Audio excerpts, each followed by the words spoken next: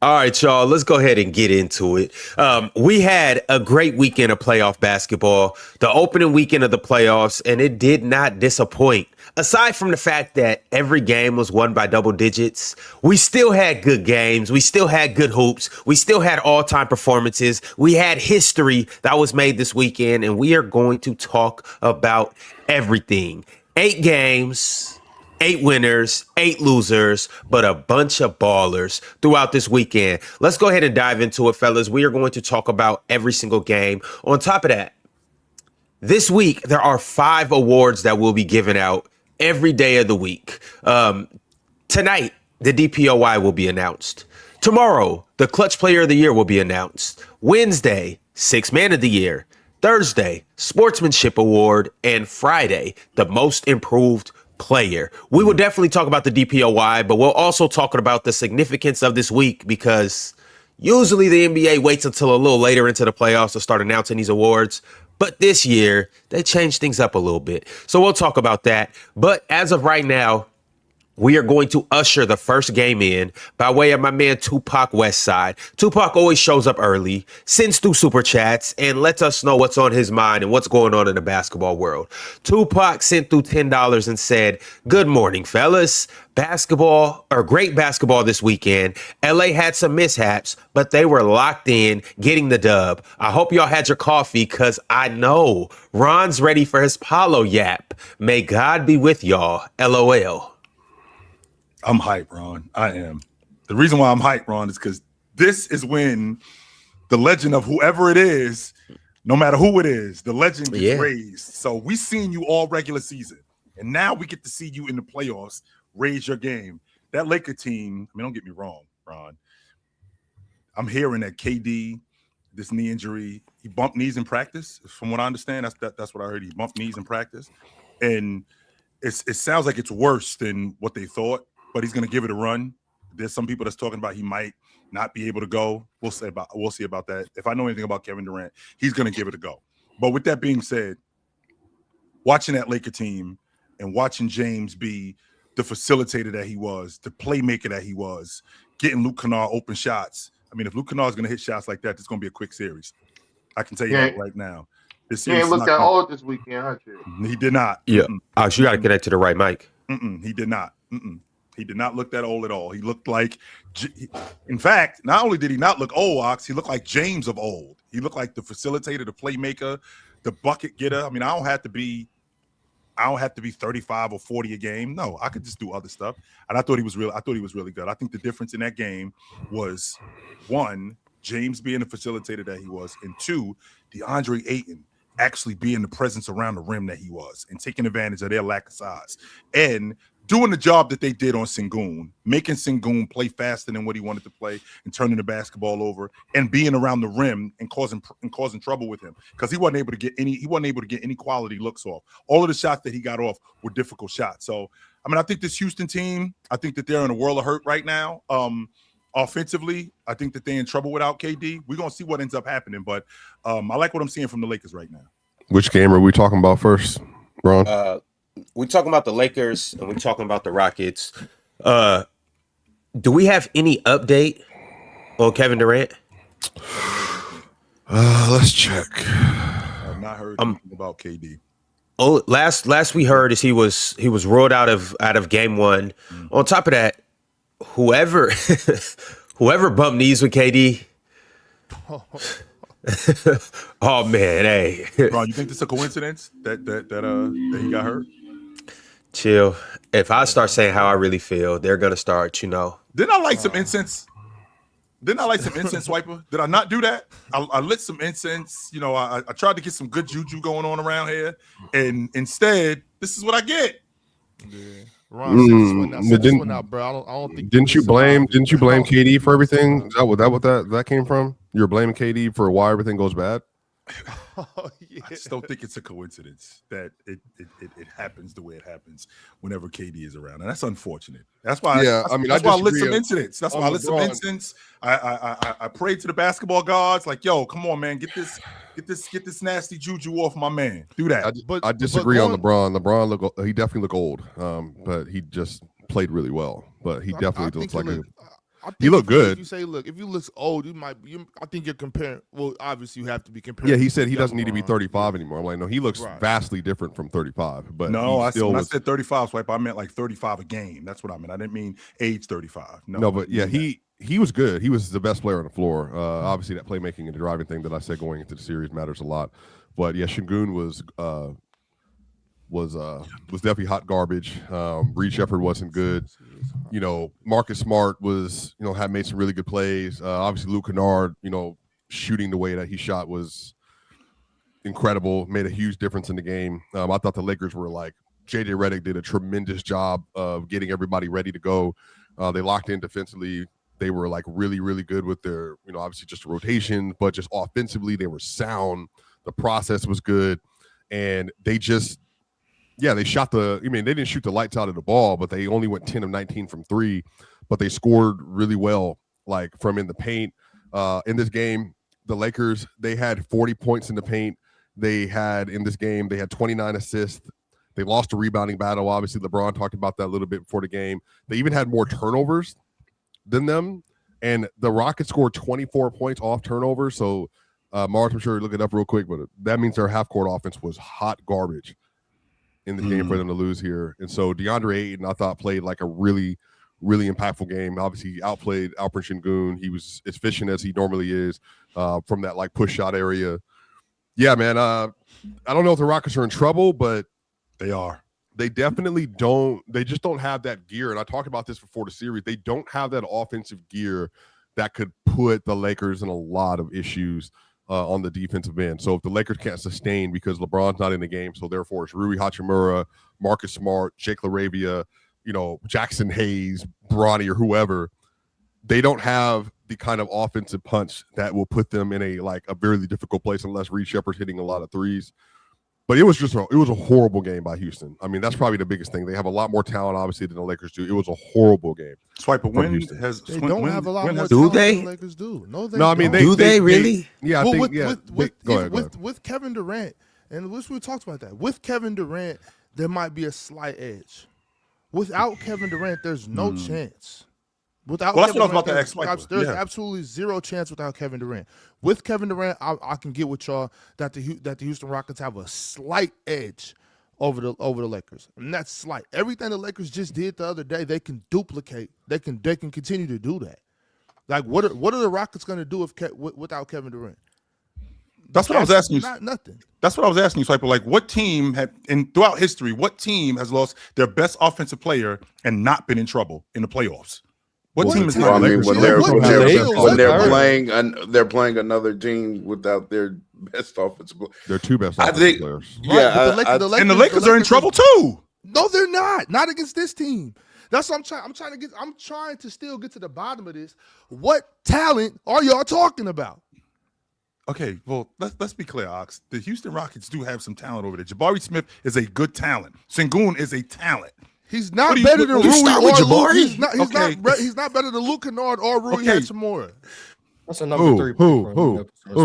Jabari. I've been trying to tell y'all this. I tried to tell y'all this all week last week. Jabari Smith is not better than Luke Kennard. Is that what I just heard you say, Ox? No, he's not. I don't. Nuts. What is it? We're talking about a specialist. I think y'all love right now from you. I think y'all love. No, that's what I'm saying. Luke Kennard is not just a shooter. Yes, he is. He's a specialist. No, he's not. If you have been watching Luke Kennard, if you've been watching Luke Kennard as long as I've been watching Luke Kennard, you would know he'd be a well-rounded offensive player. If you've been watching Luke Kennard as long as I've been watching Luke Kennard, you would understand that dude does a lot more than just shoot the basketball. He came into the NBA and he kind of just shot it a lot more, or just transitioned a little bit more into that specialist role. But you would know he got game. Okay. On top of that, maybe y'all let Morris convince you because he wasn't forcing contested threes that he's sorry, but he's not. Luke Kennard is a hooper. Thought that. No, I never thought that.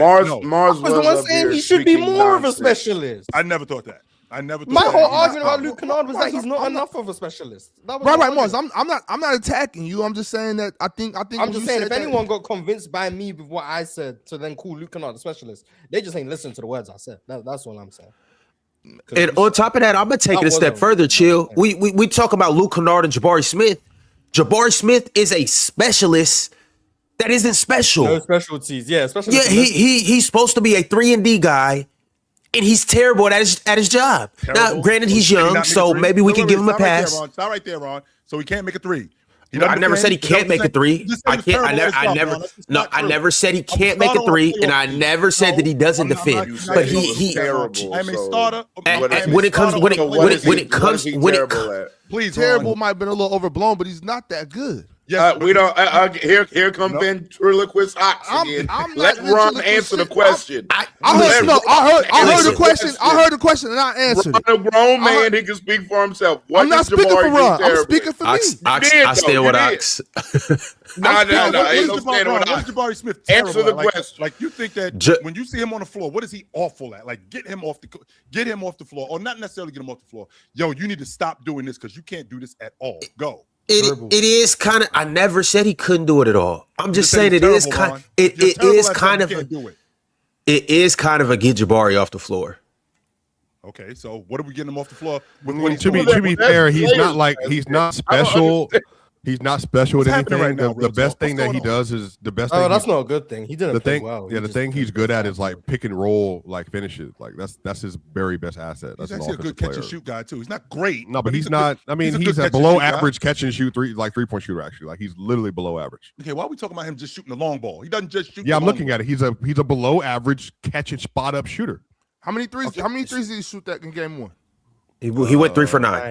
He was 3 for 9. Yeah. You shoot. Jabari he's mid. He's an okay shooter. That's what he is. He's an okay shooter. Yeah. For someone who was That sounds drafted to be a average, sniper. Mars. That's what that sounds like. Yeah, the issue is he's average and all he does is shoot spot up threes, wide open, and he's still average. So basically, he's actually bad.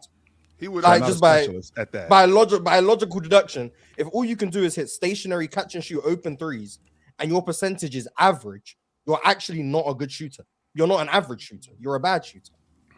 Because there's guys who can actually shoot threes in a variety of ways, contested, and shoot as good or better percentages than you. So where does his All buckets you can come do is from, shoot Mars? wide open. You're not that good of a shooter. Oh, let's look it up. Defensively, So he's meant to if be a that's the Swiss case. Army knife. Right. So, like, I think defensively he's cool, but like people think he can switch better than he can. He's not a switch defender. He's more of just a help side rim protector and a rebounder. That's Which is kind of actually his best good. asset. Mhm. Yeah. He's Sounds a like a good roamer. help side rim That's what protector. that sounds like. That sounds like Yeah, a roamer. that's his best attribute. His best Okay. attribute is his roaming on defense. And Yeah, his Chill, rebound. his The buckets issue come from is- him the playing issue is he 35 can't minutes. And Yeah, this the issue is year, he can't just dribble, he can't tomorrow, pass, and he can't shoot that well. yeah, he's shooting 37% on catch and shoot jumpers. Period. He's shooting 36.7% on catch and shoot threes this year. He's shooting 44% on pull up jumpers. Like he's shooting 62% from less than 10 feet, He which can is put the like ball on the floor. Yes. Oh yeah, he's got that little turnaround. little He can put turnaround the on ball the floater. floor. Yes, he can. And then he just doesn't like literally. I'm looking at all his numbers still. There's nothing, and I'm looking at like even some of his other stuff. Like offensively, there's nothing that he's good at except for pick and roll finishes. That's it. Well, And chill. I didn't want this to turn into a Jabari Smith slander session. This is not. I didn't want this to turn into why I think Jabari's mid or why he is mid. Ox thinks that Houston's talent is whack compared to the Lakers. Compared to the Lakers, That's not what I said. compared to the That's not Lakers, what I it's not good. Let me rephrase that, Ox. I don't want to put words in your mouth. Compared to the Lakers, this talent is not superior to the Lakers. How? But to your Who in the Lakers is like a talented like for you when you say that like who in the Lakers like where's the best talent? mid-range shooter in the league. So yeah, Luke Kennard, Rui Hachimura, LeBron James, and DeAndre Ayton. I've never come off this DeAndre Ayton hill. Y'all can't convince me to come off of this DeAndre Ayton hill. He can play, yo. DeAndre Ayton is more talented. He can play, yo. He can play. Right, expect because last week I was saying, well, Jabari can, or not Jabari, I'm sorry, DeAndre can balance out or level the playing field with Sengun, and y'all once again laugh because Ox don't know ball. I'm sorry. I'm sorry. I should. Ron, you were making a point. I Sengun apologize for was interrupting you, hot Ron. You were making a trash, point. hot garbage in game one. So like But he y'all outplayed him for sure. y'all been saying this all year. Y'all so Sengun especially this dude over here to my left, so wish-washy and flippy-floppy with Sengun. Y'all Houston Rockets fans don't know whether y'all hate Sengun or love him. Not One you, day, Mars. Is he talking about me? Left. No, the other left. my other left. Oh, I don't know. You're right. I don't know. right. I don't know. That's I don't know how right. it looks. I don't know how it looks. So I just took a shot. Oh, at this him. nigga. Like, This one. But it's not just just past the talk. It's a lot of Houston Rockets fans. He's not and the just greatest NBA player in the fans world. every He's day. better than DeAndre Ayton. It's different with y'all with Sengun. And so when I say that DeAndre Ayton can play with Sengun or outplay Sengun on any given night, I don't understand what the laughs, chuckles, sighs, eye rolling, and neck rolling is all about. Damn, y'all was doing all of that? Neck rolling and eye rolling? Sengun is better. I didn't say a word during that segment. To Ox's point, I think that says a lot about how good DeAndre Ayton is. If he thinks that he can, we're not. No. We're not about to be sitting up here pushing propaganda as if it's not propaganda. Watch the basketball game. I've watched both these teams way more than you. I've watched them you way more don't know than what the hell I watch. First of all, let's not do that. I You don't know shit about what I'm watching. And I do know. I do know. I watched these two teams way more than you this season. You don't know what the fuck I'm watching. So you don't know shit about what I'm watching. Don't speak to me. Talk about what you watch. Thompson would be the second best player on the Lakers right now. If you did that, you would know. You wouldn't be up here. You wouldn't be up here looking like you're swallowing loogies. You wouldn't be upset because Sengun got outplayed. Because now everybody's for not knowing your team. This is your team. Be the second best player on the Lakers right now. This is your team. These LA Lakers. This is your team. And you don't know. You don't know. Second best player on the Lakers right now. Okay. Well, how come we couldn't beat them? You know so much about your team. You know so much about your team. You getting off you dumb know shit so much about your team. You didn't even know DeAndre Ayton could outplay him. Now you up here mad. You up here mad because the Lakers. You up here mad because the Lakers won. It's crazy. You are mad that the Lakers won. I'm mad about the Lakers winning. DeAndre Ayton had a good game. I'm not mad about the Lakers. Because DeAndre Ayton had a good game. Now you up here looking like you ate a loogie sandwich. Now you're lying. Now you're lying. And now you're lying. Nobody. Wait. About the loogie sandwich. Now you looking like you ate a loogie sandwich, nigga. You don't know how to control yourself. I ain't no loogie sandwich. You don't want loogie sandwich or salami.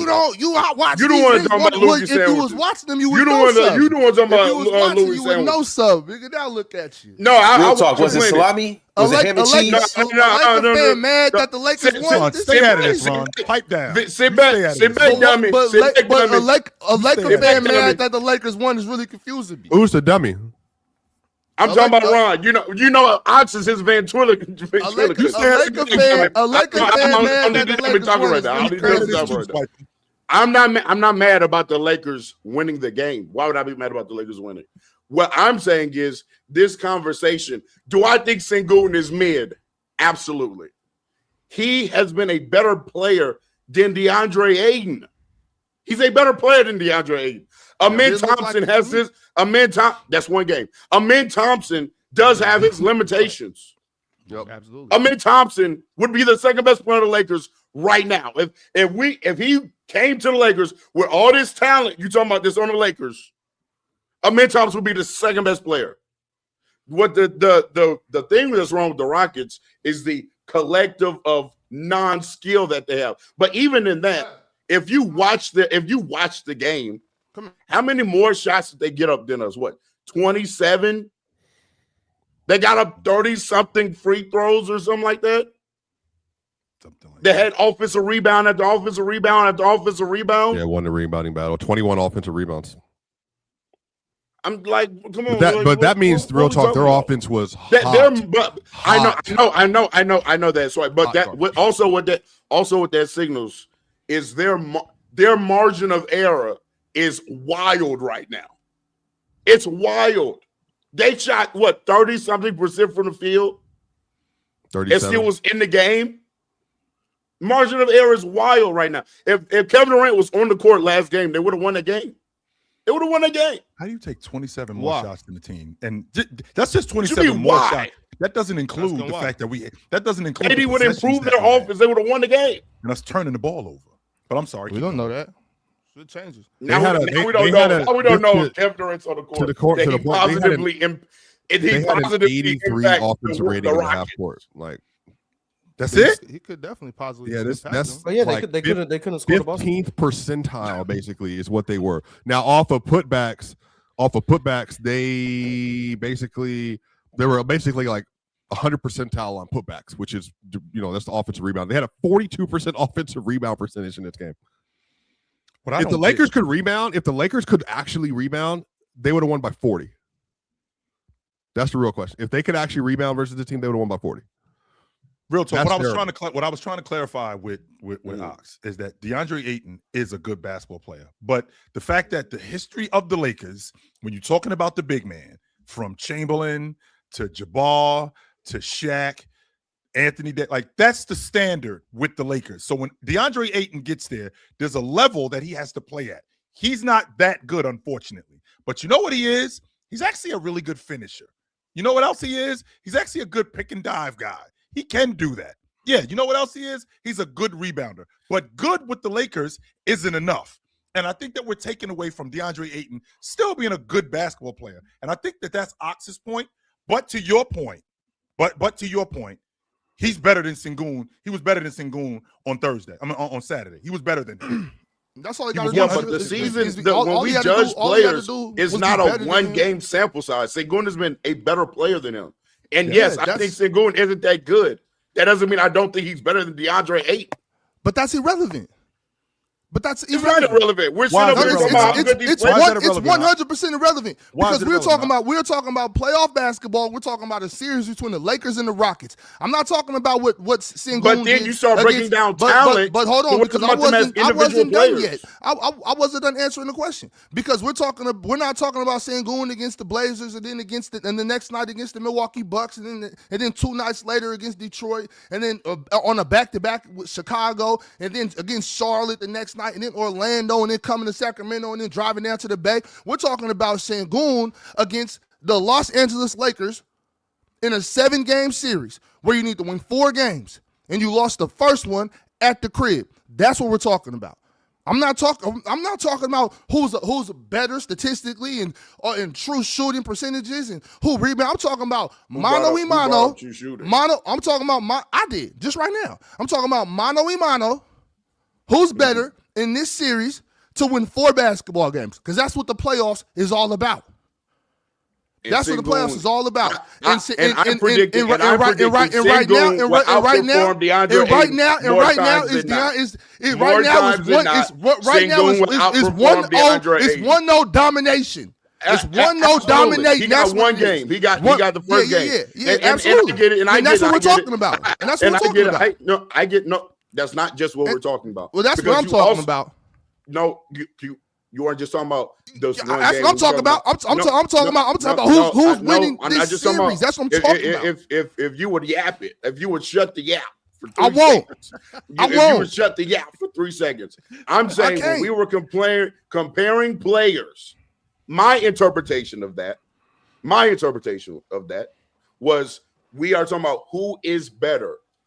I'm saying I think Sengun is a better player than DeAndre Ayton. Should have been better. That's what I'm saying. Now, did DeAndre Ayton outplay him in game 1? Absolutely. He did. He had a better game than Sengun. I think there are some things that the Rockets can do to assist in helping Sengun be a better offensive player. One thing that I did notice is that Sengun being in the middle of the floor and trying to attack that way wasn't as good as when they cleared out a side and emptied a corner for him, and he was able to attack the defense diagonally. Then he was able to get some good lay down passes off his dribble drive penetration, whatever. We don't have to talk about the game. We have to talk about why Ayton's better than Sengun. Got it. At the end of the day, I do think I do think that Sengun is going to outperform DeAndre Ayton more times than not in this series. But DeAndre Ayton did have a good game 1. I will give that to you. Absolutely, he did. He had a great game 1. But that doesn't mean Luke Kennard's better than Amin Thompson now because they had a good game 1. That's not what that nobody means. up here doing that. Nobody is up here doing that. Who said Ron, don't even do that, Ron. Stop, Ron. It started with Luke Kennard and Jabari Smith. That's really what it started with. Nobody brought up Amin Thompson. No, okay. I just want to make sure. But I do want to ask you guys. So we've seen one game. Obviously, we've seen the one game without Kevin Durant. That was a whole that was a curveball. Nobody was expecting KD not to play. So that was a surprise. When I got the update 30 minutes before the game, I was like, "Yo, what's going on?" So KD didn't play game 1. We don't know what his status is for game 2. But I just got to ask you guys. And yeah. See, if we all would just tap in and chill with chill, we would know everything that goes on. But they don't play on the network, by the way. I'll fight that, but I'm not going to fight it right now. But they play tomorrow. What are our predictions for this game with and without KD? Do you guys, is it a game time decision? Are you up in the air? Because there's a lot of variables going on right now. Ron, if KD not playing, they don't have a chance. I think that the Lakers are an exception, Ron, because the Lakers are an exception because they have James and they're going up against an inferior offensive team in Houston who don't have their best offensive player. But there is no team in the league that can lose your best offensive player and your second best offensive player and actually have an opportunity outside of the Lakers who have James when they're going up against a Houston Rocket team. If they're going up against anybody else that's whole, they're not beating them. That's a fact. They're not. And this Houston Rocket team going up against the Lakers without KD, they are definitely inferior to the Lakers. I have no idea. So Houston's in trouble. Yes, they're in a lot of trouble. Yes, they are. They're in a lot of trouble right now. I do think they're in trouble. Actually, I think they're going to have. They just have a problem generating quality offense. Then even when they do, capitalizing on the quality offense due to the lack of shooting without Kevin Durant. But any game that Kevin Durant plays this series, if he's healthy, I predict they're going to win those games if we don't have Luka Doncic and Austin Reeves. Now, both teams are healthy. They have KD. We have Austin and Luka. I would have picked us in 5. And I do think we're a better team than the Rockets. But we are playing without our best player and our second or third, whichever one you want to go with Austin Reeves and LeBron James. But we're playing without two of our three. We're playing without 2 of our 3 best players. That, as the series goes on, that's going to matter. I'm not going to sit up here and act like that doesn't matter that Luka Doncic and Austin Reeves aren't playing for this team. Salute to Luke Kennard. He filled in nicely. He had a great game. Aiden had a great game. A salute to them. I do think if KD's not playing, this is a tossing series. Real talk, are you worried about Luke Kennard having to duplicate what he duplicated in game 1? Can I get that? I'm not saying that kind of production, but can I get something similar to that from other people as a collective and we could still beat Houston? Like, I don't got to get 5 for 5 at the long ball line, 27 points from Rui, but can I get Rui being as efficient as he was, knocking down open shots on top of DeAndre Ayton giving me 19 and 10? Could that turn into 22 and 10? And on top of that, other guys like Jackson Hayes coming off the bench and giving me good production. Can I do that? Because I think that's legit. Potentially, I agree that Luke Kennard probably doesn't have to get 27 every night, but we just played a great game. You know what I'm saying? He played a great game, coming off pin downs, knocking down shots. He does probably have to average like near 20 plus, though. I will say that. Yeah, I do think he has to average around 18 to 20 points per game in this series if they want to win. Which Real talk, I think that's. I'm not saying think that's light for not off Luke. the table. Yeah, I'm saying. No, I think that's light for Luke. Like in a series where, and I said it in a group chat. I'm sleeping on Luke Kennard. Who the hell is Luke Kennard? Chill, Luke gets How buckets. long he been in the league? He gets I'm buckets. straight sleeping on this dude. Like, you got him averaging. How many years, Mars? 20. I got Luke Averaging averaging like 7 or 8 years. Real talk said 18 to 20 points. If Luke Kennard gets up 13 plus shots each game, which he thought he went 9 for 13 last game. If he shoots 13 shots each game, Luke Kennard is easily averaging 20 points. Okay. Easily. Like, I think that goes without saying. Like, because here's the thing. Somebody has to score. Yes. Like, the Lakers are going to probably score 100 plus every game. LeBron's going to have his 20. DeAndre Ayton's going to have anywhere from 20 to 25. Somebody else got to score. From DeAndre Ayton. I mean, this I said 15 to 25. Okay, that's a huge gap. So it is, and that's the epitome of DeAndre Ayton. Welcome to the chapter of DeAndre. He had 19 last game. If he had 25 next game, that wouldn't be surprising. If he had 15 game 3, that wouldn't be surprising. 15-point game, 19-point game, 25-point game. That's the story of DeAndre Ayton. But Mars, I want to ask you a question. How many games can the Rockets afford to lose without Kevin Durant before it's just cooked? I think it's cooked if they lose 4. Series is over. We're done. I think that's how it So normally I'm works. saying, like, so if they go down 0-3 and KD comes back, you don't think they can win 4 straight with KD? They can. They're not going to, but they can. If you're out there, you can win the game. But Mars, if you I think didn't think they were going to win the series before KD went down. so without KD, let's say KD doesn't go tonight. And is it tonight? I'm sorry. Tomorrow night. Tomorrow night. I'm sorry. I apologize. KD doesn't go tomorrow night and they lose again. They go back, they go down 0-2. What's the likelihood of them coming back and winning this series?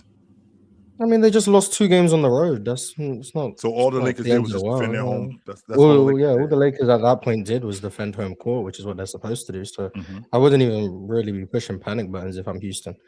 The only reason I'd be concerned is if KD's not ready to go for game 3. But if you go down 0-2, I don't think it's the end of the world. I just think we have a tendency, whichever team wins game 1, it's all doom and gloom for the team that lost. It's they can't win the series. Okay. At the end of the day, most of these series, other than the Orlando one, the home team won their game 1. We're gonna get to that, Ron. Relax, relax, Ron. We are going to get to that. Other than that, yes, we are. if I'm the Rockets, I'm not even that concerned. If I'm being honest, it was terrible, but I wouldn't be that concerned if I'm Houston. I don't think it's the end of the world. So KD or no KD, I still think Houston should feel like they can win this series. I probably feel like they can win this series quite easily, if I'm being honest. But even without KD, KD, without KD, I feel like KD. Houston think they can win this series quite easily. Wait, you said that without KD, you think Houston should think that? Yeah. Okay. Houston should think without KD, they should be able to walk by the Lakers. Yeah, Houston should look at game 1 and say, we shot the ball 500 million more times than them. That's crazy. We turned the ball over less than them. They shot 6 million% from the field, 5 million% from 3, and they won the game by 10. To Real Talk's point about margin of error, yes, Houston should look at that like, if we make some layups, we blow this team out. If the Lakers don't go 80% from mid-range, we blow this team out. Like, the Rockets should not be looking at this game like, let's push panic buttons. Because at the end of the day, they don't need to be efficient to beat the Lakers if they shoot 25 more shots. And it's the best offensive rebounding team in the league. It's not like that's an unsustainable practice for them. They get rebounds over everyone, let alone a team that isn't that good on the glass. So, yeah, the Rockets should look at this and feel like, okay, this team shot uncharacteristically good from mid-range. This team didn't miss any shots from anywhere. We took 25 more shots than them. Yeah, we should probably blow this team out. Just off margin alone. Not the fact that they execute better in the half court. Not the fact that they're more talented or less talented. Of pure margin, of pure spreadsheets. They're a better math team. Possession battle FC. The Rockets should blow this team out. From the Rockets' perspective, that's how they should feel. So, no, Lakers, KD or no KD, they shot 13 of 29 at the rim. 13 of 29. That's not with 42% of. I think they're suck at finishing. Well, number one, Şengün was a dud. That's a big issue. Yeah, Şengün was ass. Which, by the way, you guys have been complaining about Şengün's touch around the rim and his ability to finish, not just this season, but last season too. This has been an issue. But Chill, the statistical probability though, the Lakers are the worst rim protecting team in the league in terms of percentage, and the Rockets shot 45% against their paint defense. So once again, if you're the Rockets, regardless of if Şengün is a good finisher or a bad finisher, he's not 40% bad. Yeah, they shot almost 30 more shots, Chill, just mathematically. Like, and I'm glad you brought that up. That's just the reason why I'm glad you brought. There's no world in which you shoot 93 shots, 25 free throws, and still can't crack 100. Right. That's so just not. That's so not what does that say? So what does that say? Because this is where the divide is with me, Moss. What does that say about your offense? Because if we get up 27, if we get up 27 more shots, that doesn't include the possessions where we turn the basketball over. So if we got up 27 more shots, we may have had. I mean, I don't know the numbers. You can probably 13 turnovers for Rockets, 18 for the Right. Lakers. So how many more possessions did we have where we could have done something different? So Okay, you don't have a facilitator. You don't have a floor general. So that's going to be a problem. Add that to the fact that my best offensive player is now off the floor. So with all of those things that you were just talking about, Moss, who's to say that this thing is just going to turn around? And on top of that, I said that's how they should feel. What it also sounds to me like is the Lakers didn't really do. They didn't affect any of this at all. It was just the Rockets sucked. Like the Lakers didn't play I never said the Lakers didn't affect anything. I said what the Rockets do gives them a large enough margin for error that all they need is for some things to revert to the mean, and they'll blow the Lakers out.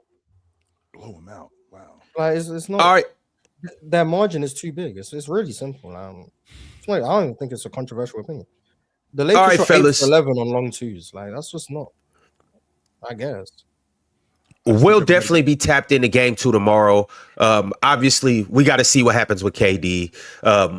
That's one of the most exciting storylines from round 1, KD versus LeBron. So we'll keep a close eye on that. We'll see if the Rockets can bounce back. We'll see if KD does play, and we'll see if the Rockets can capitalize on the margins. However, y'all, there was 7 more games this weekend, so we got to keep it pushing. But before we do anything, we obviously got to talk about the best gaming app in the world, and that is on Splash Sports. Now, you're probably asking, Ron, why is this the case? Well, first off, it's the mere fact that the playoffs are here, which means it's the most wonderful time of the year.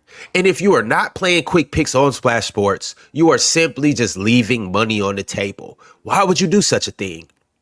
Especially when Quick Picks is the only DFS game in the industry where you play against real fans. You are not playing against the house. You're not playing against an algorithm. You're not playing against artificial intelligence. You're not playing against a sports book. It is you versus the next person. Mano y mano. You against one other person that probably doesn't know basketball the way you know basketball. So you have the slight edge, or you could be the heavy favorite. But here's the kicker.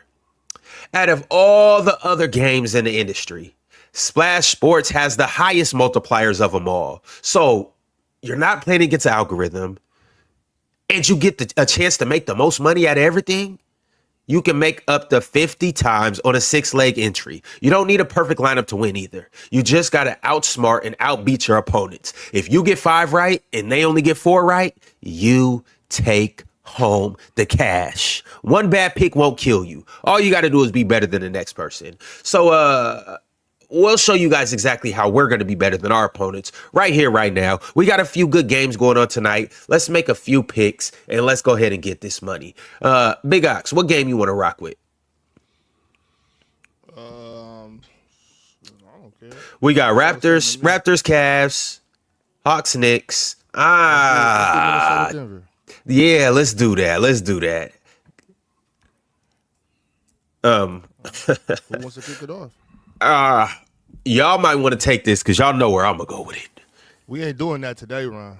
Hey, if that's my pick, yes, we will. Ron, we ain't doing that with Lester. He's not the Lester. I'm telling you, he's not the Lester. The other guy's the Lester. You got it right. He ain't the Lester. Yes, that guy right there. Michelin man. Hey, this is the best player in the series right here. Yeah. Time decision. Let's see. I like that Joker 28 and a half. Yeah, that's what I was about to say, Ron. Yeah. I was about to say that. Yes, I was. I was about to go less on Joker 28 and a half. I think if you not, then I am. So yeah, I was about to say less on the 28 and a half. Now watch it go for fucking 40 tonight or some goofy shit like that. No, it looks like that Lester name's contagious. You stick around somebody long enough, you'll become a Lester. But let me get the obvious pick here. With Ant being hobbled and with Ant, possibly being a game time decision, Julius Randle's going for 30 tonight. I'm here for it, Ron. But his points are only, that's 18 and a half? Yeah. 18 and a half. Yeah. Come on. Yeah. Taking them on Julius. Ron, that Lester, that's not good money, Ron. We're not doing that. No. All right. We'll move on to serious picks. I'm taking Scotty Barnes, points and rebounds, 24.5. Wait, Scotty Barnes doesn't play for Minnesota or Denver. He does. Nah. Come on. Nah. Come on. Throw Scotty on there. Come on. We could do it. We were doing multiple games now. We weren't, but hey, we could bend. We could pivot, right? Okay. All right. I'm taking Scotty Barnes, points and rebounds. He has a matchup advantage in this series. He's going to be able to play more aggressive tonight. I'm definitely taking him. Should make first team All NBA defense this year as well. Like he should have a really good game. All right, that's how we rocking today on Splash Sports. We had 3 quick picks. All we have to do is get the majority of these picks right, and we win money. We don't have to get all 3 right, even though we're going to get all 3 right. But if the people that we play against only get 2 right, or if they only get 1 right and we get 2 right, then we're going to take it home. As you can see, these are the picks. We got Nikola Jokic being a Leicester today, going less than 28.5 points. We got Julius Randle going more than 18.5 points. And then we got Scotty Barnes, more than 24.5 points and rebounds. That's how we rocking on Splash Sports. You guys let us know what picks you guys are making, but ultimately make sure you use code CHOICE, because when you do that, we will deposit match up to $50 into your account, and you will get 100% quick picks boost. If you have opportunity to make more money, then make more money. And you have that on Splash Sports. We'll see y'all in the winner's circle. It has been fun. All right, fellas. Next up, the next game that we are going to talk about is the Spurs and the Blazers.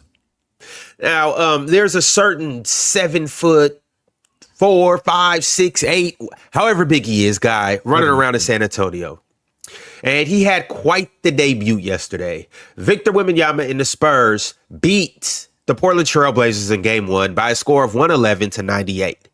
Victor Wembanyama had a coming out party. And before we get to Wemby, I do got to shout out Denny Avdia too. He had 30 points, 10 rebounds, 5 assists in his debut playoff game. He had a hell of a performance. But Victor Wembanyama just was a little bit better.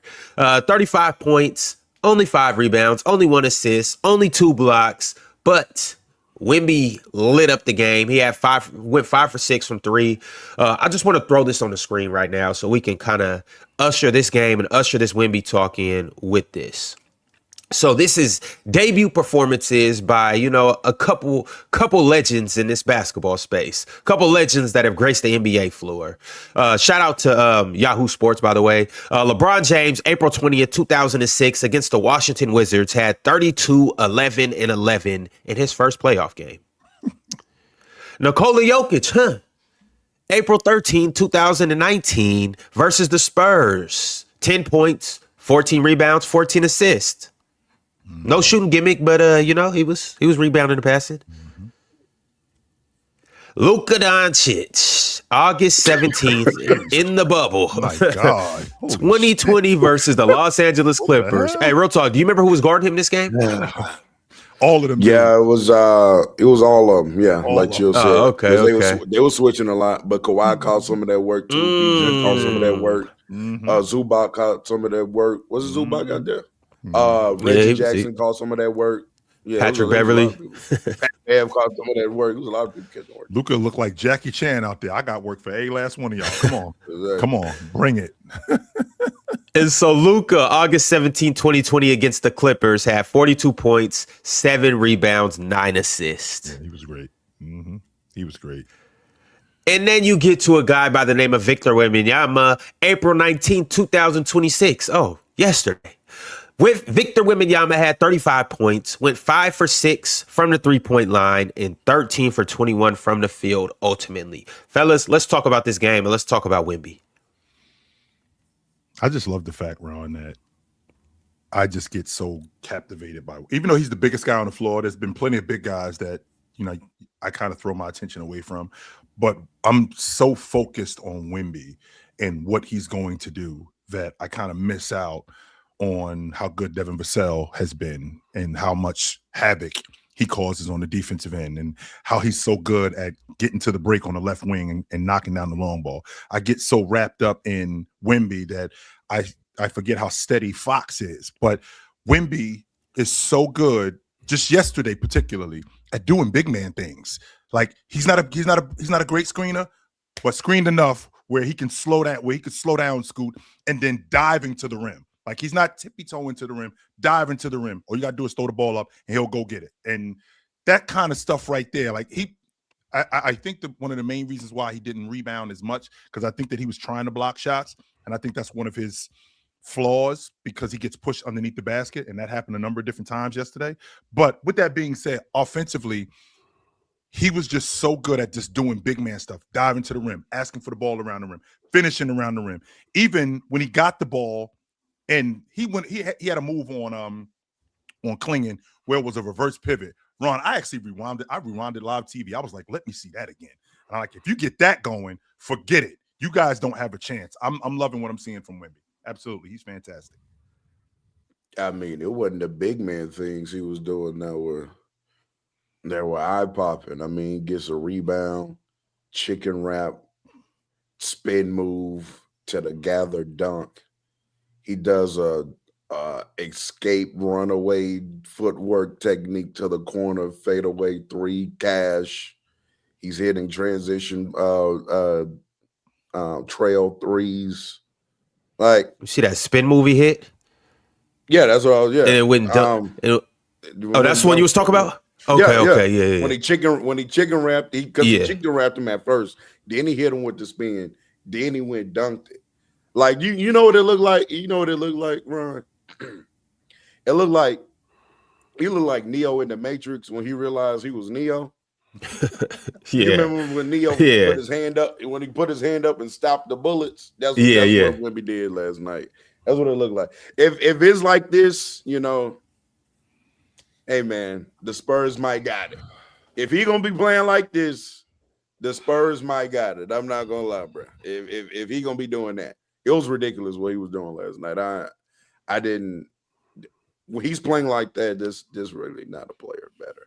When he's playing like that, it's just about him getting consistent in hitting that level of play. But outstanding defensive player, and when he's playing like that offensively, the sky's the limit. And I do agree that Fox was great. I want to shout out Fox as well. Fox was great early on in this game. I think we can put those because the questions were coming up. Oh, who's the best guard? Like Fox is better than those two other guards, like we've been saying all year. Why was this even a conversation? Because he sacrificed his game, and so now we have to act like these other two players are as good as Fox. They're not as good as him. So Fox is going to be their best guard in the playoffs, in a playoff setting, like us that know ball up here predicted. And Wemby was fantastic last night. Yeah. I mean, it depends on the matchup with the Fox thing. Castle, obviously, I think yesterday had a little bit of a struggle with a jump shooter, but I like Castle's game yesterday. I thought he played really well. I think that obviously Wemby, made 5 threes yesterday, when his jumper's going. And then when you don't, one of the things too with Wemby, and this is, if you don't play like the pick and roll perfectly, like then you give him any which way to catch the ball going towards the basket. And I thought that the Blazers got out of place like so many different times yesterday trying to defend him. And I think Donovan Clingan, funny enough, and Robert Williams is like, and Tamati Kamara, Jeremy Grant, even Drew Holiday, they have like some of the ideal assignments that you would want. I just thought they were just very sloppy defensively yesterday. And I just thought they gave up way too many angles. They weren't disciplined coming off some of those screens. Wemby had a couple opportunities versus drop covers, hit some of those threes. I thought that was like one of the biggest differences when his jump shot's going. It just obviously changes the dynamic of the game. I do think that Portland did a good job of hanging around, given that they shot 10 of 38 from 3. They're not a good 3-point shooting team.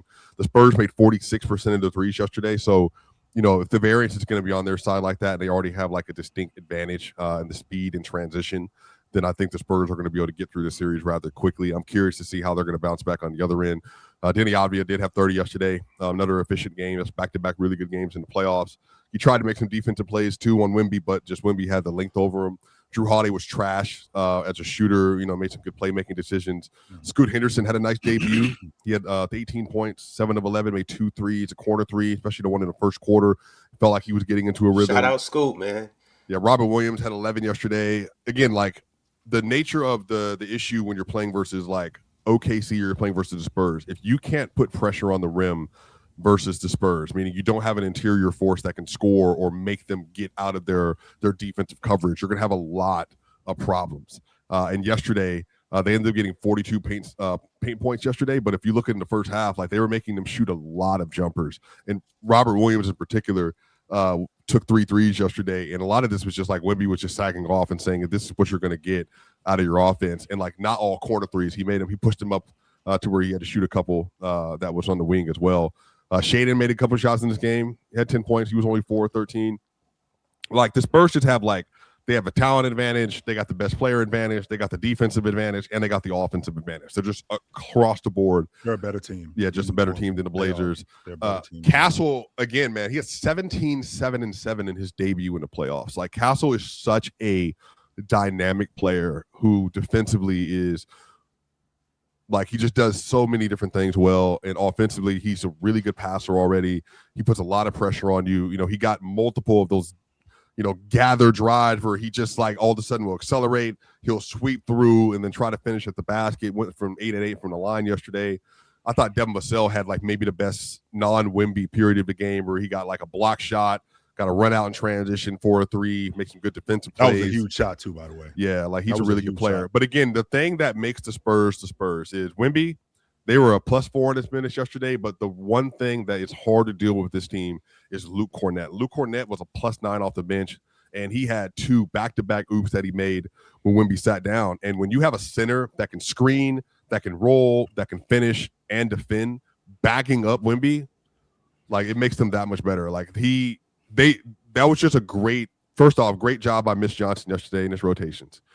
Great job by the studio people with the Spurs, mind you, because I thought their presentation of their first playoff game since 2019 and the shirts in the crowd, they made everybody wear the shirts, like the jersey. Great environment. They made it a top tier environment. That was exceptional all the way around.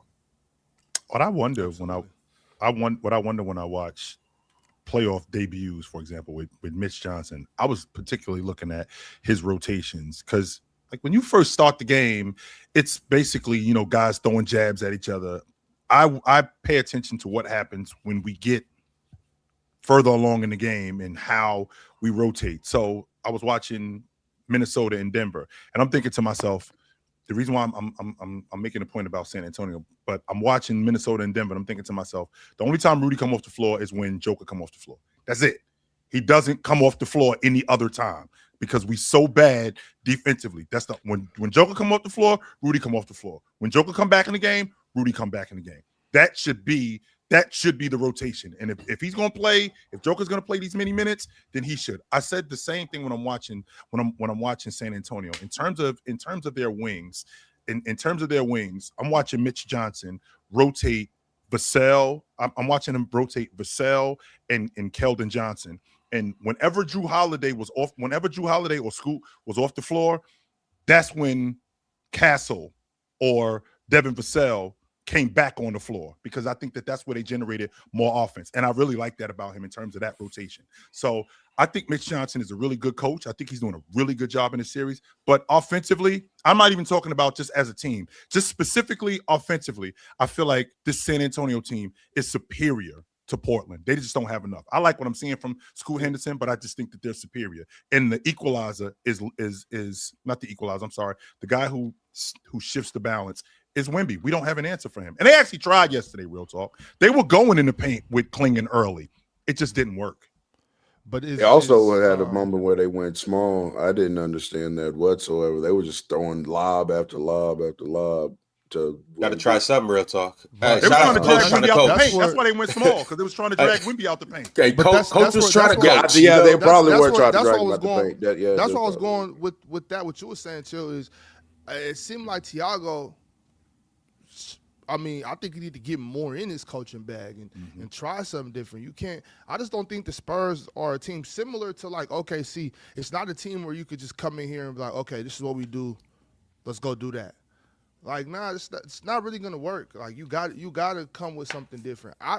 I'm not really feeling like Donovan Klinger should be on the floor with Victor Wembanyama. And even very sparingly, like if Robert Williams is gonna be out there shooting threes, it's kind of like, bro, you're not helping at all. You know what I'm saying? So I understand they might have got picked on a little bit going small, but I might have to try that again. Like we might got to adjust our small ball lineup and adjust what we do with our small ball. But I think we might got to go to that a little bit more. Like what was their small ball lineup? Or actually, what's the lineup that you're thinking about? I mean, I guess Tumani has to be in there, even though y'all know how much I dislike him. God. Oh my! I just Chill. I do not. I know like that's your Tumani man's. at all. Get Tumani off of the floor. I just can't stand to. I just can't do it. But the kid, if the kid plays physical and does what he's supposed to do on offense, fine. Jeremy didn't play very well last night in all of his minutes, but I might go Tumani. Jeremy was god awful yesterday. Yeah, Tumani. Jeremy, let's not sugarcoat it. Tumani, Jeremy, Denny, Drew, Shaden. You know what I mean? That's a small ball lineup, but that's really that's a big small ball lineup. Yeah, because Jeremy's physical, Drew's physical, Denny's physical, Tumani can't be physical. Shaden, you need somebody to Crazy score the basketball. athletic. And he's going. As long as everybody rebounds, I'm not mad at that. And obviously, you can't play that lineup 35 minutes. I'm not trying to convince you all that. I'm not trying to say this is the lineup you stick with and this is how you win. But yeah, chill. I'm down for that because I don't look at Wemby as physically imposing like that in the paint. If he's gonna do whatever he's gonna do to him, he's gonna do to him. You know what I'm saying? So it's go ahead, let's bang with Wemby. Let's try to run it a little bit. And once again, I'm not trying to come up here and say, play this 5, Tiago. Stick with these 5. This is your guys. Nobody else plays. I think that would be ignorant. But I do think you kind of try some more small ball stuff with them. And we were talking about this in the group chat. And I know me and Drench were talking about for a second. When Victor Wembanyama is not in the game, let's put Donovan and Robert Williams in there. That's where the coaching comes in. Let's go to that double big. Why do you go double big in that lineup? Just to really push your issue and to really enforce the paint, you know what I'm saying, and get bully Luke Kennard, you know what I mean? That's what I'm thinking. Cornette. I'm sorry, Cornette. I'm sorry. Yeah, No, Luke Kennard, same person. I know who you're talking about. Yeah, Kennard player of the weekend, so that's something. But in Mars. At this point, we're not. I don't want to say we're just throwing stuff at the wall, but I mean we're trying shit. You know what I'm saying? We got to do something. You know what I mean? It's not gonna work just doing what we do. Is what I think. I don't think we could just rely on Denny putting his head down and scoring enough points for us to win this series. You know what I'm saying? So that's why I'm thinking let's get a little creative, coach. You know what I'm saying? Let's get in that room and your guys. If it's Scoot instead of Drew in that lineup, or if it's Scoot instead of Shaden, or whatever you want to do, coach. But I think Tiago need to get in his bag a little bit. You know what I'm saying? And just hang on tight. Let's see what we can do. Let's see if we can make him more comfortable. Let's see if we can throw Wemby off. That's all. Ron, I really wish that Scoot could have stayed healthy all season, because you getting a glimpse of him improving. If we could have had him the whole year, that drive to the rim with the strong hand, that catch and shoot, it's getting better. He's getting stronger. His decision making is better. Had I been able to get him the entire season, I think you would have seen a better version of him. That's unfortunate that he's been hurt. That's why next year I'm really excited about him. Everybody's talking about, well, we're getting Dame back, and okay, sure, I think that's great. But I'm really excited about Scoot next year. If he can stay healthy, I think we're gonna get a different version of him. They just inferior right now to San Antonio. They just are. San Antonio got what, 8 guys? Because we don't need, this isn't a situation against Portland where we need 10, 11 guys. We don't need that against them. They got 8 guys, maybe 9 guys. We don't need that many guys against this group because we're already better than them offensively. Wouldn't it be the opposite? If you want to keep your players fresh versus a team that you don't need your best players to play against, you would try to spread out the minutes. That way they can get ready for the next 2 rounds. No, actually, I want to get rid of these dudes now. I don't want to screw around with them. So I want to get my best players on the floor, and I want to get these games. I want these games to be lopsided so those guys can play later on. I don't want these guys. Think you can do that with Portland Swiper. But they played 9 guys 11 or more minutes yesterday. So I mean, that's pretty good diversity. Harrison Barnes, Luke Cornette, Dylan Harper, and Keldon Johnson off the bench. Keldon played 20 minutes yesterday. Castle Fox played 32-34. Wemby played 32 minutes yesterday. Then Julian is that's the dude in their lineup that has the most volatility depending on what they're playing against. He played 29-58. And then Devin Vassell actually led them in minutes yesterday, which I think it's a very important stat because having a shooter that's a weak side shooter like that, that's not really getting killed defensively matters. And I think Devin Vassell is going to be really big for them in this playoff run. And they're going to win. They're going to win and lose games based on his ability to be able to be a consistent outlet for them as teams are trapping Wemby and De'Aaron Fox and Stephon Castle on drives and all that. And I know I love how you keep Devin Vassell's name in conversations. Yeah, bro. Well, you should. Ox, always going to be loved. He's that dude. Yes, he 100% is that dude. And I immediately thought about like what happened to Harrison Barnes is hurt, if I'm not mistaken. No, he played. No, he's back. He's back. He I don't remember him much yesterday. Yeah, he played 11 minutes. Yeah, just comes off the bench because now. Harrison Barnes. Well, he got his he looks chain like snatched. he looks like Bismack Biyombo a little bit when they walked up in the suits before the game started. Bismack is way smaller than I. It might be. Yeah, they was cold. Bismack looked so good. I was like, bro, who is this? Facts. That's business. Not facts. He was checking him out.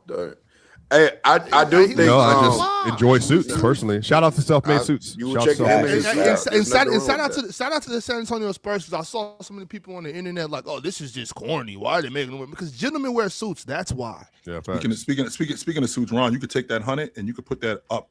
You could put that up on a $100 credit because I need a suit and I'm waiting for Ox to bring the tape. So show when the last time you bought a suit. It's been a minute since I've actually bought a suit. Are your suits fitted at this point, or are they still like 2000? I've always any suit that I've ever got, I get it tailored. So okay. Yeah, whenever I'm rocking a suit, I get it measured. I'm not going off the rack and just looking like it came off the rack. No, if I'm getting clean, I'm getting clean. Yeah, and speaking of Devin Vassell, I will say that all the players that I've been pushing these agendas for are thriving right now. So Devin Vassell, Nickeil Alexander-Walker should win Most Improved Player right now. Like. He's going crazy. I can't wait to get to that Hawks over game. Denny? Over Denny? From where they were last year to where they are now, which is the point of the award? Yes. And what Denny has done this season? Yeah, he's I don't think Denny's not getting enough credit for the leap that he's not. He's I don't crazy think leap. He's not, Ron. He is but not. hey, look at Nickeil from this year. We can go there, Ron. But like I want to talk about, and it's funny that you brought that up, Swiper. I want to talk about the MIP. Because that award is going to be gifted on Friday. Yep. However, tonight we have another award, a major award that's going to be gifted. And this is what I want to talk about because we were just talking about the Spurs. But Victor Wembanyama is the favorite to win DPOY. These are the 3 finalists. As you guys know, the NBA started announcing the finalists for each award. So they've released all the finalists for all the awards. Sure. We may get into that a little bit later. But as of right now, we're going to talk about the 3 finalists for DPOY. Mm-hmm. You got Chet Holmgren, you got Asar Thompson, and you got Victor Wembanyama. What are you guys' thoughts on this? Asar shouldn't be there. That's the first thing. But it's gonna be Victor Chet. Number 1 and 2, and then Asar's going to finish. Who do you think should be there ahead of Asar? Rudy. You say Rudy? Yeah, Rudy. It's Rudy. 100%. It's Rudy. I could get that. But also shout out to Scotty. I think Scotty deserves a lot of love this year too. I thought Scotty was going to actually be the one that was going to be the finalist this year. But like obviously they're extremely well deserving. All 3 of them. The thing about you have 2 children, you have twins, and they're both 2 of the best defenders in the sport. That's incredible that they're able to do that. So I know their family is very proud of them. I think the downside, Swiper, to having a guy so good in Wemby as a defender and so polarizing as a defender that we lose sight of the other guys and how awesome they are. And I mean, I think an argument can be made that Asar Thompson is the best on-ball defender in the game.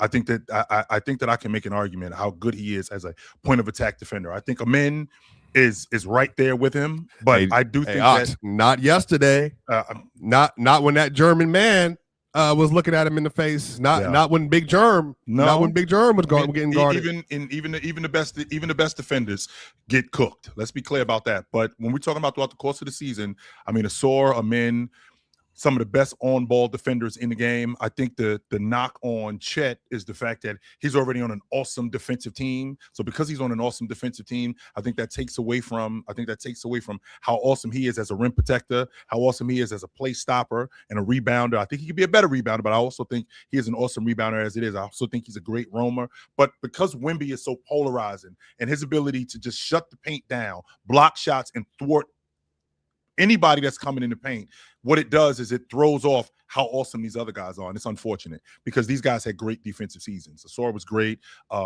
Wemby was not Wemby. I'm saying Asor was great. Rudy was Chet. great this season. Chet was awesome. Amen Thompson was awesome this season. I'm watching that Oklahoma City game yesterday, and I'm like, they got a first-team All-League defender on their crew, and he don't even start, right? So because J-Dub came back, right? So I think because Wemby is so good, we kind of get thrown off the track on how awesome these other guys are as defenders. I also just want to say this for my J-Dub go is ahead, the bro. best wing defender in the league, and he's one of the best wing defenders that we've seen in quite some time when he's healthy. And You think he playing better for than the men? OKC. Like, what's the gap Yes. between him and the men? It's not major, but J-Dub is the best wing defender in the league when he's healthy. Wow. I think he was that last year, and I think he put that on display again yesterday. He was amazing. I think he was also But yesterday. as far as these three players, I like this Asor Thompson shout. I guess it's just kind of a difference of opinion between me, Ox, Ron, and some others. Like we appreciate the perimeter defender love. You know what I'm saying? So shout out to Asor Thompson. I do think he was the best wing defender this year. Because that's what this is about, real talk, by the way. But yeah, that's I don't know if I can take Asor was J-Dub the best. over Scotty and OG. I don't think he's a better wing defender. Scotty's than him. crazy, bro. I just I'm don't not think he's gonna a lie, better bro. wing Scotty defender is than nuts. him. Scotty is insane. But Scotty- to Real Talk's point, But so is J-Dub, though. J-Dub yeah, is J-Dub best got too, that side to side like agility that makes him like, and he's long as crap. That And makes he's strong, him like. too.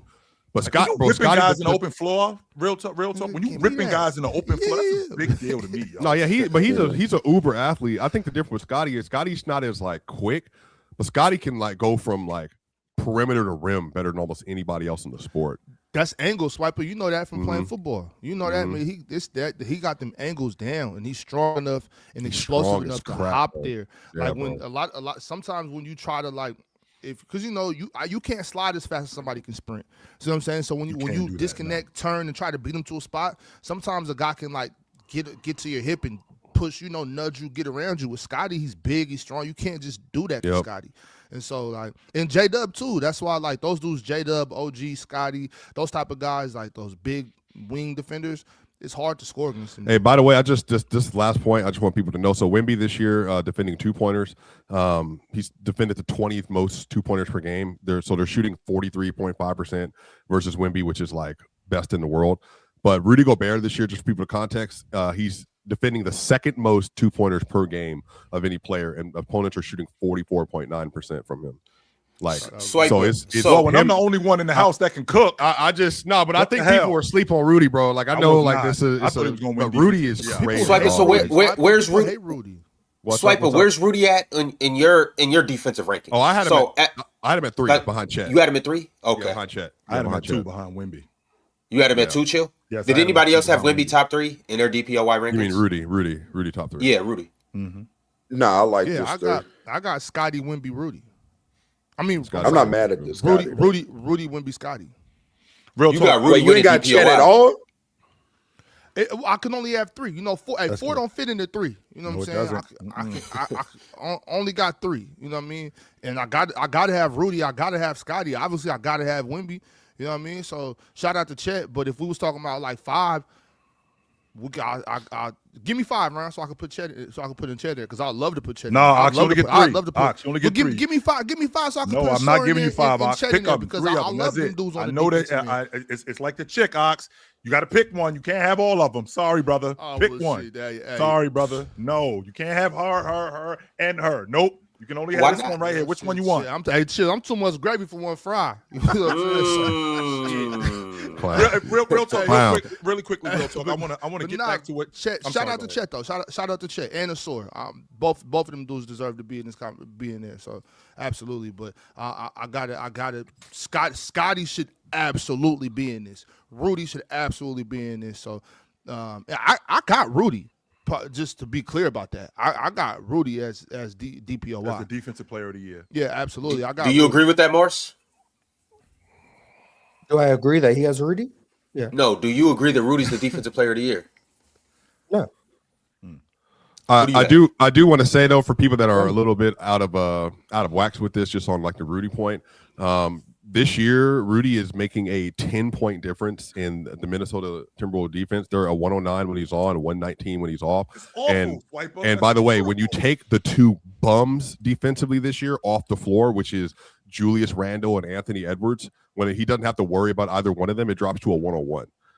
I can't say enough of how much he is like saving grace for the Minnesota Timberwolves. Timberwolves. Like defensive player of the year, right? Yeah, but Chet is crazy. Chet just has more like infrastructure around him to be able to assist with some things. But like Rudy is, it's crazy. Real talk, he has form, so I think people just are tired I of wish him. I would love to see Rudy with Stephon Castle, De'Aaron Fox, all these, you know what I'm saying, all these great defenders. I'm so sick of that shit, man. Like, he's got 4 of them. So what if he gets 5? So what if he gets 6? So what if he gets something sick of hand at? If I'm the best, It's voted voted player, fatigue. I'm the most impactful defender in the game. Keep doing it. year's It's like not being voter a league fatigue. MVP. If I had the best season of everybody else 5 years in a row, 6 years in a row, then give it to him. That's the way that should work. Chill, that's true, but this year's not voter fatigue. It's literally not voter fatigue. It's like Wemby has lapped everybody. Okay, I He get hasn't that point, lapped Ron. everybody. No. Earlier you said Jabari was terrible, being dramatic. Now you're saying that he's lapped Rudy. That's just overly dramatic, Ron.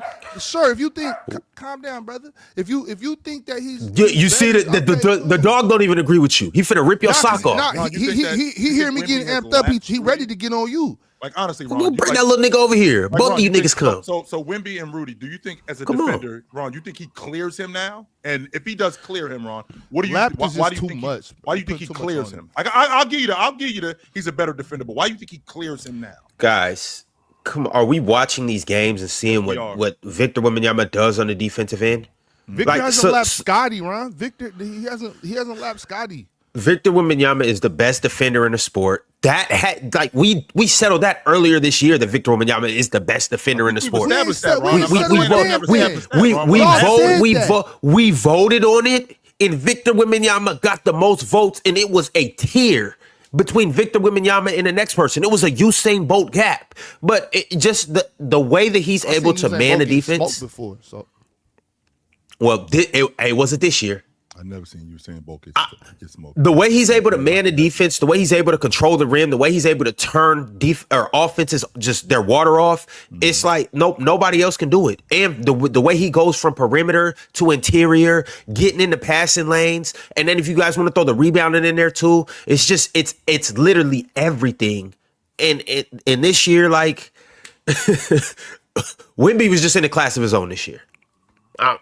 That's all I can really say. We do know. So, for instance, like check it out.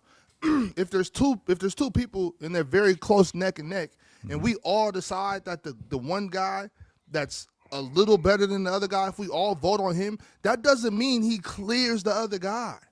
It's like it's like the Steph Curry, Kawhi Leonard unanimous MVP thing. You know what I'm talking about, Mars? It's like that. It's like, yeah, we all voted for him because he might be like better. But the gap doesn't grow with every vote you get. You know what I'm saying? Like that's just not how voting works. That may be the case. No, it's not. It's absolutely not how it works. Ox is right. It's just he's wrong using Stephen Kawhi. Yeah, he's wrong about the example. Yeah, I use that example to wake you two fellas up. Y'all was starting to look a little tired. You know what I'm saying? I just wanted to make sure y'all was. No, you weren't lying about managing to make this a 32-minute segment. Shout out to you.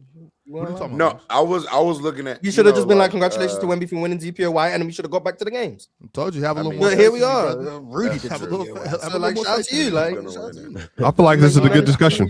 I do too. As do I. That's fine. I ain't complaining about it. There's other guys. There's other guys out here playing defense. There's other guys playing defense at an extremely high level, and guys like Rudy Gobert is holding down his whole entire defense. The whole with no thing. help.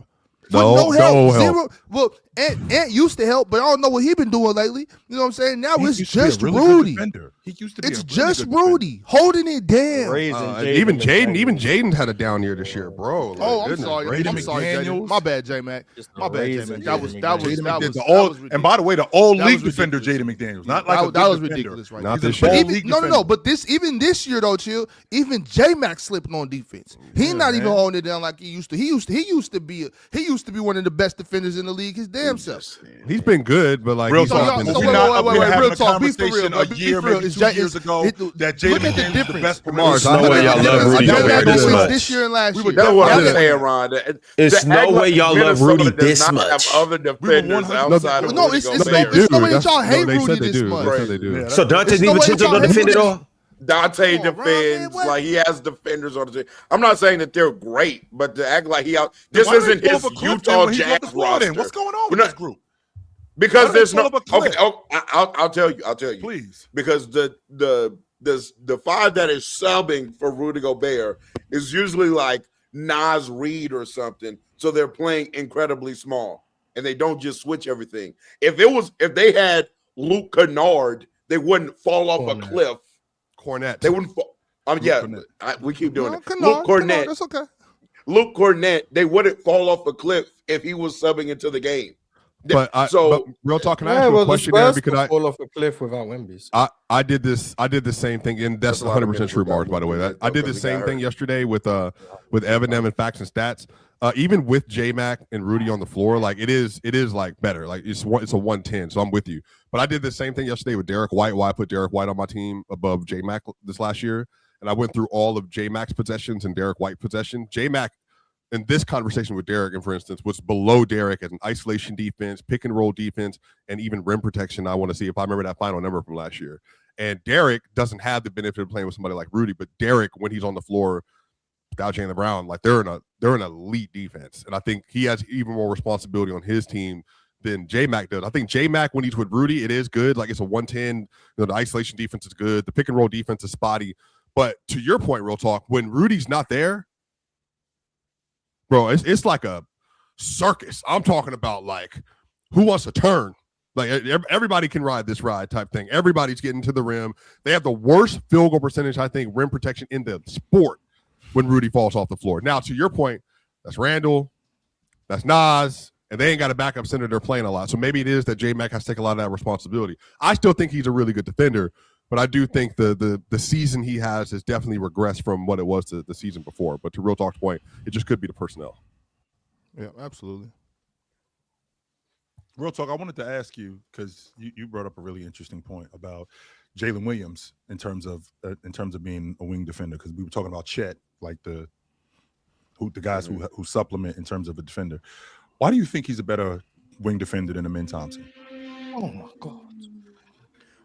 I just think we're gonna get back to the games, Miles. I promise you. We are going to get back to the games. Brother is right there, and you still No, ask we about not. the men. I don't get it. I just think that I think it's fine. What, like you asked Real Talk.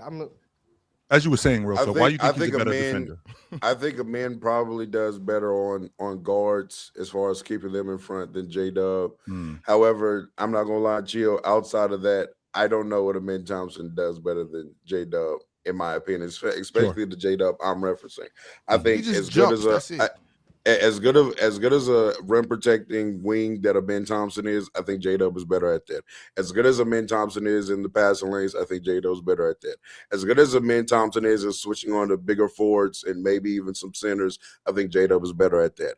As good as Amin Thompson is in making rotations and being the low man, I think J-Dub is better at that. So I think there's a one thing Amin does better.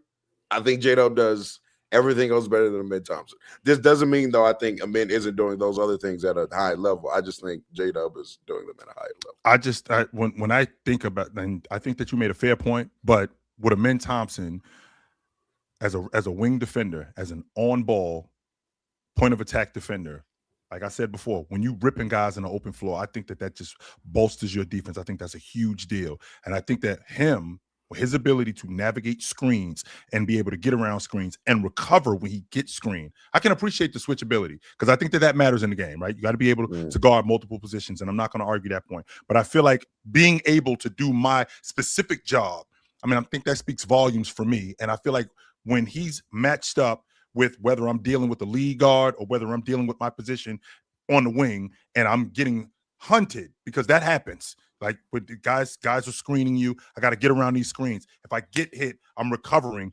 I'm recovering, getting around these screens. And on top of that, his ability to defensive rebound, I think, is a big deal. That's why I think Amin Thompson is a better defender all around than J-Dub. Yo, chill. I'm glad you spoke on doing your job, because it is about time for me to do my job. Because it is a certain FC that was down in the dirt. Certain FC that's been underrated since the start of the year. It is a certain character.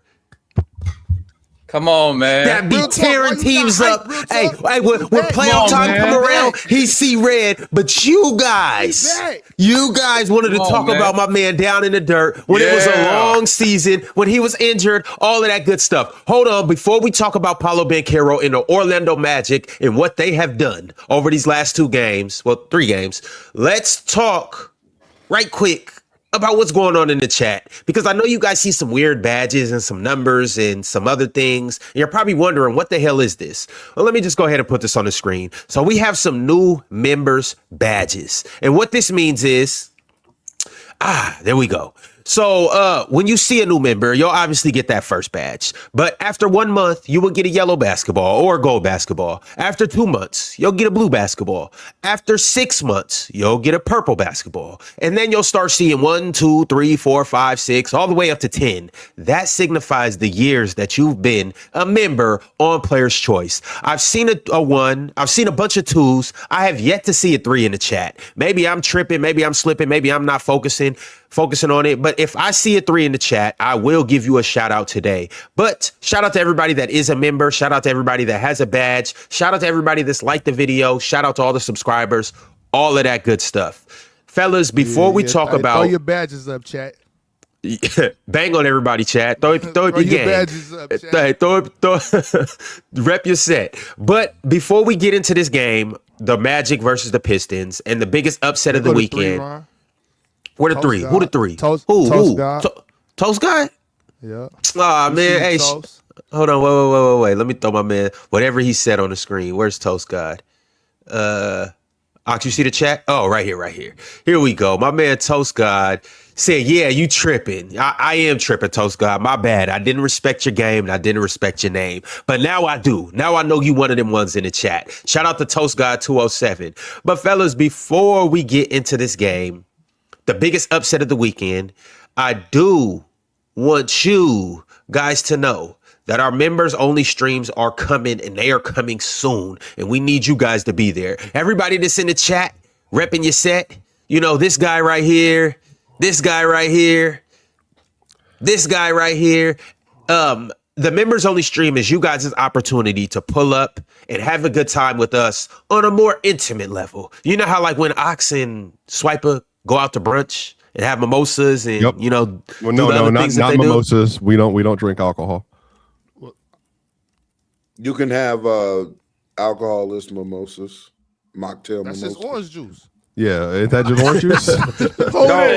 They put some club soda in there. They throw a little club soda, to give it some bubbles. You know, that doesn't sound tasty to me. That's nasty. Hey, bro, real orange talk. Juice and Sprite. Real talk, no. But when I was young, orange juice and ginger beer. That's what it is. My family played a prank on me, and they told me I want to. Do you like eggnog? Eggnog, yeah. They told me it was orange juice and milk put together. So I'm a kid, bro. I went over there. I said, all right, shh. You mixed this up, Yeah, that's crazy. Yeah. Hey, Swiper. I'm glad you brought that up, because I can't wait for the members only stream where we play a game, and if you lose the game, you got to mix orange juice and milk and drink that live on the stream. We'll do that one of these days. But I want you guys to know that the members only stream is, well, it's for the members. Hence why you control the show. We will pull up and the chat will literally dictate what we're going to talk about. And it doesn't have to be basketball. It might be football. It might be Sports Illustrated Swimsuit Edition. Who is the best in 2026? I don't know. It's whatever you guys want to talk about. Super chats run the show, but if there isn't no super chats, then the chat still literally runs the show. We will base it off what you guys are saying in the chat. That's what we're going to talk about. as you can see, the theme is no chatters allowed. So you have to be of a certain membership tier to get into this stream. But what's even better is, so we made some changes to our all-star tier. We upped the price just a little bit because you get more perks now. And so if you were in the all-star tier, you lost your membership as of this morning. You will have to renew your membership to become an all-star. But the major perk to being an all-star now, aside from the fact that we will be giving all-stars more shout-outs, there will be an all-star of the month roster that would get, certain perks and all of that good stuff. You guys will see at the end of the month. But when you're an all-star, you get to literally come on stage for our member streams. So I'm looking forward to us getting acquainted with our all-stars. I'm looking forward to us knowing the all-star names more. And I'm looking forward to hearing more of you guys' takes from the all-star tier. The Hall of Fame tier has been cool, but something tells me that the all-star tier might just be a little bit better. So we'll see you guys during our members-only stream. You guys can see Sundays at 9 p.m. Eastern time and Thursdays at 9 p.m. Eastern time. You must be a rookie or higher member to join the stream, but we will see you guys there. Speaking of which, before we get to this game, if you want to see us take care of Bell, make sure he gets home safe, bro. Tap in, bro. That's where you can get to the members only stream. Shout out to my dog Bell Chill. We pull up in New York. Make sure my dude get home safe, man. Hey, Bell, that's the train over there. That's where you take the 9 all the way down to Jersey. Shout out to my dog, man. He did not need you to do that. No, he didn't. Shout out to Swiper, escorting Vail home. I definitely think he needed it, but salute to Swiper. But we got a couple $50 super chats. We're gonna talk about these super chats, and then we'll get into the rest of the games. The first off, what's good, MTL? How you feeling? I'm good, man. I'm feeling great. See, I'll be honest with you. Can you flash the jersey? Can we see what you're rocking with? Y'all see him, man. Why are you wearing why is it Banchero and not Orlando? Like they didn't have 4 dudes in double figures, like scoring the way that they were scoring. Why are we singling out Banchero? Why are we doing that? The reason why we're doing that, Chill, is because I watched y'all show on Thursday, and all it was Paolo hate. Did I not hear somebody say trade Paolo for 2 bench players in a first round pick? Did I not hear Absolutely. that? I heard that. Who said that? I heard it. Who said that?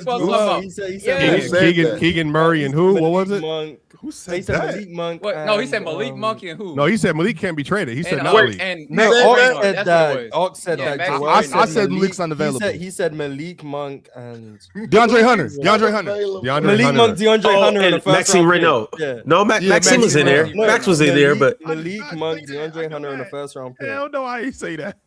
That's what That was Joel. That was Joel, right?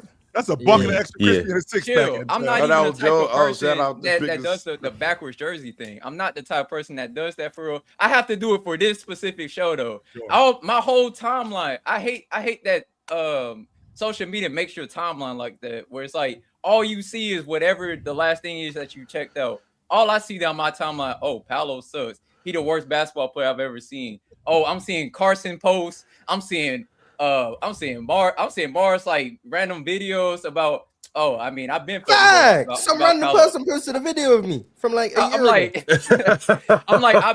I've been. To be fair though, I've been to Mars wasn't a big Paolo guy, so that's not really crazy. Actually, I thought you had a very good breakdown of him. Like one of the best ones I've seen where it's not just hate.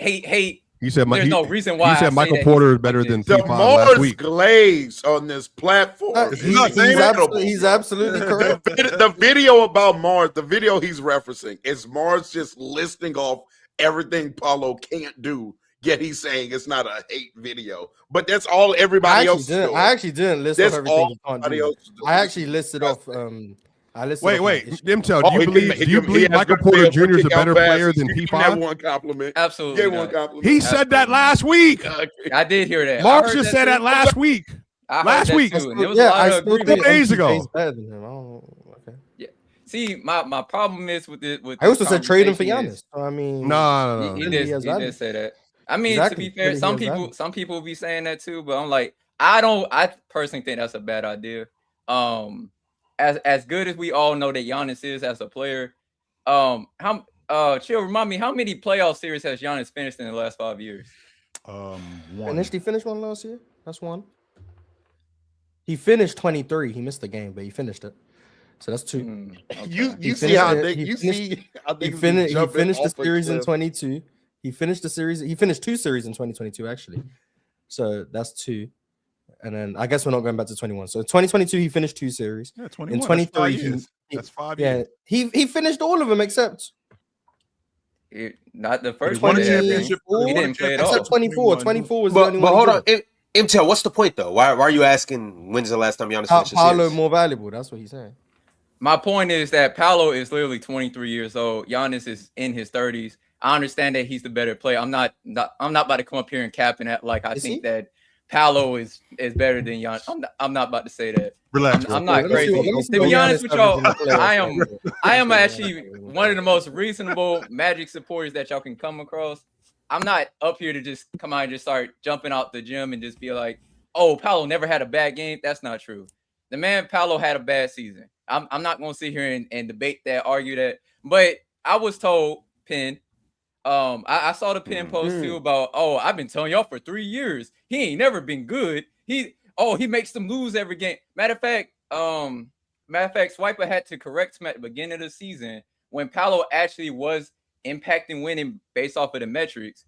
I believe it was Swiper had to tell him, like, actually to start the year off, Paolo playing the way that he was playing was actually leading to us winning more. Y'all told me that he's just an inefficient. Which is why that clip ain't get shared. Yep. Yeah, that's the type of stuff they don't share. Yeah, that's a good question. That's Ron. but it's like, come on, man. Like, there's too many takes of just 23-year-old player not playing the best. I get that. We got to stop with this. We got to stop with acting like every time you see somebody play bad one game, we got to jump off a cliff on them. That's my problem. People wait to get their takes off. They wait till he had that bad game versus the 76ers. If you felt that way about him before then, cool. Yeah, you getting that take off after we specifically lost to the 76ers and like, yo, Paolo's the worst player. That's why I was like, you know what, Paolo, you got to remind them versus Charlotte. And what he did, he dunked on y'all favorite. He dunked on y'all favorite player. Didn't he? So aren't Did he you do that? doing the thing that you're accusing other people of Didn't doing? he do that? Wait for Paolo to have a good game to then call out we had everyone 2 good who has games. never bad We had game? 2 good games, and we cooked What 2 of I y'all said- favorite teams. What I led with though, he had a bad season. I'm not debating that. He His led season that. He led wasn't with good. that. He Yes, had he a did. down season. That is true. That is true. But what's not true is that he's the worst basketball player we've ever seen. That he can't get better. I agree That with we that. should He's trade like him. bottom five, That but he's he not all of number this. one, He's yeah. all of that.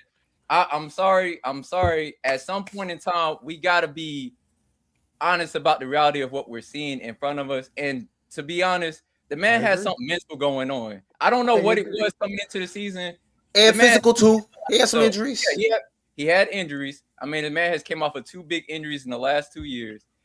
Recovering from that, he does terrible with recovery. Him and Franz, honestly. Franz's problem is he's hard-headed, so he doesn't let his body rest. And then Paolo's problem is I don't think he conditions well coming off of injuries. So, yes, he looked mid because he was coming off of an injury. Mentally, I think him and Mosley, they just had a disconnect. It seemed like they trying to at least be like, you know what? I may not like you, but let's at least close the season strong. So now all of a sudden we actually watch Magic basketball. That Charlotte game was the first time I watched actual Magic basketball all season. They never play like that all season. Even when we went on that 7-game win streak, they didn't play like that. The last 2 games that we played, that's what I expected to see all season. We ain't did that all season. So it's like to judge each player and how bad everybody fits together based on I mean, I guess it's fair because it's a full season of seeing it. But these 2 last games is more so what this team actually is, more so than that whole season we just watched. And I know that's crazy to say, Chill. I know you're a regular No, season. it's not. No, it's not crazy. The reason why is because to Ron scrunched up his face. Ron, I think Paolo, Franz, and I want to say Carter have played a collective of 25 games this year. That's it. So they basically missed. So he's missed that as a collective. They've missed 2/3 of the season. What we saw, and I'm up here saying it, I got the blowout part right. So I'm saying that part. I got the blowout part right. I just got the team wrong. With that being said, I had the Orlando Magic before the season started as a top 3 seed. So I thought that what I was seeing with this group Friday and this weekend, this was what I expected from them I expected Paolo to get better. I expected him to be a better box player. I wasn't that big on Suggs, and you guys know how I feel about him. But I expected this team to be a lot better, and injuries kind of screwed them up, and that offense screwed them up too. And I'm not ready to get off of any of these guys. I just want the offense to change. That's my biggest problem with the Orlando Magic. That's really what it is. One thing they've been dealing with for a couple of years now, and I do think we're having two different conversations. One thing they've been dealing with for a couple of years is injuries to their best players. Paolo is always out for a substantial amount of time, or Franz is out for a substantial amount of time. Last year, Franz's brother gets hurt. He was like their key backup center. So as far as them underperforming as a team, as a unit, I can give them that benefit of the doubt due to injury. The other conversation, though, is about Paolo Banchero. And Paolo Banchero has been mid this year. And one thing that we always do is like, oh, man, mid player has a really good game. Let's come up here and act like he hasn't been mid all fucking season. Whoa. No, he's been mid all year. For majority of this season, he's been trash. So people pointing that out, he was the worst volume jump shooter this year. And everybody, not on Orlando. Not, real talk. I want to make sure I'm following you. Not on Orlando, but everybody in the whole league. Is that what yes, everybody that the people that qualified for volume jump shooter, he was the worst. Jeez. He was the worst. So that you know what I'm saying? Look, I was a Paolo fan. I had Paolo being second team on NBA this year. Me, Ox, and Chill were very high on Orlando as a team. And so I think Ox said this in the group chat. They're not mid, they were hurt. I can say I'll give them the benefit of the doubt as far as them as a unit. But as far as Paolo's personal play, he was mid this season. Now, can he get better? I think he can. I think there are some redeeming qualities about Paolo. But this year he was mid. Real talk. And I agree with that. And I'm assuming MTEL, you agree with that too. Me speaking for Paolo FC. We agree that this was a down year. We agree. Yeah. He did not perform up to expectations, especially coming off what he did last year in the playoffs. But the disconnect isn't what he did this year. The disconnect was the way people started perceiving him as an overall basketball player. We all know that there's peaks and there's valleys. We've seen players when they go on runs. Luka Doncic, for instance. And you know what's ironic? The same thing happened with him over the course of this last year. From April last year to right now. That's true. We can talk about a person and acknowledge that they're not playing up to their level, but I think it's disingenuous to then say that this person just flat out sucks or they're not at this tier. Like when people were saying Luka Doncic wasn't a superstar, when they were saying he wasn't a whatever he was or a top scorer in the NBA, that's when you're jumping off a cliff. You can say, hey, he's not playing up to Luka Doncic standards, but don't all of a sudden now say that, hey, this person is now in this tier or this person is garbage, because that's what the case with Paolo was. People are saying, okay, he's not a star, he's not going to be this, he shouldn't have went number one, and just a bunch of different things. They were discrediting who he was as a player based on the way he was playing. That's where the disconnect is. I hear you on the Luka comparison. Here's the only distinction I would make between the two, right? Luka Doncic has built up way more credibility throughout his consistent high-level play year after year after year to believe that Luka will bounce back juxtaposed to Paolo. There aren't – how many elite seasons can we point to for Paolo to be like, oh, yeah, no, Paolo's he's just going to be better. Like we had substantial amount of evidence that Luka should be better than what he is. But sure. Paolo's been a bad jump shooter for some time now. For sure. And I don't want to compare Paolo to Luka either. It was just kind of a scenario. We're not doing that. But yeah, I was saying what you were saying. But with that being said, Ron, let's not act like Detroit didn't have 8 days off and Orlando just got off some ass on Friday and walked right back. Yeah, I said it, real talk. They just got off of whooping somebody's ass on Friday. Let me rephrase that. Yeah, it was on that ass. They just got off of whooping somebody's ass on Friday. So they literally just got out of one fight and got into another fight. So I'm still standing on my logic that I said not too long ago. I'll be blown away if they got a game. I don't got Orlando winning another game in the series. I don't. I'm glad that you brought that up, Chill. I don't have them winning another game in this series. I don't. I do want to remind y'all of the warning I gave y'all last week. I want y'all to take heed to that warning. Listen and take heed.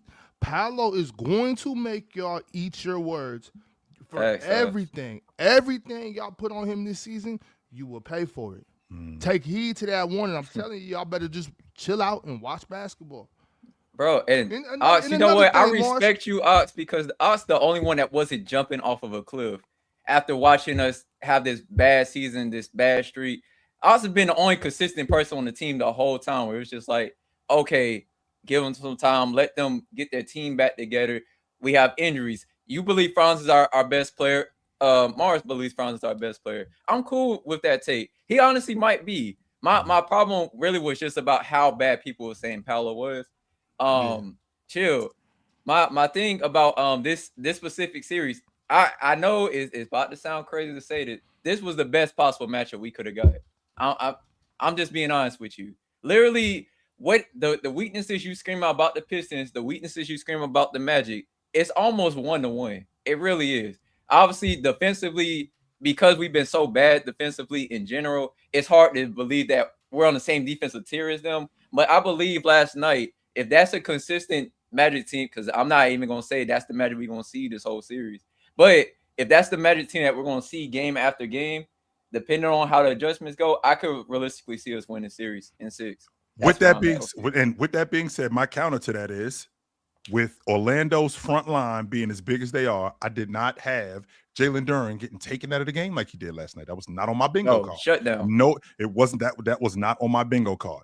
What was on my bingo card was them supplementing on defense and turning offense into defense, right? Turning defense into offense. That was on my bingo card. What wasn't on my bingo card was Cade Cunningham having to score all the points, all of them.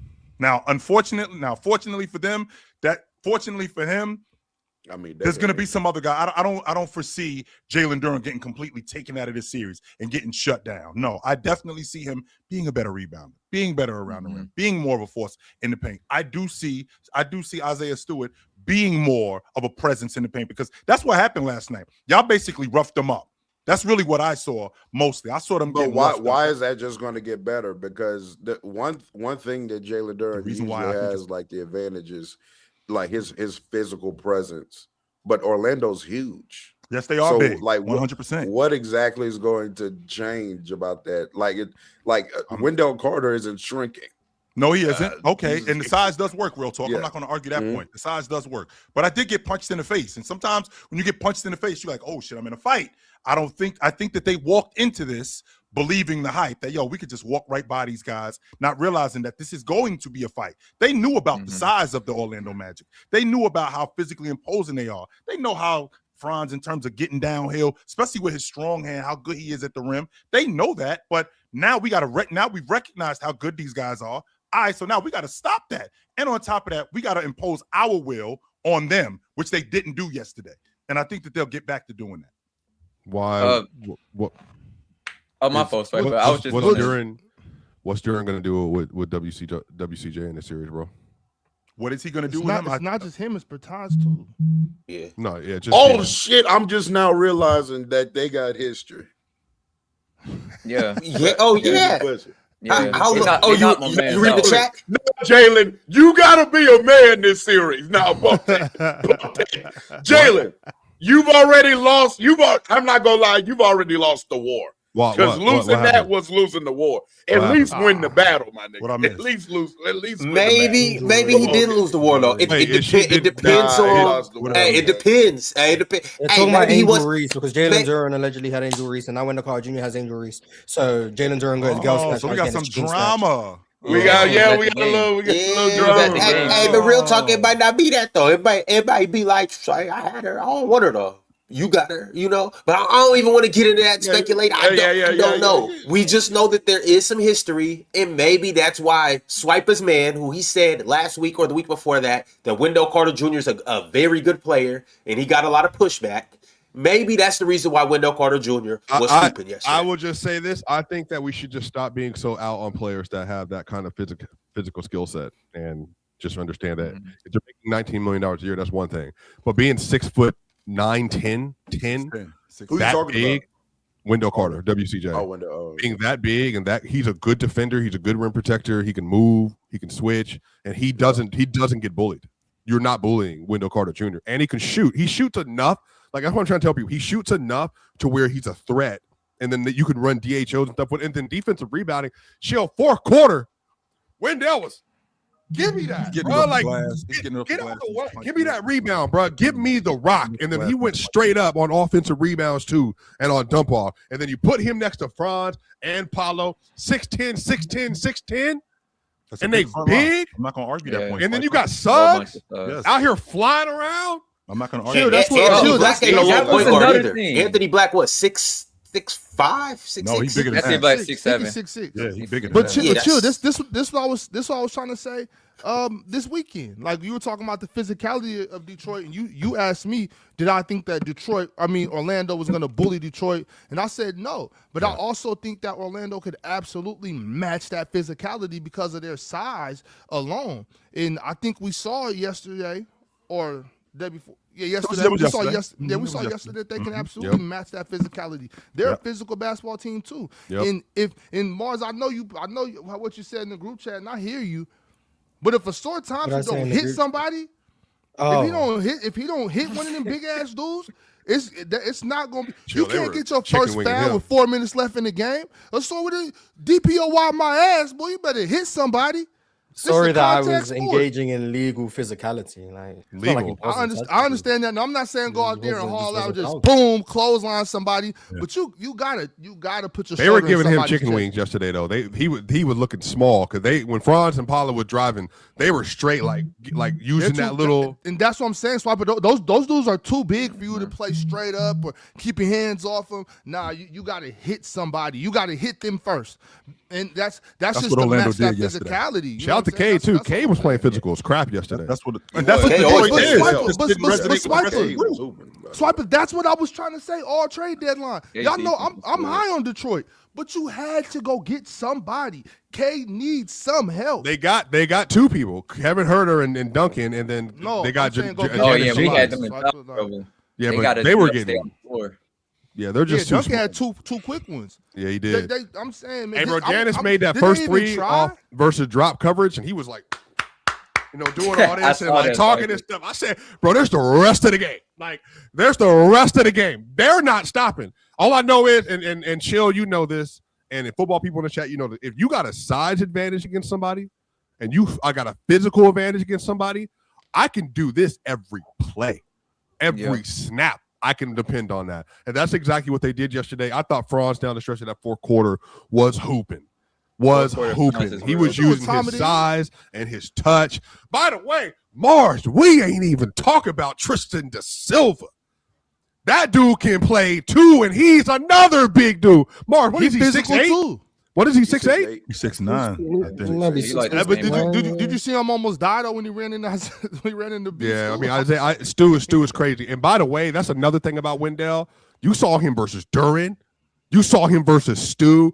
You not bullying Wendell Carter Jr. That's what I'm telling y'all. I said that in Mars. This goes back to years ago. I said if Chicago never trades for Vooch and they keep Wendell when they had Lonzo and Caruso, they would have been a nightmare. They would have been an absolute nightmare if they didn't make that trade.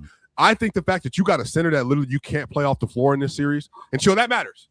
It does matter. You can't play Wendell off the floor in this series. There's no way for you to do it. You don't have enough shooting. You don't have a good enough score on the interior. Literally, Durant, all he can do is try to out-physical me. Yeah, that's the thing. And with him out physicaling me, him being able to get buckets around the rim, I think that can affect Wendell Carter's offense. But Wendell Carter, Swiper, let's not act like he's been playing like a big man all year long. That big man that you talk about, he has not been doing that the entire season. He's always been physical, though. Okay, his issue is physical, but there's a reason why he has been up and down. And Swiper, that may be the issue, but he has been up and down. Yeah, there's a reason why we talk about him like we talk about him, because he hasn't been that big presence that we needed all year long. He should be a 17, 18, and 10 dude. That's what he should be. He doesn't necessarily. He doesn't have. Yes, I agree with you. He should be. But real talk. What he really should be, real talk. He should be a 12. He should be a 12, 8. Who you talking about? 1-1 player. He doesn't need to do more than that. Yeah, he should be a 12.8 rebound player. Where it's not a stat sheet. He's not a stat sheet player. That shit is not his thing. He is a basketball player. And I think that is why Wendell is so valuable. He's not a stat sheet stuff. Right, Swipe. But he is a basketball player. So with that being said, the way he stretches the defense, the way you talk about him, the way he can crack the long ball. He doesn't stretch the defense. It's just like conceptually. Have we not seen him be able to keep defenses honest by being able to crack the three? Have we not seen him do that? He has done that, right? So in addition to that, have we not seen him finish around the rim? Whether it's catching lobs, whether it's getting dumped off to him, have we not seen him exploit a mismatch where he gets the ball in the block and we can go one-on-one? So with that being said, as a big guy, why can't we do that more from him? Why can't we get more of that? The reason why he's not an offensive hub. That's not what I'm saying. What I'm saying is the way that the offense is designed. The offense is designed to feature Paolo, and it's bland. And the reason why it's not as good as it should be is because the other guys you got on this crew, like Wendell Carter, right, like Franz, they don't expand that offense. And I think that if guys like Wendell Carter were featured more in the offense, especially with his skill set, we could get more from them offensively. That's why I think that the offense. Well, I think the real answer is Paolo and Franz and Suggs getting better. I mean, that's the real answer. Yeah, thank you. That's exactly what I'm saying. And I want to go back. I want to go back to a point. I want to go back to Paolo and a point that me and Jordan, shout out to Drench, were talking about when I was referring to Orlando being better when Paolo is playing better, because it is important. Newsflash: I'm not saying, of course, are the Magic a perfect roster? No, they are not. They're not a perfect roster. However, I do think Paolo played 72 games this year. Mm-hmm. If Paolo was the level of player that I was anticipating him to be, there's no reason why they should be lower in the East than the Atlanta Hawks this year. But the reason why they're not winning the games that they need to is because Paolo was a very inconsistent basketball player. And what I'm saying is, look at Giannis, look at Luka, look at Jokic, look at these better players. There's a reason why their teams consistently win around 50 games, regardless of the situation or the roster around them. Very few times, of course, everything isn't 100% proof. So don't go, but in 22 they didn't. You get the general point. The general point is these elite players, usually when they play a substantial amount of the games, their team wins more times than not because they are very consistent in their play. And so then what happens is when the role players come along, that leads to victories. But the problem is that Orlando, too many times this regular season, needed not only the role players to play their role, but go above and beyond. Jill, how many times did you come up here and say, we need more scoring out of the point guard position? And every time you said that, I was like, no, they need Paolo to be better. That's what they need. They need their star players to play like stars more often than not. Jalen Suggs yesterday did Jalen Suggs score some abnormal amount of points yesterday? His defense was crazy yesterday, though. He was guarding. That first quarter was crazy. No, yeah, I know, but Swipe, he's a good defender. That's his role. That's what I'm saying. Real talk point. They don't need Jalen Suggs to score 20-plus points if Paolo and Franz are performing like they need to perform. Yes, but real talk, that's the issue right there. That's the issue right there. You keep bringing up Paolo and how many games he played. Franz is the best player on the team. He played 32 games this year. Well, that is your opinion. That's the issue. Well, okay. Well, real talk's point is very. If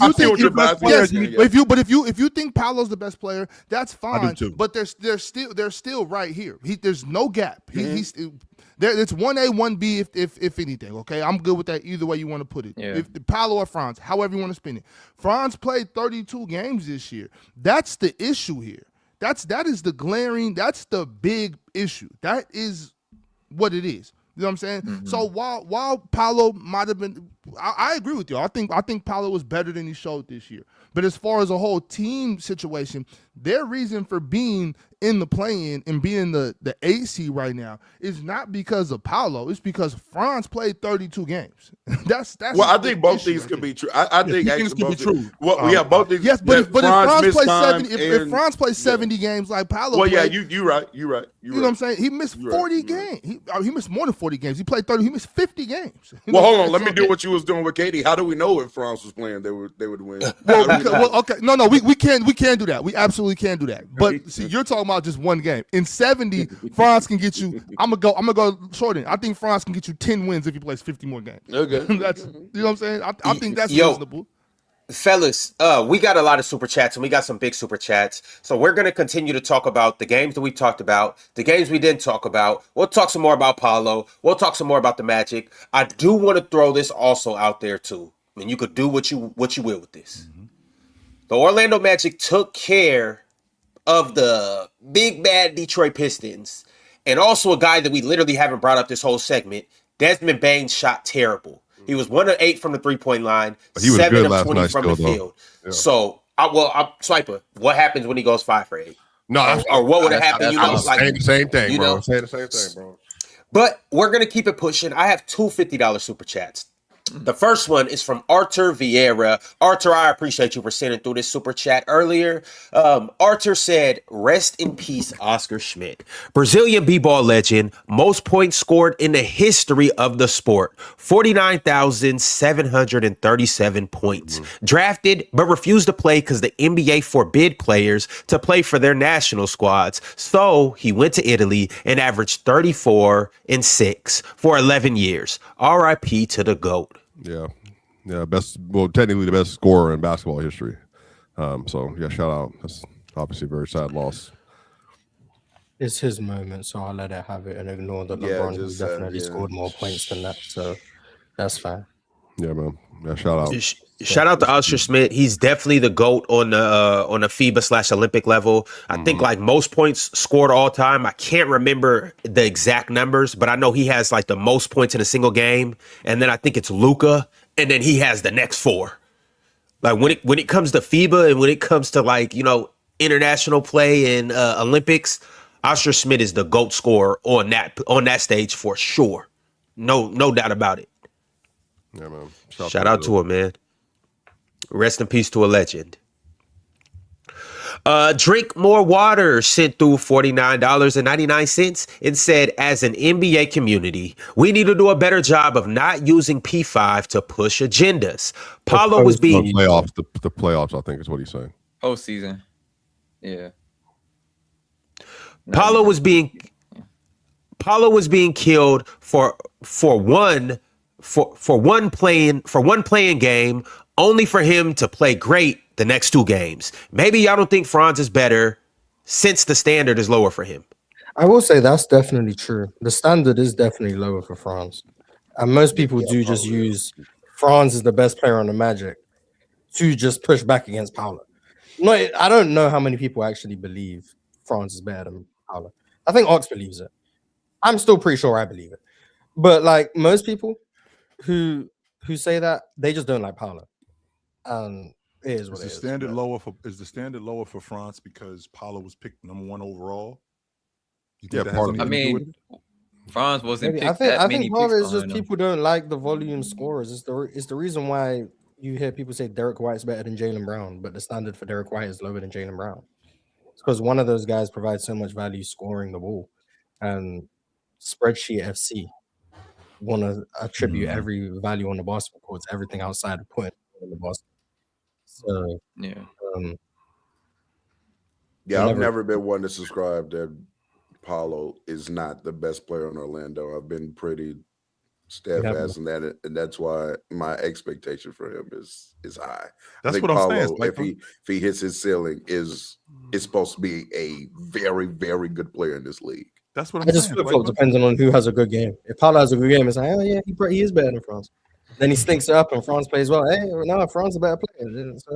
I 100% agree with Real Talk, Swiper, because what Real Talk is doing is holding the best players' feet to the fire. The only reason why we're not as good as we are is because of you. You got to be better. If you were better, we would be better.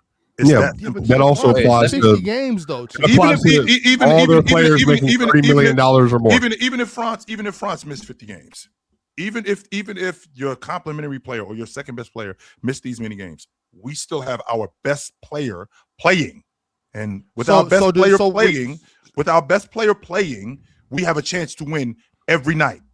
Where would Detroit be? The only way that's going to work is if you play better. That's the problem. Where would Detroit be if Jalen Duren missed 50 games? Sure. Where would Detroit be? Well, they would probably have to play better. I don't think that they would be the number 1 seed, but I don't think that they would fall off a cliff neither. I don't think that they would do that. No. So with no Jalen Orlando Duren, didn't fall off a cliff. They won 45 games. They did win 45 games. Absolutely.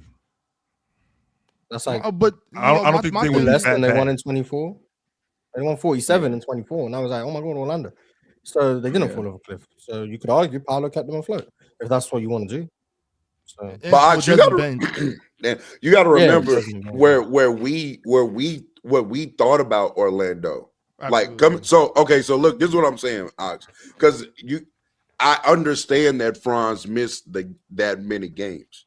To me, I'm still taking that into consideration. I'm saying that I think Desmond Bane still played to a good enough level as a second option, right? And I think the supporting cast in Orlando is still a good enough supporting cast, even without Franz, to where I think they should have been better than Atlanta this year. I think they should have been better than. I think they were. Who else finished ahead of them in the standings? They should have been fighting for their playoff lives. Philadelphia this year. They shouldn't have been fighting for their playoff lives. Yeah, that's what I'm saying. I'm saying because to me with Franz, we had them competing for like the top of the Eastern Conference. I'm saying even without Franz, I think it was a good enough team. If Paolo plays to a standard that they should be 5-6 still. Like they still should be that. So they should have won. Hold on. Yeah, I'm saying I'm still really close to that. 2 more games. In the standing wise, they were still really close. It just sounds like a bigger deal when it's like they should have been the 5 seed instead of the 5. They should have won 47 instead of 45. That's exactly what it is. That's exactly what it is. If they won 2 more games, that's what y'all just said. But that's just barely making it. And to Real Talk's point, Cleveland was comfortably in the playoffs. That's what he said. Okay, so the 5 seed. And I'm expanding it, and I'm saying they should have comfortably been in the playoffs. They should not have been fighting for their playoff lives. That's the general point. That's a situation. Chill. Cleveland won 7 more games. Right, which means that they was chilling coming into the playoffs. We straight right here. We ain't got to worry about dropping into the playoffs. No, we are good. Are the Magic better than the Cavs? Are the Magic better than the Cavs? Are the Magic better than the Cleveland? This particular hold on, Chip, because that don't let them ask the question like that. With the Cavs dealing with Darius Garland being out majority of the start of the season, with Evan Mobley also slipping in his play and missing time, and Jared Allen and stuff like that. It is still not out of the realm of possibility with 72 with Paolo that Orlando should have been competing with the Cavs as far as being a regular season team. Well, y'all said now, better do I than think, the Hawks. do I think acknowledge Garland's injury, but Franz's injury is they should just still do it anyway. We could also acknowledge, that's the point.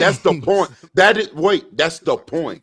Cleveland was missing their second best player to a lot of people, and still cleared them by 7 whole games. That's the point. I think they should have been. They should have been competing with the Cavs. Yes, they should have been. Yeah, I'm not gonna lie. I feel like you guys were just wrong. Yeah, this is. Yeah, you guys were just wrong. That you can have that opinion. Yeah, sure. and I'm saying that's how I feel. Yes, I had them. I had yeah, them. You guys are just wrong, and now you're mad at Orlando. And on top of that, Toronto, your expectations were just wrong. Like Toronto and Atlanta won 46 games. They won 1 more game. One more. So like one more game. I don't understand what you guys. What is all this? And that seeding does make things look a little more dramatic. When you're the 5th seed as opposed to the 8th seed, it makes the outlook of things look a lot more crazier than what it really is. And in real talk, you're right though, because to my standard of what I think Orlando would have been with Franz. Because so I'm gonna stop saying miss 50 games because that's 82. I'll say miss 40 because I expect somebody to play 72, 73, 74, right? So let's say if Franz played 40 more games, I 100% still expect Orlando to be the 1 seed in the East. Okay, so with that, I 100% expect them to win 60 games with Franz. I don't know about all that, but I wasn't going to go the that 50, far. the 50, 55. I'm not really too mad. But at that. I'm not going far because that's where I was at. Nah, for sure. No, I get what you're saying, and I can see a world where that happens too. Mars just asked, are they a better team than the Cavs? I think when Orlando is fully put together and when both teams at their highest potential, I got Orlando. No. Now, I think Orlando is a better team than the Cavs. I think the divide between you and I. The Cavs is going to be a whole lot of I think the divide between you and me, Mars, is where you win 1 or 2 more games. Okay, then they're right there at the 5 spot, and that's just getting in. As opposed to if they ended up winning 50 games, that's 4 more games. They're comfortably in the 5 spot. They chilling. They straight chilling in the 5 spot, as opposed to 1 game and we're still like getting our shirt pulled that we could be in the 6 or the 7 spot. They win 50 games, they chilling in the 5 spot. They should have comfortably been a playoff team this year. Now, to your point, I do admit I was 100% wrong about them this year. I thought they were a top 3 seed. I thought they were winning anywhere between 50 to 55 games. That's how good I thought that they were going to be. But I didn't think that they would be struggling to get into the playoffs, to Real Talk's point, because they had such a dynamic player. And I'm on record saying this, Real Talk. I think Paolo Banchero at his best, I don't mean this season particularly. Paolo Banchero at his best, I think he a 30-10 guy at his best. I think he's that good. He could be. So I understand why Real Talk is saying you need to play better, because I think he's that good. Because like we have to keep in mind last year, you know, before he had that injury, like 5 games into the season, he was on pace to actually kind of do what Chill was talking about. He was already improving as a rebounder. Yep. We saw he improved tremendously as a scorer. I messed that word up. But he got a lot better in a lot of different areas of his game. A lot of areas that, you know, Chill criticized. Chill say he needs to be a better rebounder. He said you shouldn't be 6'10 plus one of the tallest players on the team grabbing 5 rebounds. He said you don't want to see him be Jaren Jackson Jr. I get that. He's been a way better rebounder. He's been I guess you could say him as a playmaker, passer. You could kind of say that's an area I think he needs to grow a little bit better in. I think he's good at these things. I do think he could be better. And coming off the ball, you know, one of his biggest criticisms was that he holds the ball too long. To be honest with y'all, like Ox would say, that's really a coaching thing. Coaching is like one of the biggest points I will continue to stress to anybody who talks about this team. We walked into this season. Our coaching philosophy was the power of friendship. That was a real coaching philosophy. Next man up. That's really what our coach was telling us. It wasn't, oh, Paolo, you supposed to be dominant. Franz, you supposed to be dominant. Bane shoot threes. We don't even tell Bane to shoot as much as he should shoot. Like I'm sure a lot of y'all would say Bane should be shooting at least like closer to like 8+ threes a game. He shoots like 4 or 5 more times than not. Our coach has recently told him that he wants him to shoot more, but I don't think he stresses that enough. Like Bane shouldn't be shooting less threes than Suggs every single game. Every single game. But I was like just about to bring that up. MJ, Yeah. I was just about to say that though. Like, I just think that's kind of part of Bane's. He got some of that Luke Kennard. Like these great shooters, that don't mean like they're gonna go out there and just put them up. Like Bane is kind of more calculated in his approach to how he wants to score the ball. He doesn't just view himself as like just a volume. A few years ago, he was shooter. shooting like 9. Oh yeah, but he was also playing next to John Moran and stuff like that. But to me, when I watch him, I don't feel like he's the main goal for him is like I'm actively attacking volume of threes. And I think he was doing that more so when his game was more limited. As he's gotten better as a ball handler, pick and roll player and stuff like that, he doesn't actively hunt threes as much as he used to. I do agree with that. But Jalen Suggs, on the other hand, you can see when I watch Orlando, Jalen Suggs is actively hunting. Oh, I'm just finna throw the ball up to the rim when I get a glimpse. That's what I watch when I see Jalen Suggs, and I do think he needs to relax. Just because we want to shoot more threes, don't mean we just mean throw it up there. Shooting the 3 every time you see a sliver of daylight. That's how good he is at shooting the ball. You said Desmond Bane? Yes, yeah. Desmond Bane. Anytime he sees a slither of an opening, he should be shooting the 3. Every time. It looks good every time he shoots it too, Mark. Like every time it comes out his hands when he gets a little bit of space, it looks good. When Suggs shot the ball like a year or 2 ago, I used to kind of feel that with Suggs. This year, I get scared when he shoots the ball now because he gets in his own head. I think you guys overreact to Suggs shooting. I think Suggs is a hell of a shooter. What? No, I know the percentage. I know the percentages may not indicate it. I watched Suggs play at Gonzaga. I've watched Suggs through the years. That was 12 years ago. Suggs didn't even shoot the ball well at Gonzaga. Played with Adam Morris, and that was a short free throw line, shorter 3-point line. I understand that. I'm more so saying just like the form. It looks good when he shoots it. I love his form. Love his arc. love his. He's from Minnesota. He's from Minnesota. But I like his, his catch and shoots. I like his one dribble pull ups. And when it gets to going, it gets to going. So, maybe he might shoot some erratic ones. I don't ever feel like when Jalen Suggs shoot it, I don't be like, oh, damn, Jalen, don't shoot that. I like that Jalen Suggs is actually aggressive and looking to score. Kevon Looney used to be a shooter in high school, too. It's in his best interest to be aggressive from three. It's just Desmond Bane needs to be more aggressive. That's it. It's not even a Suggs issue to me. Like, I'm not complaining that Suggs is too aggressive from three. I'm complaining that Desmond Bane isn't aggressive enough. Same issue I had with. Please stop shooting that motherfucker, man. There's certain levels of shooter where you shoot the ball so well, you not shooting threes, in my opinion, actively hurts your value and the team. And Desmond Bane still had a hell of a year this year, but you need to be shooting. He had a one-on-one scoring run that was only rivaled by 2 players in the league. So yeah, he's legit. I love Desmond Bane. He's a great addition to the roster. It's ridiculous. Basically saying, I ain't saying like last night he shot 10 threes. I'm fine with that. I'll live with 10 threes from Desmond Bane. Who did he make that 3 for 10, over? 4 for 10, or 5 for 10? I don't care. Was that over Asar that he made a turnaround over that on the baseline? Like he ran over his right shoulder and then it was like a high arcer and then dropped into the basket. But his form is so funny because his arms are like a lot shorter than his body, and so like it doesn't look like it's going to get the amount of height that it gets, but he's still like an elite shooter. But anyway, shout out to the. But they need to take a Asar off of Desmond Bane. Ron, Mars ain't saying he can't have no parts in the song. You just shouldn't be singing more than this dude. No.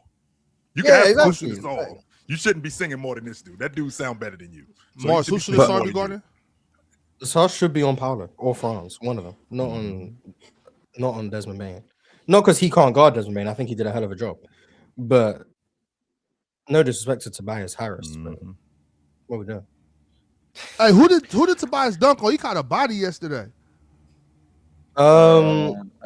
Y'all remember that? I was shocked. I almost jumped out my seat. I was like, "Oh shit!" It was either Tristan or AB.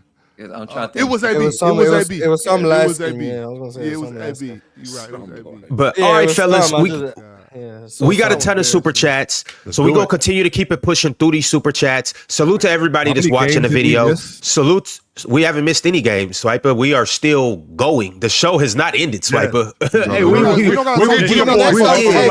Cavs Raptors, hell of a game. Cavs Raptors, hell of a game. Shout out to them. Suns OKC, hell of a game. Hell of a game. Swiper, we'll get to your boys. No, we're not blowing by OKC. We're not. No, we're not. We are not. We are definitely. Y'all want to talk about that? Okay, OKC defense is still transcendent. Well, here's the thing, fellas. We're only from here on out. We are only talking about what the super chats pertain and contain. So if one of these games pops up via super chat, we'll talk about it. But we have 50 super chats. I'm assuming everybody better than Kobe till it's time to be better than Kobe. Oh man. Yeah. I'm assuming we will turn over every stone.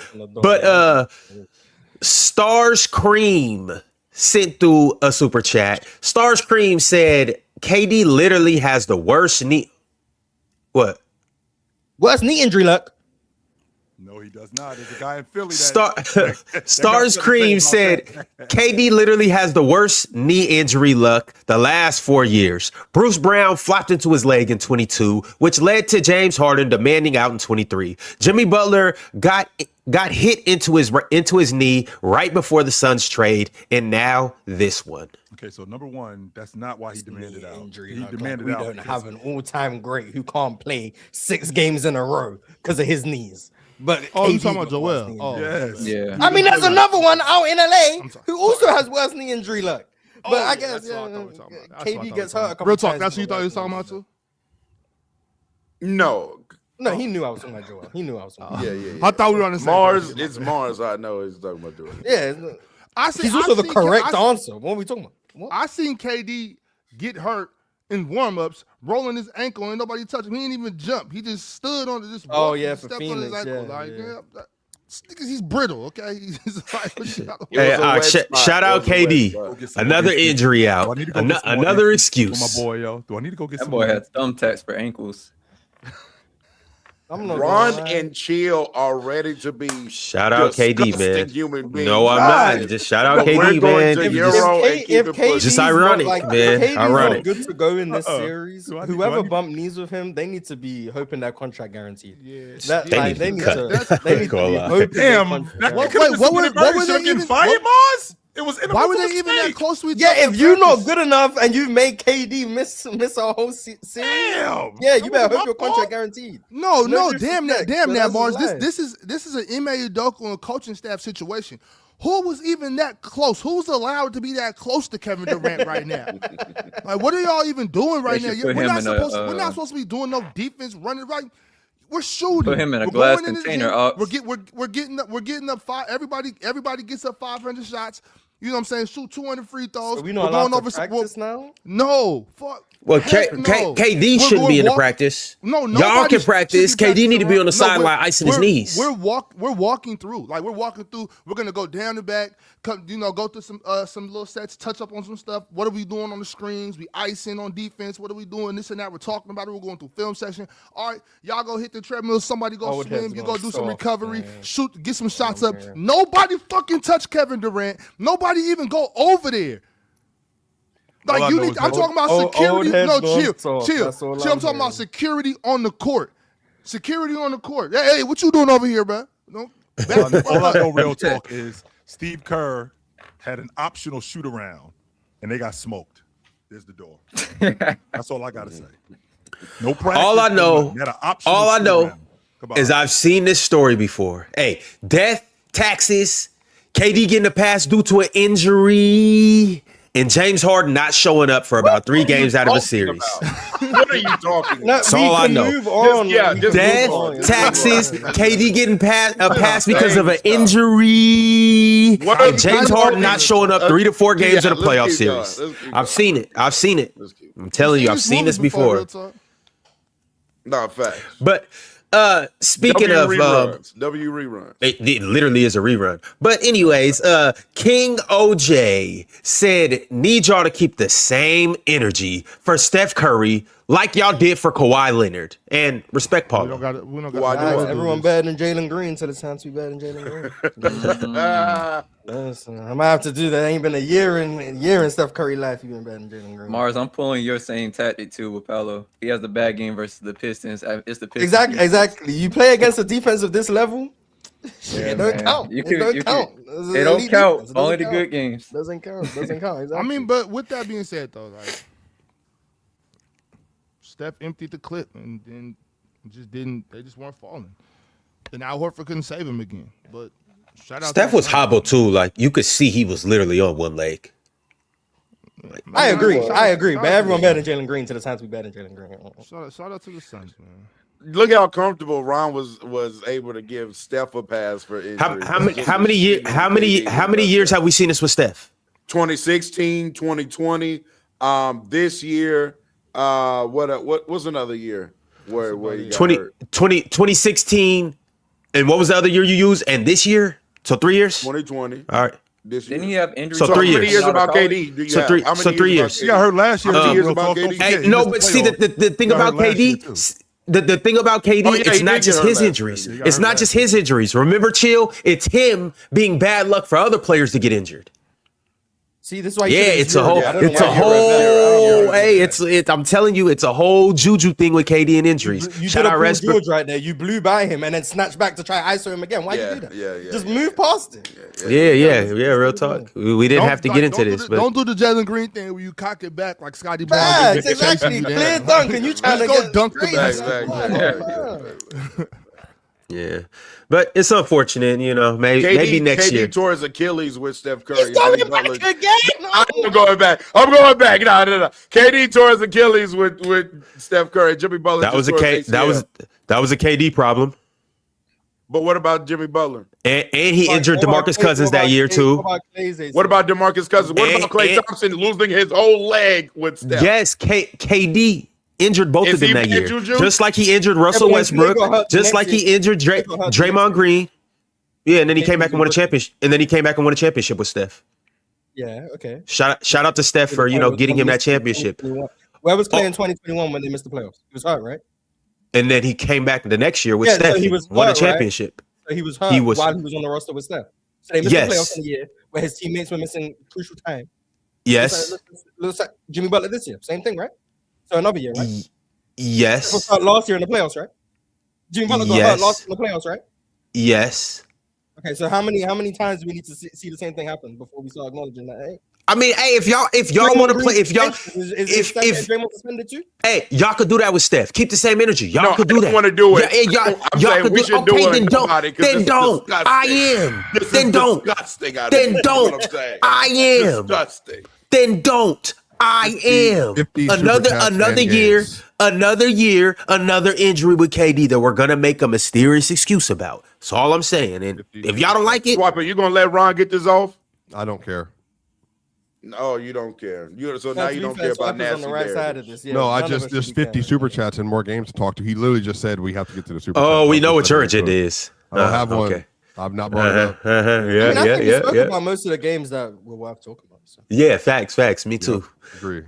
The next super chat is from a Hall of Famer by the name of DNE MLV. DNE said, Ox, I gotta apologize. You know ball. Luke Kennard masterclass.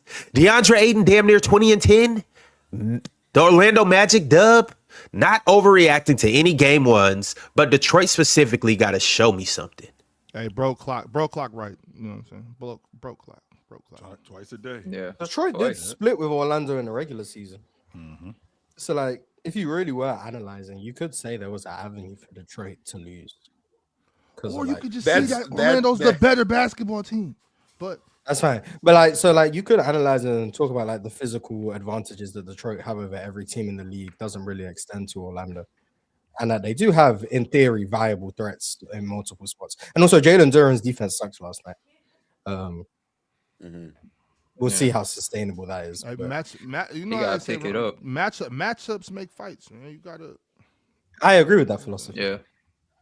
Yeah, but we pick and choose when we're going to use stats and records in the regular season to dictate what's going to happen in the playoffs. Because if you're optimistic about a team and they have lost the season series, you'll say, "Oh, the postseason is a whole different game." Yada yada yada. Detroit beat the Cavs 4-0. Phoenix beat Minnesota 4 times in regular season, got swept to the playoffs. So it just depends on what. That's why I also brought up like the actual basketball part. Oh yeah, I'm speaking. Like, it's more than just split. All right, y'all. The next super chat I got, ironically, is from Bob. Bob said, "Please no LA/Houston talk. This shit is it's shit irrelevant hoops. Suggs look like the best defender. By the way, Pin, we sure Paolo ain't way better than Scotty Barnes. JB is MA in the East, and benching a sore loses transition opportunities." I'm disgusted at how he treats Asar Thompson. The email fall off is crazy. That guy gets studied. Well, I feel like JB Bickerstaff is one of those people saying he can't shoot. He's no use to me. It's like, I guess. Teach your mans how to shoot. Oh no, he's fried. He ain't never gonna be able to shoot. What the fuck? What are you talking about? It's in their DNA. They just can't shoot. Also, he's worse than his brother. But nah, he knows shoot better than me. Hell no. But there's no reason Dennis Jenkins is playing way too many minutes. Well, he played way too many minutes in that game, and Asar didn't play enough. Asar needs to be out. Asar was good. He was good. But it is what it is. We move in prospect. The next super chat I got is from Huncho7612. Said Braun regressed into prime Magic Johnson. Abba Femi retired Brock Lesnar. My tribal chief is champ again, and the free throw merchant is stinking it up again. What a weekend. Playoffs plus WrestleMania. Swiper, I was thinking yesterday watching that Oklahoma City team. I was thinking about you. How'd you think about the way SGA shot the ball yesterday? I don't care. It doesn't mean anything. I saw on the timeline he had a 140 offensive rating, and that's all that mattered. I just think the standard is not. It's not the same. Like I'm just. It's not the same. It doesn't matter. There's nothing I can do to bring peace or light to that conversation. It is not the same. It's literally not the same. So shout out. J-Dub played amazing. Chet was phenomenal in that game. Chet was the best player on the court. AJ Mitchell off the bench, back-to-back damn threes, bro. And again, Dylan Brooks, if you stop playing like an absolute monster, he had 22 shots yesterday, dominated the matchup. The only thing he did was make a step-back three over SGA for an and one. That's all he did. Everything else, and he started talking. They were down 20 when he made it. Yeah, he did. And then he tried to dribble by one of the 7-8 best perimeter defenders in the sport. I don't remember which one it was. It was one of them. It was probably Dort. and he shout out Dylan Brooks, man. hit this, lost the ball. No, that was run J-Dub. out. That was J-Dub. J-Dub, yeah, run out, and then J-Dub gets a nice crossover, steal, rip, dunk. J-Dub got like a nice drive, cross, pump fake, step through, layup. Like that was nice. Yeah, J-Dub is crazy, bro. That team, that's probably the most loaded team I've ever seen in my life. Just for reference, we spoke about the Rockets, and they had a 83 offensive rating in the half court. I think Swiper said the Phoenix Suns had a 62 offensive. Garbage, trash. Yeah, bro. Ron, everything couldn't score the ball. Everything that Phoenix does. This is why the series is going to be. They walking by them in 4 games. Straight walking by them in 4 games. And yes, Mars, it's not a revelation. Everybody knows it. They're walking by these dudes in 4 games. They started off cool. The problem is they got to get insanely hot from 3. So that means Colin got to shoot well, Goodwin got to shoot well, Booker. And Goodwin left the game too, so we don't even know if he's gonna be playing games. Oso got to get heat. Oso, to his credit, Oso was helping on the offensive. Yeah, he got multiple offensive rebounds yesterday on tip outs that were actually good for their possession. He was battling Chet and iHeart hit who in the face yesterday? Was that Oso? Or Ryan Dunn? No, it was Royce O'Neal. Royce O'Neal hit him in. Bro. They just Phoenix is a good playoff team if you're not playing versus like a juggernaut, and that's what they ran into yesterday. They don't have the weight. They don't have the personnel to make OKC sweat. So, yeah, man. Yeah, they got to get ridiculously hot from 3, but they also just can't turn. They can't turn the ball. Can't turn the damn ball over. Yeah, and they can't be trying to. Okay, not they. Dylan Brooks needs to know his place. That's the best way I can put it. Yeah, Dylan Brooks needs to realize he's not the level of offensive player he believes he is, and stop trying to hijack the offense, trying to pursue 20 points per game. That would be great. And Jay Green needs to stop trying to dribble the ball in front of these monsters too. That's Jalen Green got ripped in the open court by and then he fell on the baseline. He tried to drive to the basket, do like bing, bing, bing, fell, turnover, run out, points the other way. And so, yeah, I mean, it just, they don't have the personnel, but they had 17 turnovers to OKC 6. You lose. To Dylan Brooks' point, he is averaging 20 a game this year, though. I don't care. And that's the problem. Shout out DB, man. Yeah, I don't care. They gave him a false sense. He gonna get them shots up. It's just, Ron, that everything. That was his team last night. It's everything that Phoenix does wrong. That's why this is such a bad matchup for them. Like, they shoot the long ball. Okay, great. But they're an average team in turning the basketball over. Oklahoma City makes you turn the basketball over. They're not a great, tough shot-making team. The Oklahoma City Thunder make you make tough shots. They're not a great defensive rebounding team. The Oklahoma City Thunder make you rebound. So, I mean, all the stuff that they do wrong, Oklahoma City shines a light on that. That's why I think that they walk by them. Yeah, in case of Wallace is I don't think they get a game. It's borderline impossible because they're the best rim defense in the league, and Phoenix already can't score at the rim on average. Mm-hmm. So you've put a bad rim scoring team against the team that's the best rim defense in the league. They're never going to get to the rim and finish. Like, it's just never going to happen. And then you're relying on shot making. Maybe you do get a variance game. Maybe you still won because you shoot 45% from 3 and you launch 43s and you're able to win. But if I'm Phoenix, it's not about winning the game. Okay, sounds crazy. It's not about winning the game. They're not going to win the series. I think everyone knows that. It's about controlling the controllables. Can you control the glass and can you stop turning the ball over? You're going to lose the game anyway. But you don't want to lose the game by shooting yourself in the foot. And I think that's probably what should be addressed for Phoenix. Is if they can rebound on both sides of the ball and they can not turn the ball over and try and turn OKC over as well. If they can do that, they give themselves a chance to win a game and not get blown out in all 4. And that's probably their best case scenario. They need Mark Williams back. That's it. And I think real talk, I know what you wanted to talk about. Grayson Allen would help too. There's just it's nothing to talk about. I just like that's my whole impetus with that team. It's insane. The whole team is insane. So shout out to them. It was a great win. Great run for them. I mean, it was a good first 5 minutes. It was like 12-12. That was a good 5 minutes. Yeah, right. But Shea definitely, underperformed, and we can acknowledge that. Who cares? No, we should care. But they don't, because again, I'm telling you, like I turned my timeline on yesterday and I saw Real Talk trying to fight the good fight, right? Because Real Talk's trying to keep his hate equal. Like he wants to he's trying to balance it it's out. Not hate. No, it's not hate. No, it's not hate. But you pointed your social media weapon, and I saw what the responses were to like everybody. And I was just like, yeah, bro, there's no winning this. It is what it is. He is not considered in the same manner as like other players are, and so therefore the conversation about them will never be the same. That's fine. Like I think that is perfectly I don't think reasonable. that's the case though, Swiper. No, I it think is. It's more it is so 100%. Okay, but Swiper, just hear me out. I don't think that nobody wanted to run to basically overvalue what happened with one game when they first off blew the team out. One game. Second off, when with this playoff game, nobody blew it out of proportion because one, they're the number 1 seed in the West. 2, they blew Phoenix out regardless of how good Shea played. 3, Shea's going on back-to-back MVPs. 4, Shea's the Finals MVP. So 5, it's the first game of the playoffs. So now, Swiper, if he has a series like how he had against did you see the Grizzlies, timeline in Jokic from the first quarter? Like, are you kidding me? I actually did. It is. It does get nastier for Jokic online. Shut up, than it does bro. for Like, SGA. stop it. I'm not gonna lie. Yeah, shut up. And not even real talk. This ain't even real talk. Somebody that contributes to. Yeah, it. you do. But look, there's I'm just telling you that it's factual. There's no energy. Jokic gets more bro. smoke. It's not even close. It's not even close, bro. It's not even in the realm of the same world. But I say that's why real talk. When you said you want to dress it, I was just like, whatever. It really, to me, because real talk. I hate engaging in like hate banner. That's just not my bag. I'm not good at it. I'm really not. I'm bad at it. I suck at it. It just takes too much energy from me, chill. Whatever. Like, I just want, look, Jamal. Hey, he turned that loser right there. That loser right there, Ron. Shut him up all year. I've been trying to tell people Jamal's like that. Real talk, Jamal. A lot of yapping out of you, Ron. Yeah, a lot of yapping. Hey, real talk. He put Io DeSomu and Edwards, whoever. Hink. No splash. Nah, Swipe, this ain't nothing new. We see this Jamal Murray in the sure. playoffs all the time. This is play, No, but this is a different level. Jamal do this in the playoffs. This is nothing new.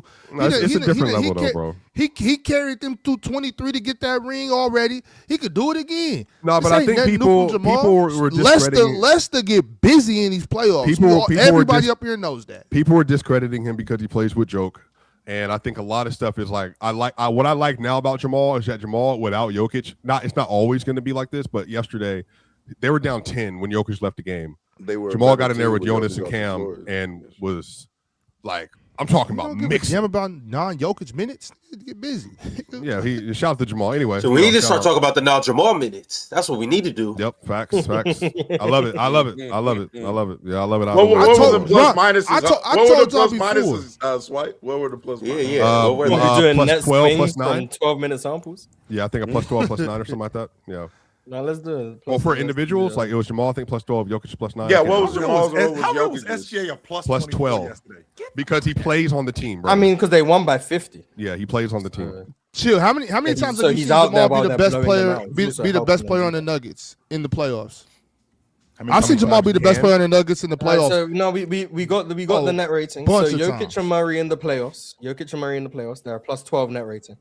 Murray without Jokic plus 12.5. Jokic without Murray -6. When it come playoff time, Jamal balls. Like, yeah, if he can, because if it was the other way around, Morris, we definitely would have heard that today. We would have been knew that. Real talk, we would have been knew that. But again, this is where that agenda machine that real talk said that he doesn't like. He can't fight that. He can't fight the numbers. No, because I think y'all doofuses said Jamal's not a top 20 guard like literally last year. I remember this. Doofus, don't call me dumb. This is what happened. I said this last year. No, because you would not keep that same energy. She don't act like this in real life. Real talk doesn't act like this in real life. You all triple threat. Y'all don't do one-on-ones in real life. You act real quiet and saint-like in real life. You just sit in your little corner doing your thing. Ox sits in his corner doing his thing. Y'all chill, Ron and Ox. Tweedle. Hey, hold on. We got Larry, the Tweedles, and we got Mo. Y'all only jump people. Y'all don't do ones. I hemmed up Ron in the train, picked him up by the scruff of his collar, and Chill came to save him. That's exactly what happened. You blindsided me. You came up from behind me. I was standing next to you. And I'm like, first off, I was standing right next to you. Chill initiated that. It got up on you, Chill. No. Swiper. Chill pushed up on you, Swiper. Let's stop this, okay? Stop it. Let's start there. So chill him Jew into Ron. Let's start Ron there. got involved. Ron got involved in this coming. I was turning to Ron. Ron got involved in this because chill him Jew into him. Okay, let's stop with the bull jive. All right, now that's neither here nor there. Let's forget about that. That was a blind side, chill. That I'm was tired of you lying to the completely people. I'm tired of you lying to the people. I'm You always do this all smart. the time. Now, anyways, let's get back to this. Yeah, we let's talk keep about it the real. game. Yeah, let's talk about the game. And this shouldn't be a big deal because you love Leicester. Let's be real about Leicester in these playoffs. He routinely is the best, most important, not most important because Aaron Gordon, but he is routinely the best player on the Denver Nuggets when it comes time to win playoff basketball games. Obviously, I disagree respectfully. Hey, but, yeah, routinely. shout out, Hey, fellas, but along this line, though, I do want to actually ask a serious question. Is Jamal the best number 2 in the playoffs for all rosters right now? You better put some respect on according Jason to Tatum. y'all, that's up to y'all. I don't know. I really don't know. I'm asking Because I know is he the how, best number Ron, 2? you feel about him. So do you think that? Because then you don't think he's better than Jaylen Brown. Respect Jason Tatum. I do think he's playing better than Jason Tatum right now. Who? Jason is the one. I don't know what we talking. By the way, I don't even know why Jason is the one. The two. Why we doing that? I don't know why we even doing that. On my ballot of number 2s, it's Jamal Murray, Jason Tatum. All right, on my ballot. Franz Wagner, he's on that ballot too. What? He's had a better year. I got Jason Tatum, Nikola Jokic. I knew somebody had Jokic as the 2. Jamal Murray's had a better year than Jason Tatum. Yes. No, because That's earlier when we no, that's not the question I'm asking you. Because earlier we were talking about Paolo, and you were talking about how yes, a player can underperform, but there's still this level of play. I just want to be very crystal clear right now. I'm asking you a clear question. Do you think Jamal Murray is better than Jason Tatum?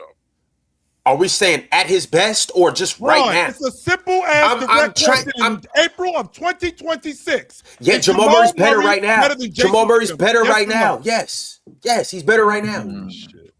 This is the same thing that happens when a player gets old. Apparently, they're just not that good anymore. The same thing's happening to Jason Tatum because he just came off an injury. It is. It's the exact same thing. I've actually been higher on Jason Tatum before he came back, when he came back, than most of you guys. All of you guys have been trying to put Jason Tatum in a box. All of you guys have been trying to put Jason Tatum in a box. Oh, well, he's fresh off an injury. He can't do this, I think you're the only one here who thinks Jamal Murray's better than him. So okay, Jamal Murray's a second-team All-NBA player and has been balling all year, has carried his team to what he's carried him to. Jamal Murray is playing out of his mind right now. Only person up here who thinks Jamal Murray is better than Jason Tatum. All right, and that's fine. Yeah, that's fine. And that's fine, man. Hey, Jamal Murray is hooping right now. Jamal Murray is a top 5 point guard in the league right now. Swiper would say this. He doesn't have to. I don't like Jamal. And Jamal has balled this year. I want to give a lot of credit to Jamal. Jamal's going crazy. I think they were great yesterday. I really do. Now I will say this, and I don't care what the response is. The officiating in the first half of that game was atrocious.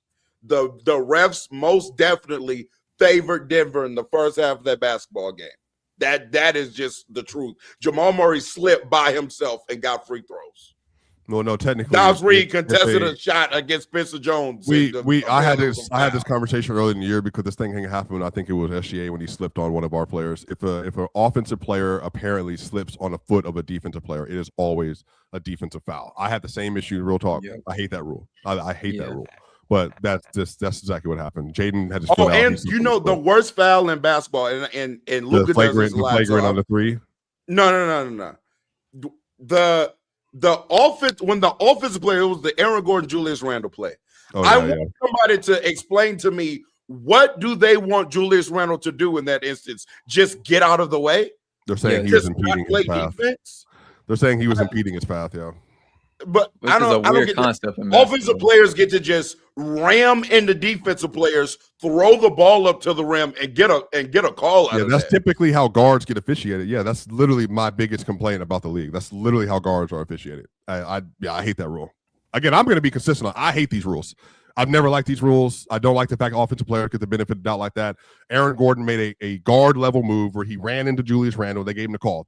Denny gets the same call every game, 4 times. And that's nasty. Yeah. I don't like it. I've never liked. He's not Denny.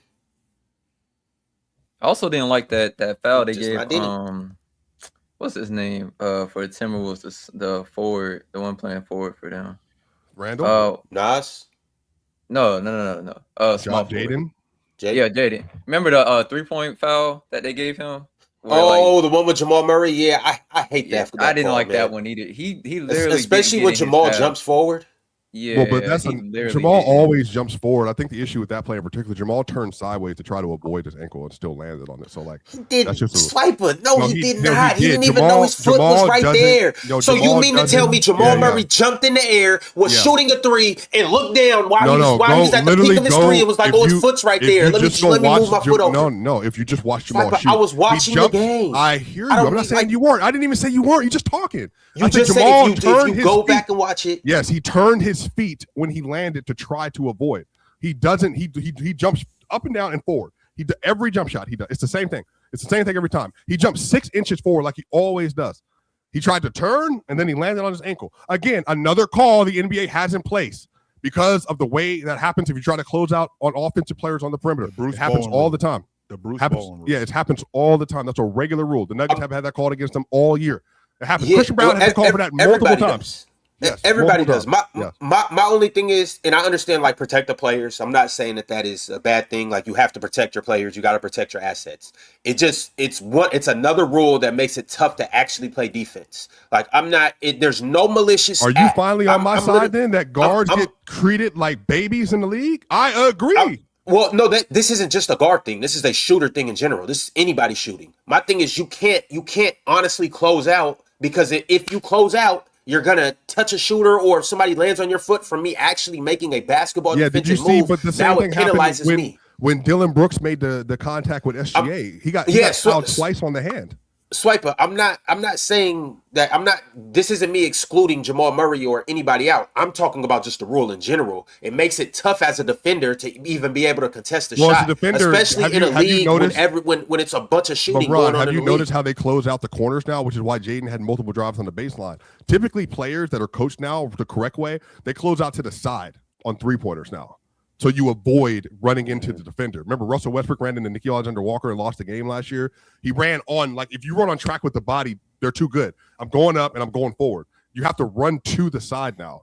That's the difference. So, like, Jaden didn't do a full closeout. If he did, he runs off to the side, then it's not a foul. He did a half closeout. And remember, Ron, when you're looking back at the basket, Jaden did that little hop because, when you're trying to stop yourself, he stopped. His momentum kept carrying him like another 4 inches or whatever, and then that's where the foul came from. So, like, it's multiple. There are multiple things, I think, when it comes to like defending guards. That's a problem. I agree with Real Talk that play with Julius Randle, that happens all the time. I don't like it. I've never liked that rule. But in the one where Jamal slipped on Jaden, I hate that rule. But like at the end of the day, I think everybody's just kind of coming to terms with what I've been saying for the longest. I hate how the NBA deals with perimeter players and guards. Because Jokic had 1 free throw yesterday. Jamal had 16 free throws in that same game. But Real Talk, have I not been consistent about this for months? No, yeah, we can talk about the game now. Though you can go ahead and talk. Yeah, I could kind of. Well, we're actually about to jump into this next super chat, but Swiper, I do feel you though. Like I think guards do have a crazy whistle. They can flop, they can flail. You could barely touch them, and they'll get free throws. Mm-hmm. Something got to change with that because guys got to be able to at least play some type of defense. If I'm just jumping into you and I get a foul. That's ridiculous. I think every time too.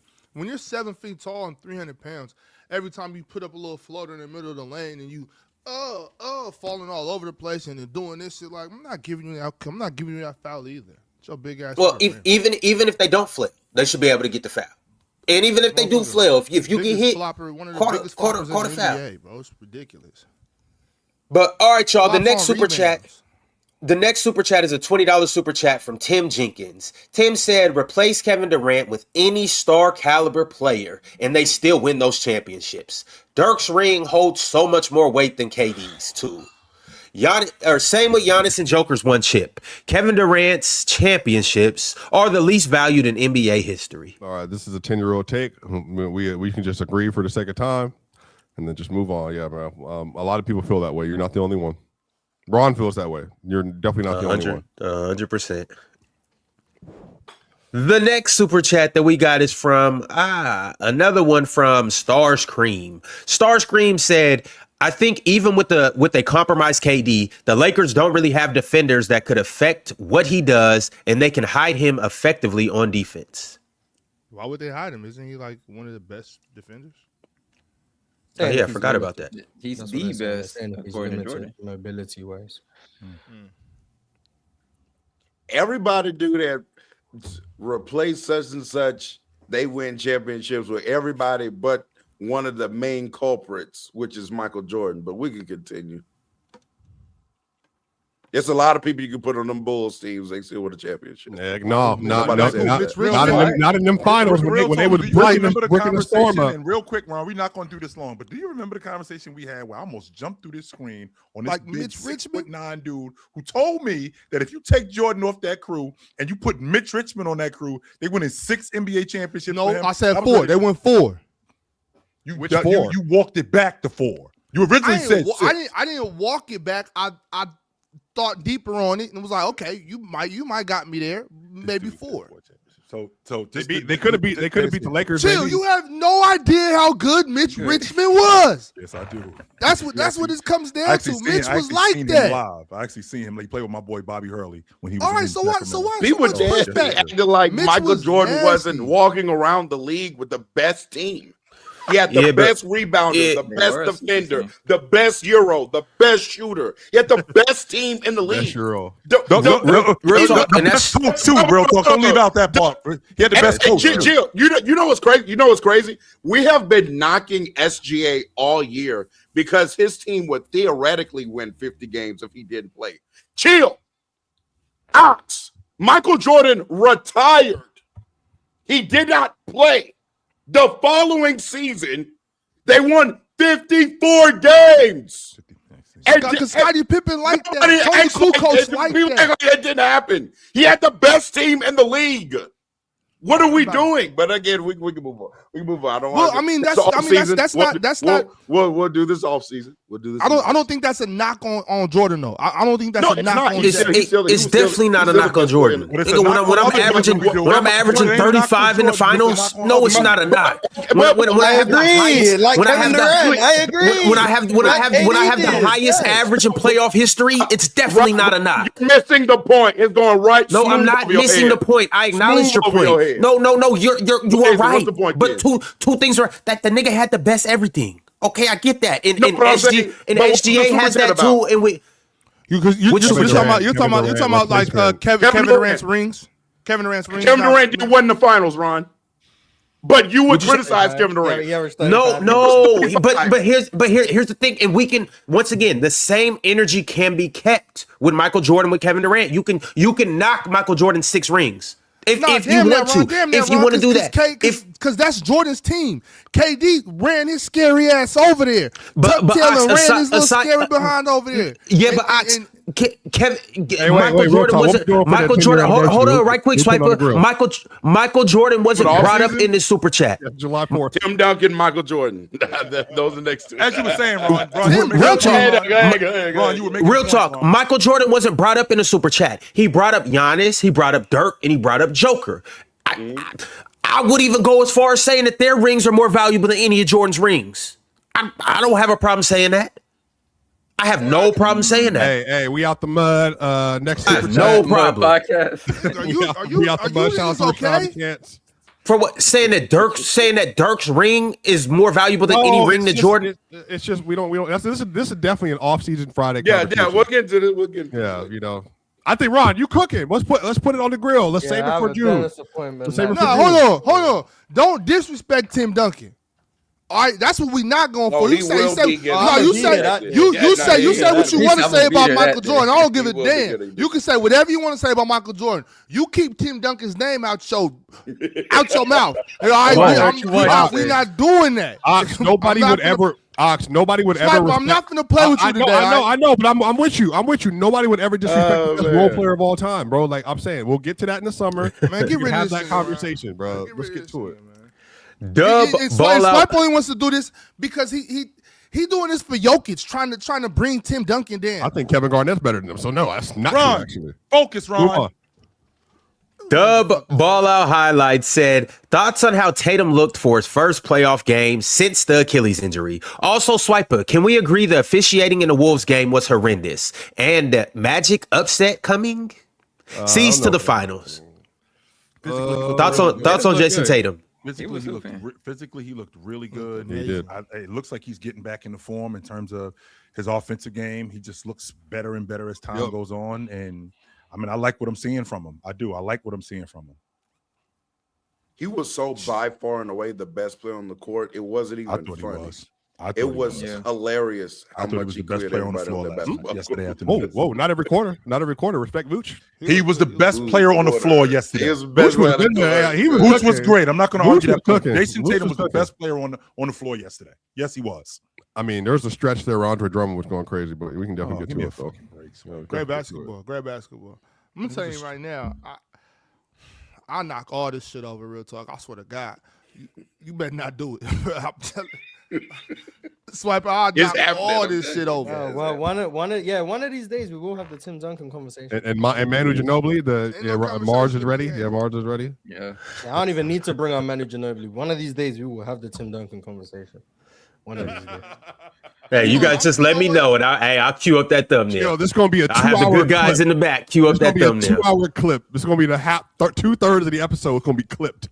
It's just gonna be you screaming. Swiper, he was so good. There is nothing to talk about. Y'all gonna go to some bullshit make believe numbers or something, or talk about some. I promise we don't need Olympic numbers shit. to talk about Tim Duncan. We don't. I had to listen to a kid tell me that. Do you know how good Tim Duncan was? I had to listen to a kid amazing. tell me metrically the San Antonio Spurs were a better defensive team with Tim Duncan off the floor. Ron, can we please move on? You should have punched him in his mouth. That was please crazy. move on. All right, that's statistically just not true. So I don't know what metrics. The number that he gave me, literally I'm not even talking about right from the shoulder. I'm talking about you should have cocked it back to Zimbabwe like this, like this. I believe like a 2009 LeBron told you that, but that's definitely I'm talking about like this. It is. Oh, socked him right in his mouth. Shut up, nigga. What are you talking about? All right, chat. Chat, we're going to keep it pushing. In a second, I'm going to run a poll, and I'm going to ask who had the most help in NBA history. Steph Curry, Kobe Bryant, LeBron James, or Tim Duncan? I will ask you guys that here in a second, here very shortly. Actually, I'm going to take Kobe Bryant out of that. I'm going to put Michael Jordan in there, since Real Talk wanted to bring Michael Jordan's name up. But the next super chat is from Trent. Trent said, playoff Brunson is here, while also the Hawks are putting up a fight. CJ was getting to that floater. Mitchell and Harden Cook session. Ant got no bounce. And Mars, I see what you're saying about Dylan Brooks.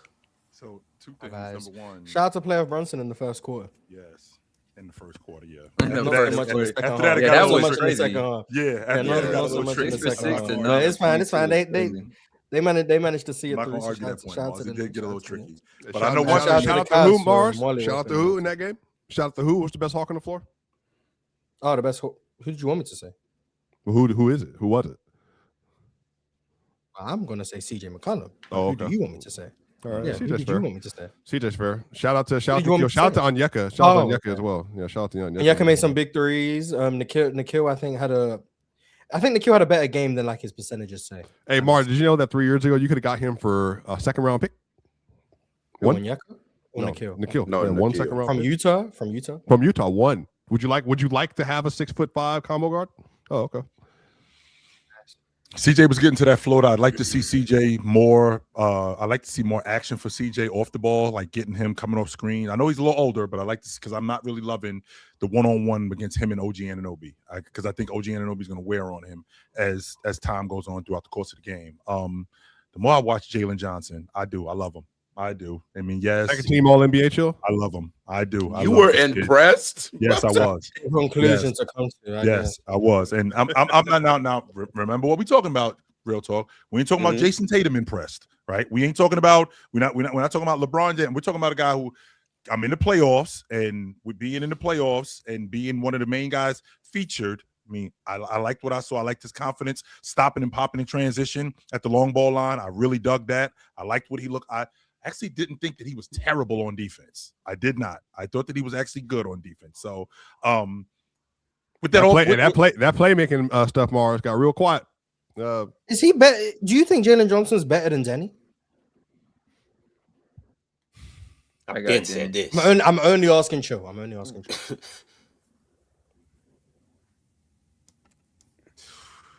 I'm sorry, guys. Shit, Mars. Yes, I do.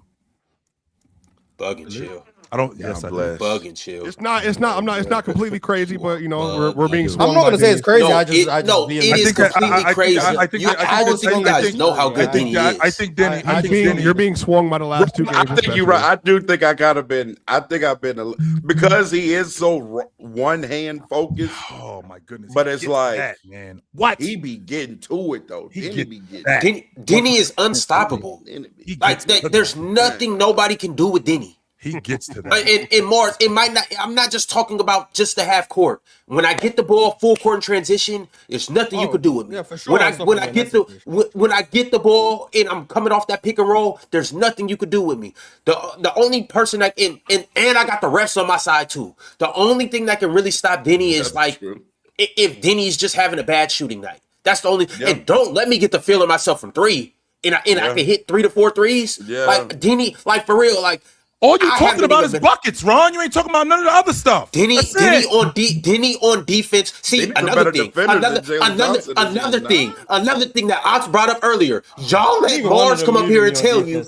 Y'all let Mars come up here and tell you that Denny is having a down defensive year and he's not defending how he was when he played with the Wizards. And that might be true. And that might be true, Chill. Yeah. Every time I watch Denny Avdia, he is moving those puppies on defense. I watch Denny Avdia lock Kawhi up not once, twice this year. 2 times, 3 times this year, actually. No, he did it in a play-in game. I watched him do it earlier this year, and I watched him do it when we were live in the Motor Center. I watched him take the Kawhi assignment and was moving Kawhi, shifting Kawhi. Denny Avdia. Denny Avdia twins or something? Denny Avdia be playing defense. Hey, watch game 2 and you guys will see Denny Avdia on the ball turning people. Like I'm telling you, there's not too many 6'9" defenders that will guard you close to the half court line, cut you off, and then you go the other direction, turn and cut you off again. Watch Denny Avdia move his feet on the ball. I'm telling you, it is I'm watching that, Ron. I'm not going to argue that. No, I don't think you're watching it. I don't think you're watching it. I'm watching a 6'9" dude pick you up full court. Jalen Johnson is 6'10", just so we clear. Jalen Johnson is 6'10", and I'm not. He don't defend on ball like Denny. I'm not saying that he doesn't defend, but I'm not saying that he doesn't defend on ball like Denny. But what I am saying is he stops plays. He 100% stops plays. Offensively, he's one of the better passers in the game. Loving that about him. He's clearly a better transition player than Denny Avdia. I'm not even going to argue that. Yes, he's much better in transition than Denny Avdia. Clearly? I think he clears him in transition. I don't think it's even a question. Jalen Johnson is one of the best. I think he clears him in transition. Denny Avdia I don't know. I think Jalen Johnson and Denny Avdia. I don't think it's Jalen. No, I think he's much better than him in transition. Denny Avdia is a very one-handed, strong hand guy going to the rim. With that being said, James Harden's a very one-handed. Jalen Johnson does so many other things on the bat. Jalen Johnson does so many other things with the basketball on the offensive end besides score the basketball, and that's your entire argument, Ron. That's your entire argument. Denny Avdia not only does he, and so can Jalen Johnson. 100%. Yeah, they're both good passers. 100% Jalen Johnson can pass. Denny Avdia gets to the rim. So does Jalen Johnson. Denny Avdia scores. Denny Avdia scores. Denny Avdia scores in traffic. So does Jalen Johnson. What are you doing? Like that. Not like that. Yeah, chill. I would just like. There's a gargantuan gap between them in terms of putting the ball in the basket. Yeah, exactly. I would like to pose this question to you, right? Even if we agree that Jalen Johnson clears in transition. Wait, does anyone up here actually agree with that? Even if we are conceding, that doesn't even. No, but I just want to get a gauge. Does anyone actually agree that Jalen Johnson clears in transition? I think he's a much better transition. Clears is too much, but I do think Jalen Johnson is probably the better transition player. But if I were to say that Denny Avdia clears as an offensive player in the half court, And there are so many more half-court possessions in the game than transition possessions in the game. Okay. Wouldn't Denny be like clearly the better offensive player? Actually, no. And the reason why is because what you're basing this on is you're basing him on in the half court, his ability to get to the rim. And I think that Jalen Johnson affects the offense. So I think that Jalen Johnson affects the offense in way more ways than we just give him credit for. Isn't he a better shooter? Yes. Yeah, he is a better shooter. Well, he can get to it more comfortably. I don't know what the percentages say, but like he's more comfortable. I think Jalen Johnson can catch and shoot the basketball. I think Denny is a better catch and shoot long ball shooter. I ain't gonna argue that point. I do think that, especially in the half court, but I do think that Jalen Johnson can knock down the three. I'm not gonna I actually think Jalen Johnson is the better catch and shoot 3-point shooter, actually. It's more though. That's what I'm thinking. I'm thinking that Jalen Johnson, when he catches and shoots, he can catch. Statistically, it'll probably say that Jalen Johnson is better. But when I watch Denny Avia, it looks like Denny Avia is the better catch and shoot long ball shooter. Not just catching and shooting at the long ball line, but also in the mid range too. But when I watch Jalen Johnson in the half court, when I watch him snake to the rim, I do think Denny's better at it. When I watch him snake to the rim, I don't think you guys talk about that nearly as much. I think he utilizes his size just like Denny Avia. I think he finishes over the top of bigger guys, and I love that about him. And defensively, I don't think y'all dudes give him enough credit for the defender that he is. Sliding his feet, I can see him off the ball, falling asleep a lot, but when he's engaged, getting around screens, he does do that. When he's engaged, keeping his hands busy, he does do that. All of those things he does do. And then when we're talking about stopping plays, he will get on the glass. 100% he will get on the glass and utilize his size at 6'10". He does that. So if you're asking me, yes, I do think that Jalen Johnson is a better player than Denny. I do think Jalen Johnson is a better rebounder than Denny. I would agree. Yo, we'll check back in with these two. If fucking Jalen Johnson played next to Donovan Clingan, he wouldn't average 10 boards either. We'll check back in with these two after they both get swept in the first round, and we'll come with our observations. But y'all, we still got a gang of super chats, so let's get back to these. The next super chat that I have is for another one from Stars Cream. Stars Cream said, "Hope y'all have the same energy for Ant when they lose this series that y'all have for Jamal playing on one leg in 2024." Nobody had energy for Jamal. They just blamed Joker. No one brought that up. Yeah, they really did. Like Jamal. That's really what it was. It wasn't. So does that mean we need to blame Rudy? It wasn't Jamal Murray was hurt. It was that Joker. It's not. They're not. It's not the same. That's really thing. what it was. I mean, Jamal's calf injury is documented, but I'm still on the knee injury is documented. Yeah, exactly. They only blame the best I've just been on the side that the Jamal Murray playoff rising thing I think is just overstated. It's not based on 24. It's just based on whatever. Yeah. All right, Trent said JT was cooking literally the best versatile player in the game. Luke Kennard turned into I don't know who out there, and LeBron turned into prime Magic out there. Don't get me started on Wemby. Gotta tip my hat. Luke Kennard look like Duke Luke Kennard. That's what he looked like.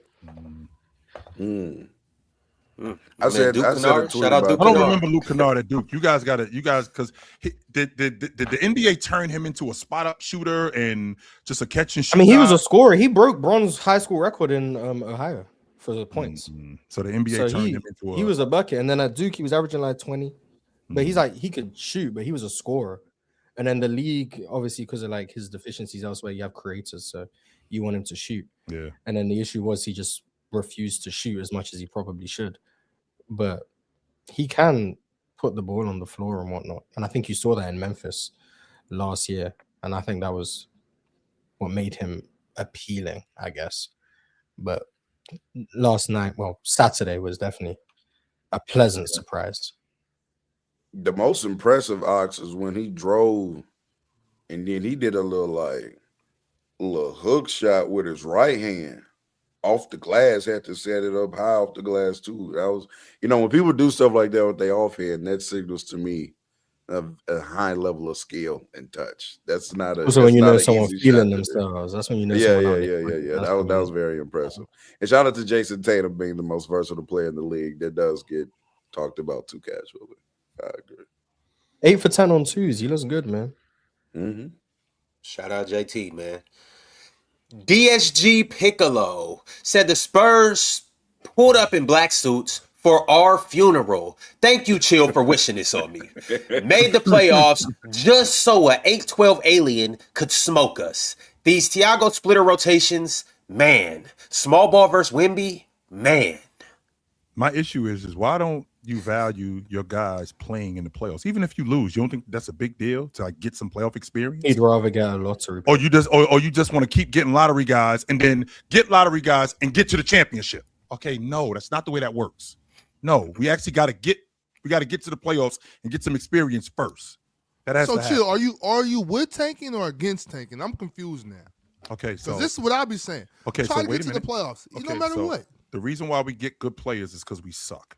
Right. So once we get those players, the Warriors didn't go straight to the championship. They were in the playoffs a couple of years before they got there. It wasn't like they got right to the NBA finals. No, they lost a couple of years. They lost to, if I'm not mistaken, San Antonio. They ended up beating Denver. So you do need that playoff experience in order to be a championship level team. So yes, absolutely get those guys in the playoffs. Get Denny some playoff experience. Get Kamara, who you guys hate, some playoff experience. Get Scoot some playoff experience. Even if they do get their asses kicked. Absolutely it's necessary. I think he wants a franchise player before he's getting playoff experience. That's kind of his point. So you got a franchise big and clinging. That's amazing. Good for him. So I think he wants a franchise player in the draft. So he wants a AJ, a Kambuza, or whoever. And now they don't get that opportunity because they decided to go to the playoffs and get mocked. That's what he's complaining about. It's the same reason why I'm not that mad that the Hornets missed the playoffs. Because if the Hornets get one of those high picks next year, now they get playoff experience with their whole crew, and they have like legitimate franchise changing pieces, as opposed to having whatever Portland's have. DSG, it's all right. You got Denny idea. You'll be cool. King's Ransom 444 said Wemby and SGA already better than Kobe, but some on the panel not ready to hear that. But it's okay to cope. Next one, Ron. Next. Please, guys, don't. Guys, don't. Guys, stop. Next. T-Tom. Yeah, T-Tom. So I mean, if we're going to have the Tim Duncan conversation. Yeah, if we're going to have the Tim Duncan conversation. Y'all don't want to respect the chat. That's some bullshit, man. Wemby I'm so ready. I'm ready when you are. Kobe Bryant. No, he ain't. I'm ready when you are, Mars. I'm ready when you are. Get out of here, man. That's all I know. If SGA and Wemby better than Kobe, they're better than Tim Duncan. That's all I know. And I ain't going for it. That's all I know. Well, I'm just saying, if Jokic is better than Tim Duncan, SGA is absolutely better than Kobe. Next super chat. That's all I know. Please. Why not? Why not? Well, I mean, SGA MVP. We ain't got the time. No, now you don't got the time. Now you don't got the time. Hey, chill. You seen chill. I don't think either one of them are better than either one of them. You seen the meme where somebody's pushing a car that's already driving? Absolutely. You seen the meme where somebody's pushing a car that's already in motion, that's already driving? Shout out. No, I have not. No, I'm saying those are absolute facts. If Jokic is better than Tim, then SGA is better than Kobe, and that's just what it is. That's not the point, babbling, goofball. That's not the point at all. Damn, Keyboard warrior, shut the hell up and stop talking to me. As a matter of fact, Baba, come on, you gonna catch this band. I believe it's Baba for father in Arabic. Nah, we're calling him Baba. Stupid ass. Where's he at so I can ban him? Oh Is IC Baba? Oh yeah. Good night. All right. Now that we got Baba up out of here, we can move forward with our super chats. All right, we can move forward with a clear mind and not a guilty conscience. Yo, can you stay for at least 20 more super chats, please? Because please keep going, Ron. One time, Steve-O the GOAT said, my Sixers got cooked. Stop shooting contested threes. Need to stop getting bullied and get rebounds. Andre needs to never start again. Barlow looked better than him. Laughing my ass off. # bring back Embiid. Yo, can we talk about how Andre Drummond has Am I wrong? Barlow? No, Barlow. Yeah. Andre didn't start. No, he didn't. Adem Boner just picked up 2,000 in 6 seconds. Yeah. So he came in so early. Yeah. And not only that, did Andre Drummond not find himself putting like 3 or 4 more years on his career because he played behind Embiid? Yeah, he's a good backup center. Shout out to Andre Drummond. What I wish players like Dylan Brooks, Andre Drummond understood his moments. They were making a comeback in the third quarter, and they got the lead down to 12. I think it was 18. They got it to 12. Drummond gets a rebound show off a Jaylen Brown brick. Instead of holding the ball and handing it to the guard, Drummond then looks up ahead to like Kelly Oubre, says, I'm Kevin Love. throws the ball ahead in the traffic. It gets intercepted. They pass it to Jaylen Brown and wide open three-pointer, and I was up 15 again. I'm like, bro, like when you're down your best player, you need to win the small things. It's just I wish that player sometimes would just be like, I don't actually need to do anything right now. Go ahead. When Jaylen Brown hit that three, was it like a swish or did it go like? It was a swag.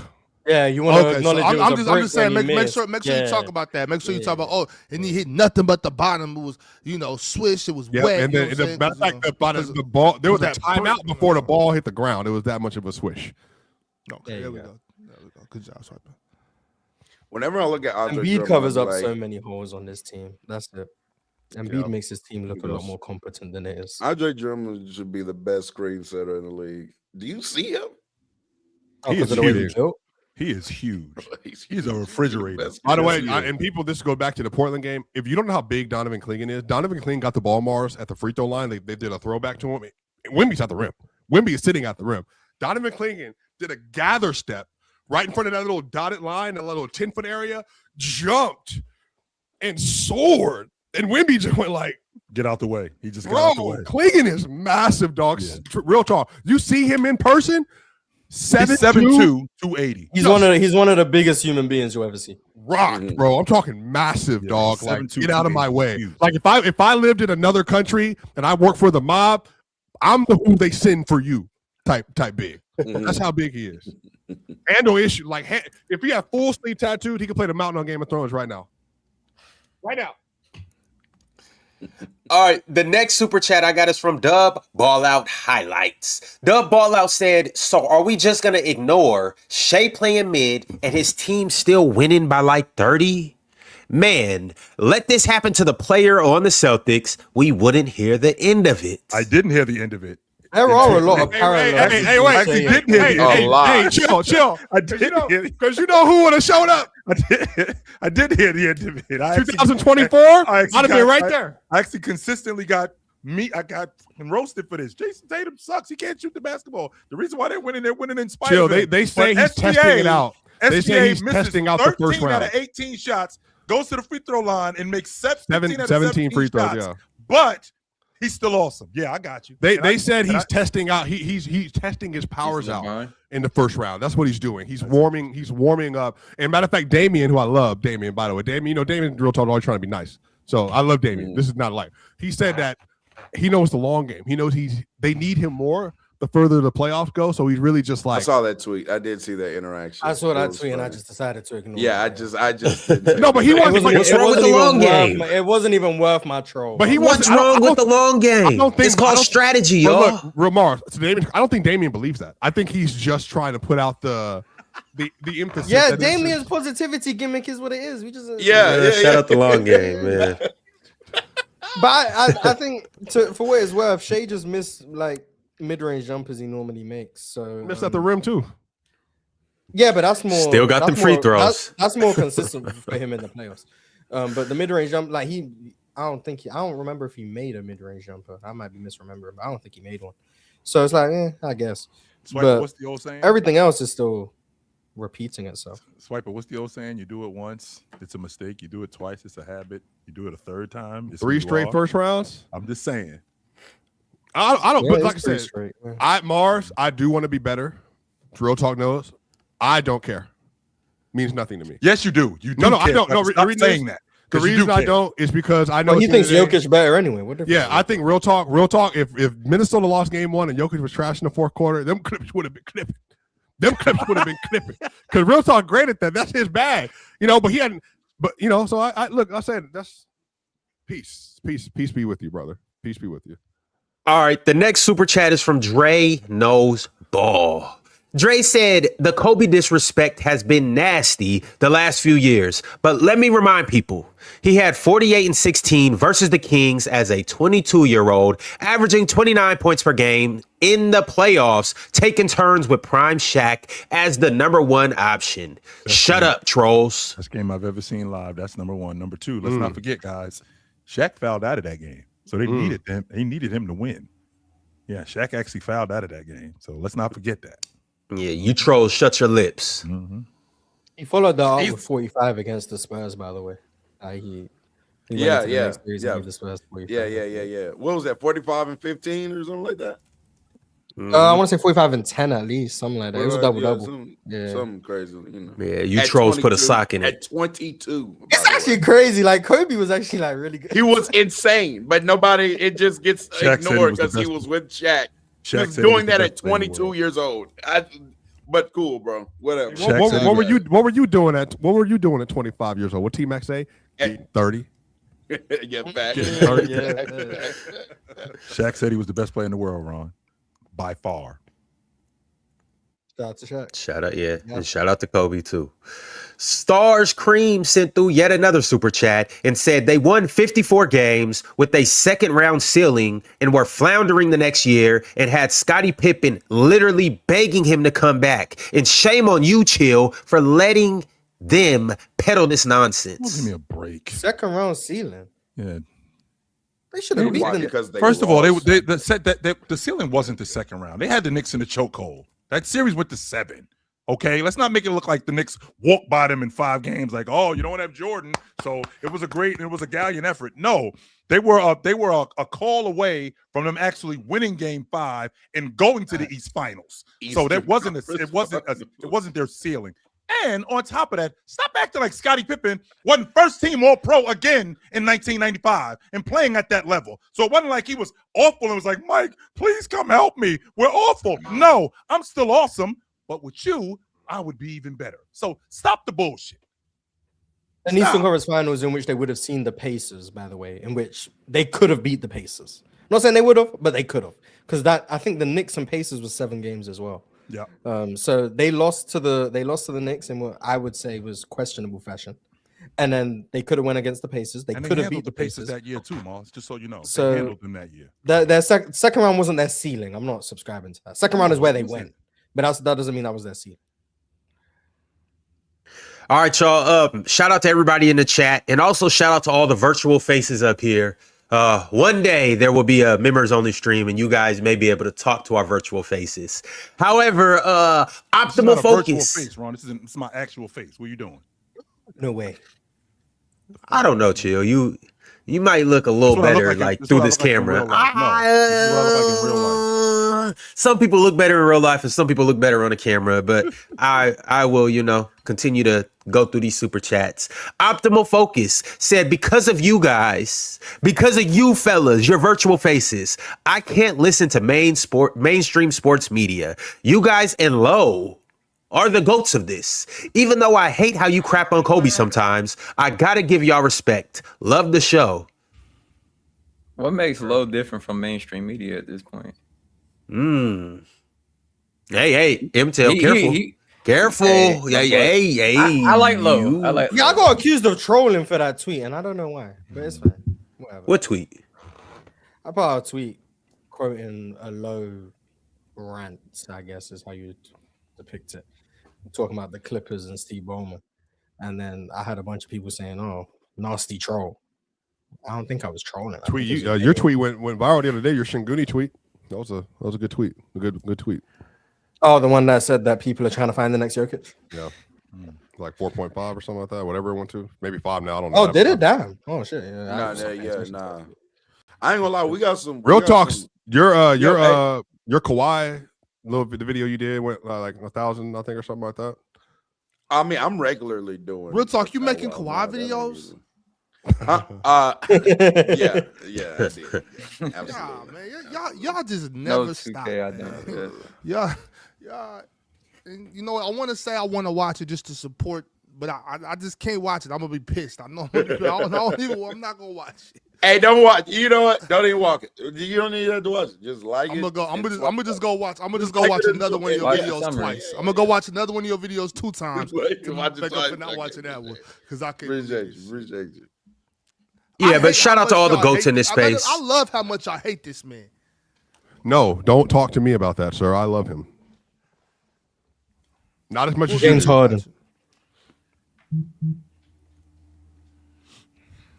Yeah, but shout out to all the goats in this space. Salute to Low. Salute to everybody else that's doing their thing. If you are still stuck in mainstream media, I hope you're having fun over there, but it's not the 80s anymore. Like, get with the times. But all right, Stars Cream sent through another super chat and said Luke was overshadowed by playing with Brandon Ingram and Grayson Allen as a freshman, and then Jason Tatum at his sophomore year. He was the best player on that Duke team with Jason Tatum. He was hooping that year. Like, Jason Tatum was a bad for NBA sure prospect, so obviously he got drafted high. I'm not. But in terms of who was the best on that Duke team, Jason Tatum was the best player on that Duke team. Same way the year prior, Brandon Ingram wasn't the best player on Duke. It was Grayson Allen. Yeah. Like, being Grayson the best player on open your too. college team. Yeah, and Grayson obviously got drafted below Brandon Ingram. But the best player on that Duke team was Grayson Allen. Now, he was a senior, so you'd hope. But that's the point. You know what's crazy is because like Grayson Allen to me looked like I thought he was going to be better than what he was because he looked like a really good athlete. Because I actually started watching Grayson when he was in high school and he looked really athletic then. And then he went to Duke and he still looked athletic. But it was like NBA athleticism is when you're talking about like being the shot creator and being able to beat people off the dribble consistently and stuff like that. It's a whole nother level of athlete that does that. So he was kind of like one of my realizations of that. Grayson's a decent athlete. It's just Grayson is like you said, it's just but he's also just a more undersized two guard. So like I don't know, he's like 6'3", 6'4". Ron would actually be a decent host if he cleared the super chats. He would actually be decent, actually. Oh, but sorry, he's not. That's unfortunate that he's not. So. Yeah, I'm sorry, Chill, for not cutting him off. Next time, I got you.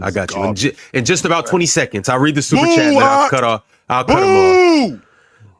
Ox is in La La Land right now. He don't know what's going on. But Rail Wavy said Wemby's fading three in the left corner almost made me turn my television off. Dude is different. Yeah, law of average is gonna come from. Don't worry.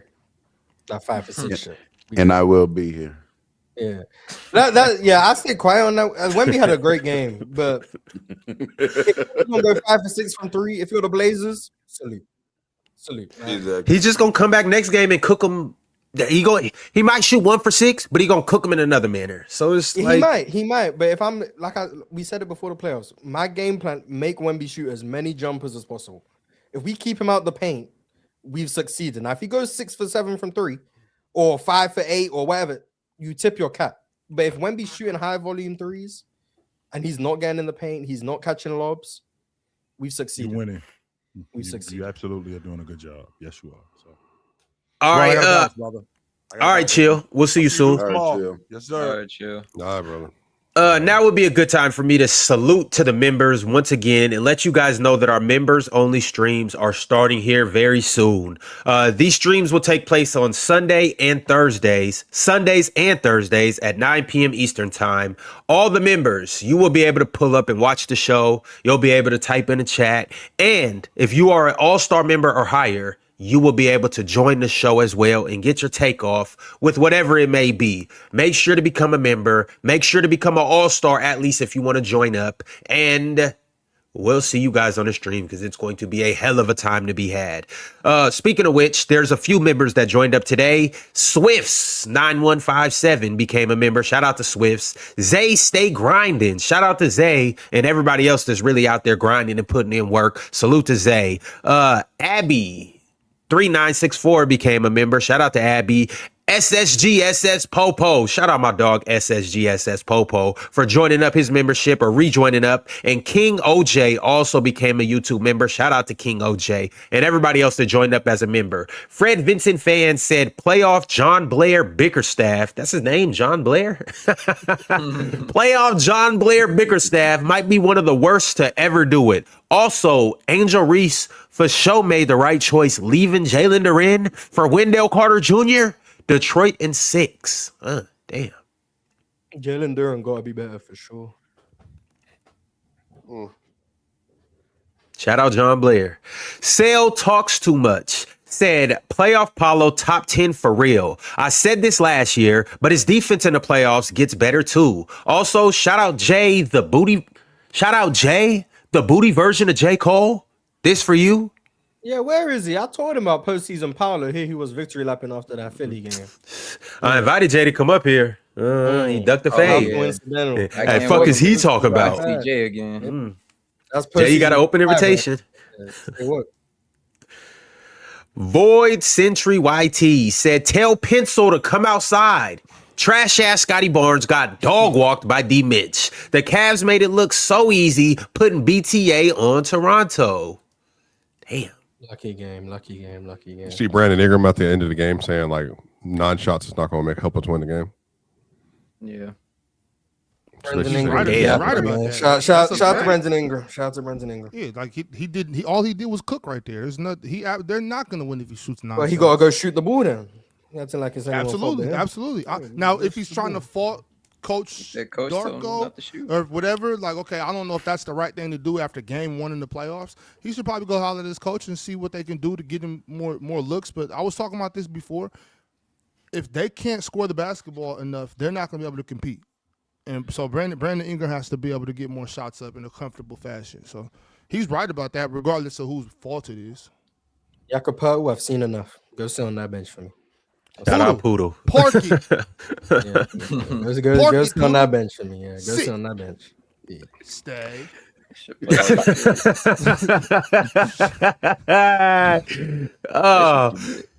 King Bo said, no, that was crazy, real talk. King Bo said J-Dub and Chet are going to dominate this series, but that defense was ridiculous yesterday. Even guys like Isaiah Joe and Jared McCain have really bought in. Defense was ridiculous. Yeah, them guys are kind of good over there, man. I don't know what to say. It's what they did to Memphis last year in round 1. They beat them by like 50 in game 1. And then when Memphis got too many points, Lou Dort said, "I got it." Yeah. Well, the moment they got up 20. Yeah, the moment Memphis figured them out. Yeah, let's make sure that don't happen. So bye. Let's hope that doesn't happen this year because Jalen Green gonna watch the film. He figured it out. Let's just hope they keep him safe. Yeah. You know, linebacker Lou, they sent him out there to take him out. I don't know that already. All right, fellas. The next super chat I got is from Tyler Talley. Tyler Talley said, why are we hating on Jabari when Şengün made Ayton look elite? I don't think anyone hated on Jabari by saying Jabari is not good at a bunch of things he's not good at. We just said sky blue. That's kind of where I was at with it. But, hey. If it's hate, it's hate, I guess. I think Ayton's better than Şengün. So. Sky blue. You do, yeah. You probably do. Or sky gray. Yeah, I don't. Not like I don't. But I think it's close enough to where on any given night. You know what I'm saying? It's just one of those situations. Y'all know that's how I feel about basketball. I feel like on any given night, if you're in the same tier or close to that tier of somebody, like you can get the better of them at any given time. And I think the Lakers need it from DeAndre a little bit more right now. So I can see him outplaying Şengün. I think, and he's a little older than Şengün. You know, he's been around a little longer. I think he got a little more to prove than Şengün. And on top of that, I'm just not that high on Şengün. Never have been. So. Chavo 23 said, after watching Wemby last night, I'm ready for Jokic versus Wemby in round 2. The series that will decide who is the best player in the world. That could be the best 1v1 matchup we've had in like, I don't know how long. I mean, even better than Jokic AD probably. It's not going to be a 1v1 matchup. I mean, they have to deal with each other. Wemby doesn't guard Jokic for the majority of the game either. Like, so I'm saying that like they're not going to guard. He guarded them all. He did last time. Yeah, but like you bet. Did it work? Well, Keldon had him a lot in that game, but you better believe Luke Cornett and Keldon will be on Jokic an awful lot because they're not going to like if they have their way. Rudy, like Julius might start on Jokic today. Yeah, I don't think Rudy should start on Jokic. I don't either. Even if he even though he did a hell of a job, like it's not even. I think he has more of an impact impacting the rest of the 4 than Jokic. Yeah. So stay at the rim. Let Julius do that. Let Julius hopefully, and then we'll blame Julius when he gets fried. Yeah. No, hopefully it's Julius to get in foul trouble, and then Nas can come in. Sacrifice Julius.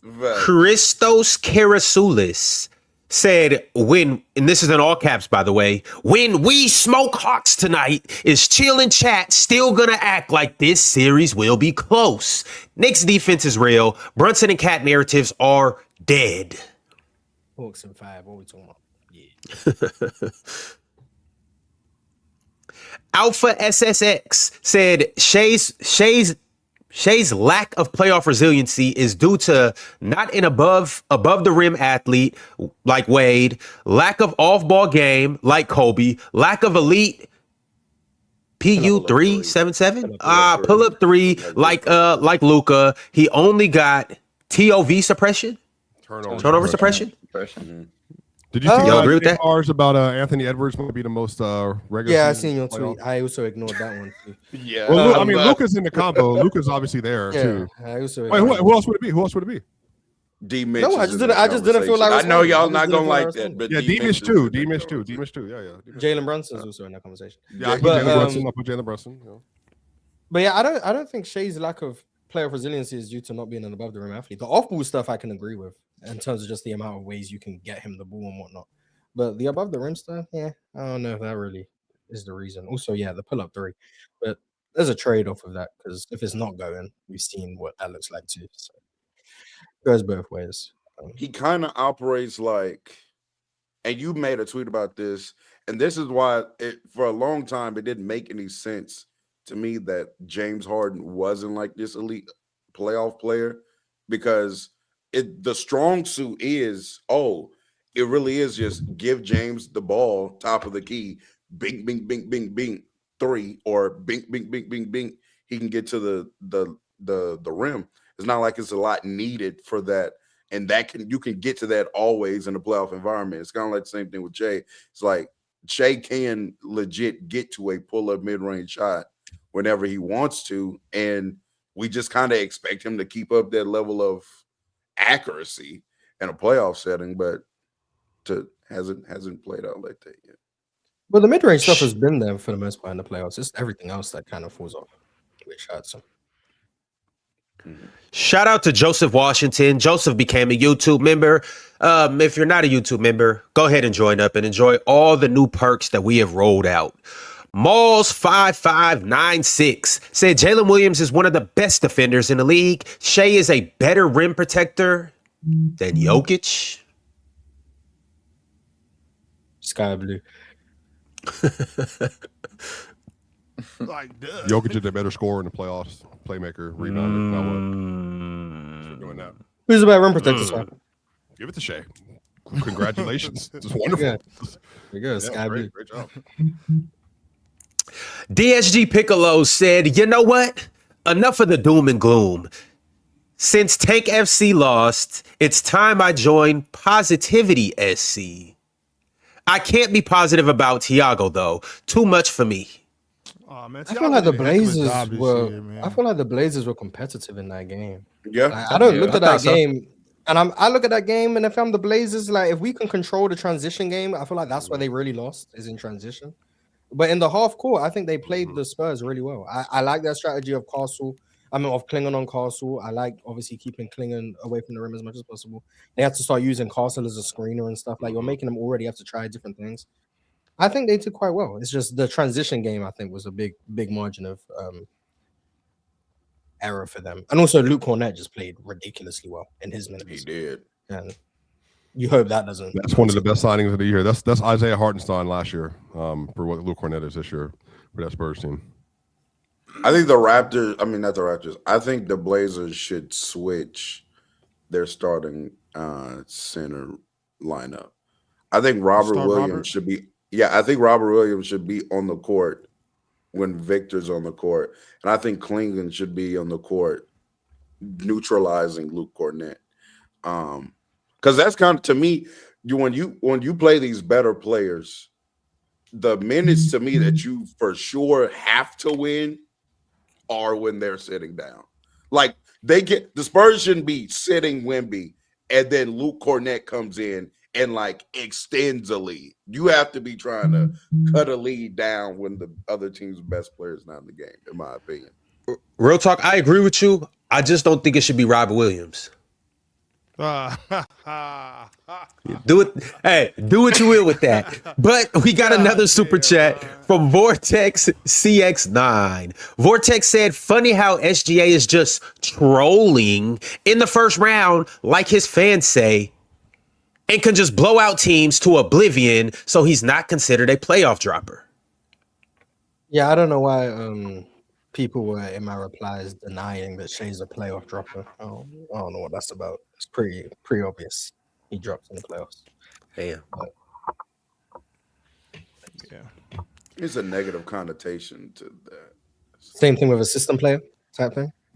Yeah. It's like the people known as a playoff dropper is because the thought process is, oh, that's not like a good playoff player. I think so. That'd be like the disconnect. I think many people still view Shea as a good playoff player. Yes. So correlating him with like playoff dropping, I don't think people make that connection, even though he is like statistically a playoff dropper. Yo, Plays worse can in the playoffs. one of y'all move your phone away from that damn mic? That's Ron. That was me. Oh, my fault. I thought that was Ron. I thought that was Cinnamon from last night hitting up that nigga phone. I told you I'm done with cinnamon. Hey, I'm done with sugars and spices and everything nices. All right, I'm not messing with them no more. Noah159 said, when we hoop, it's quiet. When we play bad, all you see is P5 slander. Shaking my head. Hashtag playoff riser. Eat it, haters. That's all I was saying. Might win his first series this year, man. Come on. Let's get it, P5. I hope so.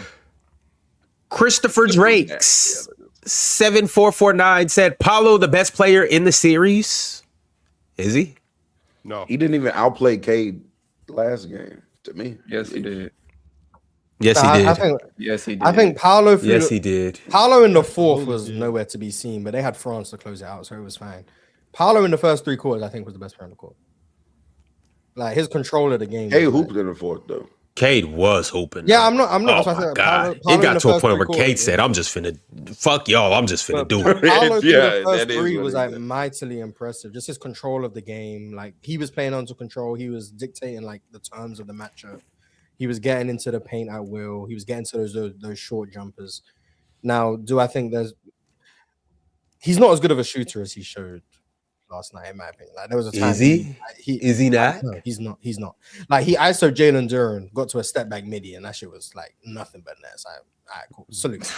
Like you tip your cap, but at the end of the day, you live with those shots from Paolo. But when he's getting 2 feet in the paint, and then he's getting to the short jumpers, that's where you can see how he's really effective, and then drawing fouls. But like his playmaking and passing, I think was like really good, alongside his defense being good last night. That's what I think was most impressive. The 4-5 in the East is Cavs Raptors. Yeah. So that's who Orlando see next round. Oh, so you still keeping your take alive? Oh, you say you still got action? Is what you saying? Oh, shit. You motherfucker. Oh man. Hey, I will say so. They play again. Game 2 of the Pistons versus the Magic is on Wednesday. I can't wait for that game.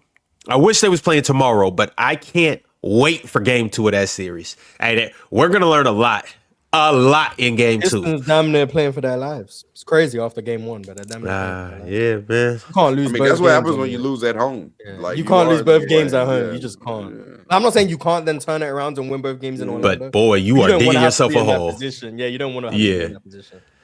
All right, we got a few new members. Detroit down 3-1. Possible, yeah. We got a few new members that I do want to shout out as well. Lord Mega Gandhi. Lord Mega Gandhi became a YouTube member. Shout out to Lord, shout out to Mega, and shout out to Gandhi. Tim Jenkins sent through a couple super chats. Shout out to Tim Jenkins for tapping in. Kareem Miles also joined up as a member. I'm pretty sure Kareem joined up as an all-star because Kareem got sense. And also Kareem is a GOAT. unlike some of you other people. No knock, but not everybody could be a GOAT like Kareem. And the Jonathan Frazier, speaking of GOATs, also rejoined up his YouTube membership. Shout out to Jonathan Frazier. Appreciate you for sticking around as long as you stuck around. I guess we are pretty good at what we do since Jonathan stuck around. Tim Jenkins 502, he just became a member and he sent through yet another super chat and said, nobody thought the Pacers were winning anything last year. Why do we act like we know 100% of what's going to happen? We don't. Teams get hot. That's true. I think we do. I think we just try to predict and give our takes. Like The Pacers. there are some people that pretend like they know exactly what's going to happen, but I don't think I know what's going to happen. I think I'll just give my take. Yeah, we have predictions, but we don't go out there and play. So Yeah. I can't go out there and hoop for none of these weak ass niggas, man. If they gonna go out there and do some garbage shit, that's on them. That's on them. All right. NY Kareem 2001 said Mars lied about Luke Kennard. Jokic is still best in the world. I was wrong about Shea. Kobe clears. Mars, why'd you lie? Yeah, why'd you lie? Why would you do such a thing? I still think, from what I remember saying about Luke Kennard in terms of, I don't think he's a needle mover when it comes to the Lakers becoming contenders now they got him. I still stand on that. I don't think he's changed that trajectory for them. I still think it was a low risk move because he's better than Gabe Vincent, and that's what you had to give up to get him. So I would still do the trade 10 times out of 10. And I'm still very much concerned about Luke Kennard's playability when everyone's whole and he's playing against legitimately good teams. I'm concerned about that. I do think he's shown that he's been trusted more with like the other parts of his game than I thought he would be, which I think is nice. But most of what I said about Luke Kennard, I still stand on from what I remember saying. I still think you're wrong about that, but because I do think if we formulate a good enough roster with Luka and AR, I would like Luke on the team. I do, but that's the future. I'm talking about when they got him this year. He didn't move the needle. That's what I'm saying. I mean, he did. They are a better team with him than without him. But that's why the context was about them becoming a different tier of like, oh, they got rid of Gabe Vincent, they got Luke Kennard. Has that changed? I mean, who was saying, "Oh, we got Luke"? No, I'm not saying. Are they now OKC? I'm saying that didn't change where I thought they were going to go this year. Like it didn't change that trajectory at all. What I thought of the Lakers before, in terms of how far they was going to go, didn't change once they got Luke Kennard. Even though he's better than Gabe Vincent. So once again, I would still do the trade every time because you gave up Gabe Vincent. Like you gave up nothing, literally nothing.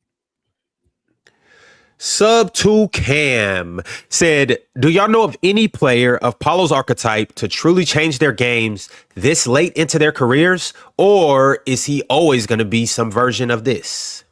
He's 23. This late like into his year career. 4. This late, year 4. Oh, this is what I'm talking about, gang. Y'all talk about Paolo like he's 37. I don't know many people of Paolo's archetype. Like, not off the top of my head.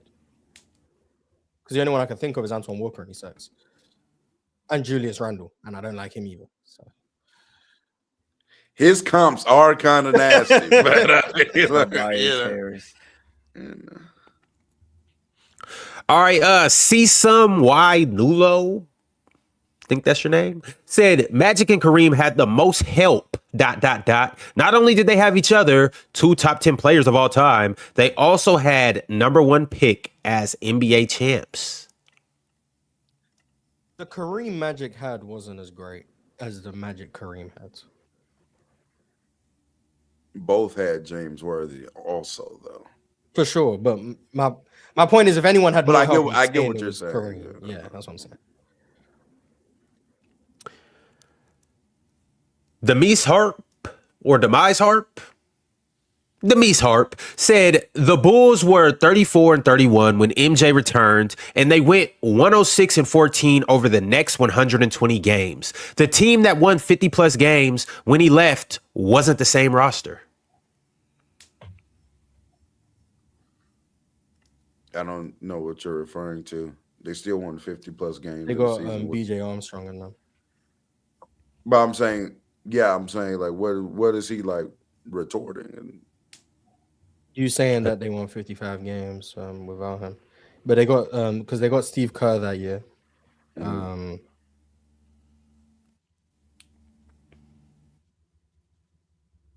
They ended up getting Luke Longley. I like the deadline. Ooh. Shout out Luke. I mean, yeah, I guess. It's a championship They center got- right there, real talk. That's where I remember. And they got what's the other big? What's the other big's name? The Canadian one. What's his name? I can't remember.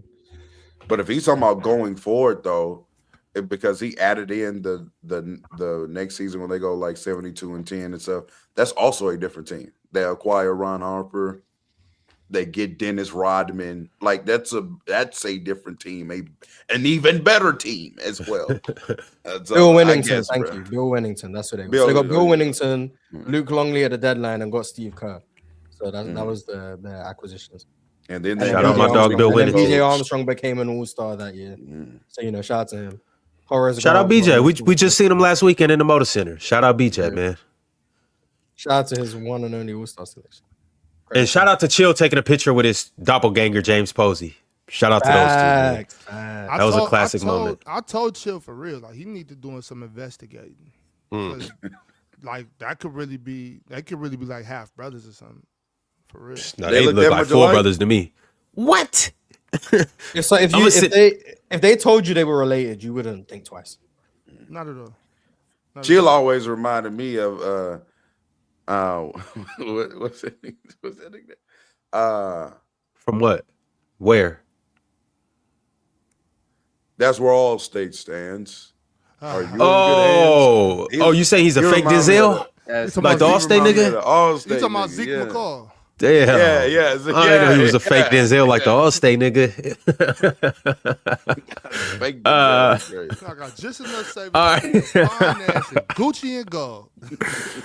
All right. Fulio Mo sent through a super chat and said, quote unquote, unplayable in the playoffs, quote unquote, not a needle mover. I hope the apology was just as loud as the disrespect for Kennard. Bars. He definitely hasn't been unplayable, considering they have 7 NBA players right now. So, salute. And I guess, someone said it in the chat. Luke Kennard did win them a playoff game. That does sound like a needle mover. So, even what he does from here on out, like if he just stinks it up, he still did move the needle because he won them a playoff game. So, my bad, Luke. I undersold you. There you go. Shout out to Luke Kennard. Now it's time for Rui and Marcus Smart to get theirs. And they really can do that too. I actually think Rui and Marcus played really good. I think everyone for the Lakers played really good. Everyone played good. You know what I mean? Shout out to Bronny minutes. Bronny minutes in the playoffs. Only one turnover. Hey, Facts. Only one. Facts. Respect Steph said, stop, real talk. They get real uncomfortable in them Jordan conversations. Oh, yeah, I can't wait for this offseason. Niggas going to be saying, oh, my goodness, ban all podcast equipment. Podcasts are more expensive. Exactly. Ain't nothing be crazy, bro. You don't be crazy about these Jordan niggas, bro. These niggas be 18. You didn't even watch this nigga play. Oh, my God, how can you say Jordan ain't watched 5 full Michael Jordan games? Definitive. Nope. You will be getting this treatment all summer. Not my glorious Jordan. I feel like there's not much to poke at when it comes to MJ. I'm gonna be honest. Right, that's what I'm saying. But I feel attacked because the more I watch MJ, the higher I get on him. So I don't know, man. We protected MJ by all but I said it on episodes. We will be seated. I won't. I'm MJ a tough one. Watch me. Hey, y'all don't know who y'all dealing with right now. No, watch me get it off. I feel like you can get some shit off. I just feel like when it comes. Sorry, you might want to cover your ears. When it comes to the Tim Duncan stuff, you don't even need to go down the narrative route to get your shit off when it comes to Tim Duncan. Like in my opinion, there's a lot of basketball things you could get to when it comes to Tim Duncan. We don't got time for this today. When it comes to Michael Jordan, I feel like in order to poke holes in MJ, I feel like you have to go down the narrative route. Which I'm not saying is a good or a bad thing. I just feel like that's what you have to do. In my I don't know, but because real talk, I've seen all the scoring numbers for MJ in the playoffs, and I'm here to tell you, brother, We're gonna, Real talk. I have no idea. That's what we're gonna have to get to, that 97 Heat series. Be like, hey, I have no idea what 35 where year you're old. gonna go. Like, there's no because there's no angle. Maybe I'm a diabolical enough person to have a subset of games I've already pre-watched, knowing that he played bad, and show this as, let me choose a random Michael Jordan game you did with Magic. Maybe. I don't know. You tell me. Y'all just let me know when that Tim Duncan episode is coming up, because I don't want to be there. I want to be there for the. Nigga, yeah, you will never know. You just gonna pop up and nigga be looking like that. Be looking like the Mr. Krabs meme. The title.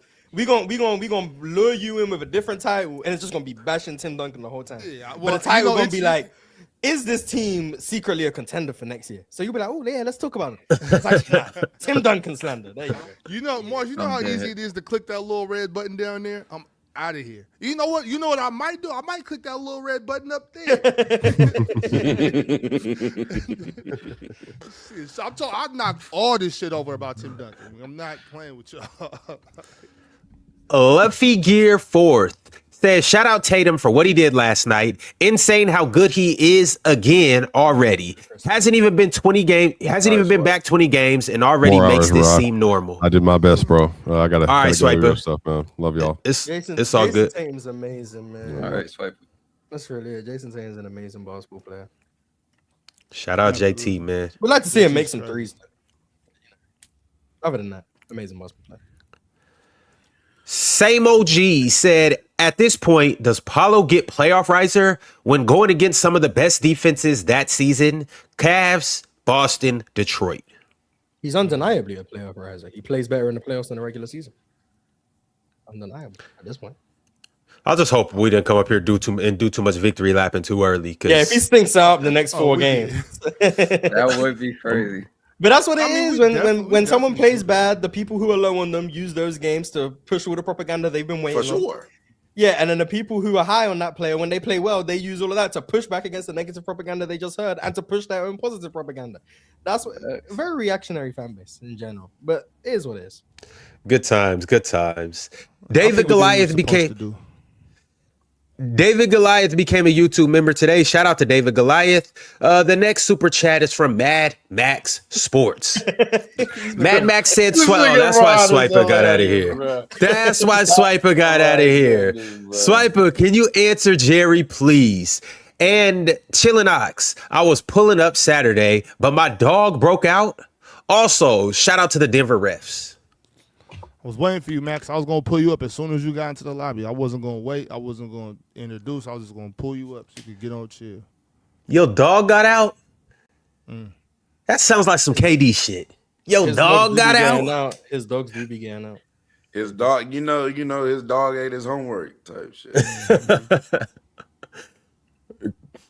Shout out to Mad Max's dog. There you go. James Harden's better all time. Dwayne Wade. Don't even need to ask this question. Yeah, it's not even a conversation. Yeah, facts. It's not even is. I don't think y'all really realize how much of a non-conversation I really think that question is. Like, I don't even think this is particularly. I don't even think it's a conversation. You think Dwayne Wade is the 3rd best player you've ever seen. Obviously, you don't think it's close. Yeah. I don't think it's a non-conversation. Honestly, I just think it's a disrespectful conversation. Like, that's what I think. I think it's complete disrespect. Shout out to the tween pool nigga though. He changed the league. He for sure did that. Step back. It's one double, triple step back. Oh, that's not a travel. Double step back, man. Traveling. Same OG sent through $5 and said continuity matters. Franz being there helps Paolo. Also, Franz, AB, and Suggs are their best defenders who all miss significant time. That's facts. Big facts. Shout out to Jamon Yu. Jamon Yu became a YouTube member. Salute to Jamon. I got another $5 super chat from Darnell Woods. Darnell said 94 Bulls were a different team compared to MJ's first ring. Added key players. Don't act like the 2011 Mavs. Don't win 50-plus games without LeBron James in Cavs 2015. So you trying to say and? I don't know what you talking about. Assuming he's saying the Mavs would win 50 games without Dirk, I'm assuming. And then the Cavs would have won 50 games without LeBron, I'm assuming.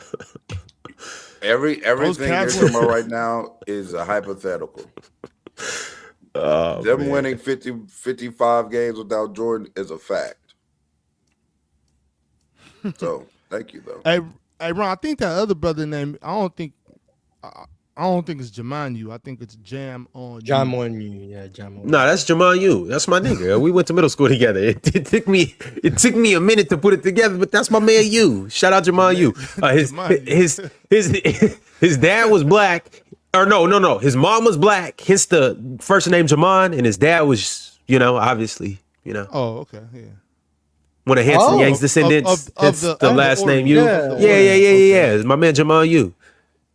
So had a killer crossover, but also got an A in math. He checked all boxes that he was supposed to check. Yeah, but All right, you have to finish the bit. You got to finish the bit. I respect it. Shout out my man Jamal you. Batman FYB has been a member for 4 months and said, "Chill on my Pistons today and L Xfinity in ABC."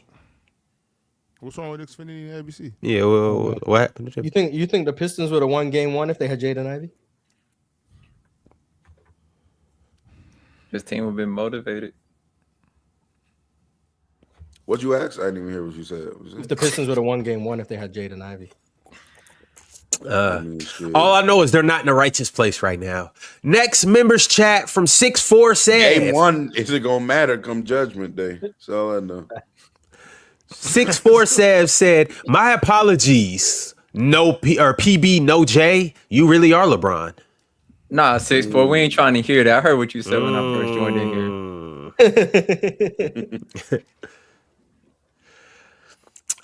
We got another members chat from Morpheus Chewy. Morpheus said, "Cavs look great in game 1. Mobley unbothered by the Raptors defense." I'd be unbothered by Jakob too. Shout out to that poodle. We got another member that snuck in here just a few minutes ago. Ooey Poo. Rejoined up their membership. Shout out to Ooey Poo. Appreciate you for becoming a member. Hopefully you became a Hall of Famer. Respect Steph said, Steph is lied on once again. Most help is ridiculous. Crazy y'all lying on Steph like that. Y'all don't have no shame, do you? That character limit was killing him. Andrew Coleman said KD is questionable for the series. Wow. A bone bruise ain't nothing to play with, especially in your knee. Ain't nothing to play with. So. It couldn't have been just a regular, just like bone, like what they like bump knees. Like what happened? He probably got hit in a very awkward spot. Imagine if it was Josh Okogie. Yeah, he probably got hit like either right above his kneecap or right below his kneecap. And they're supposed to be kind of tough. It was probably Jabari. You know that boy. You know what he said? Yeah, someone need to find KD in one of these group chats. He'll tell us who it was. Yeah, he'll tell us who it was. That's He's probably cursing them out right now in the group chat. All I know, man. All I know. Just all I know is read the next super chat for you. Say all I know, man. For you say I do just want to shout out our Hall of Famers. Multi-Kenny, Worldwide Mace Television. Oh, I can see how long they've been members. All right, cool. Now that we got the little numbers. Multi-Kenny, only 1 year, but he's been around for longer than that. But oh well. Worldwide Mace Television, only 1 year. Oh well. Cheese 15, 2 years. Bulletproof, Small Boxes, Drago FC, D&E MLV, The No Capo, CMX Halo, Can We Change Subject, Dubs Av General, Found Anti, and Kingster MH are all of the Hall of Famers. Shout out to you 13. Once again, if you are not in our Hall of Fame group chat, if you are not in the Discord Hall of Fame group chat, hit me up on the Players' Choice social medias or find my personal social media. Reach out to me. I will get you in the places where you need to be because you're a Hall of Famer and you deserve the perks that come along with being a Hall of Famer. Love for Dina said, Chill. Talk about his lazy man. Chill needs to talk about his lazy man, Julius, yet? Or did Chill talk about his lazy man, Julius, yet? No. No, that game wasn't the topic of conversation. However, if Minnesota wins tonight, Wednesday it will be. I can tell you that much. I will be bringing up Minnesota tying the series. Adam West, the Bandit, said, "So you MFs been stealing my money for 2 years?" What's he talking about? Don't put that on me. Yeah, and the last super chat of the day is from Cultured Bandit. Cultured said, "You've been running my pockets for 2 years." All right, y'all. It's been a good episode. It's been a fun time. We went overtime, but it was still a great episode. Make sure that you guys are lined up for our members only streams on Sundays and Thursdays. We will see y'all at the same time tomorrow, same place, but just with more members. See y'all tomorrow. Tap into the games tonight. We got a lot to talk about. Shay.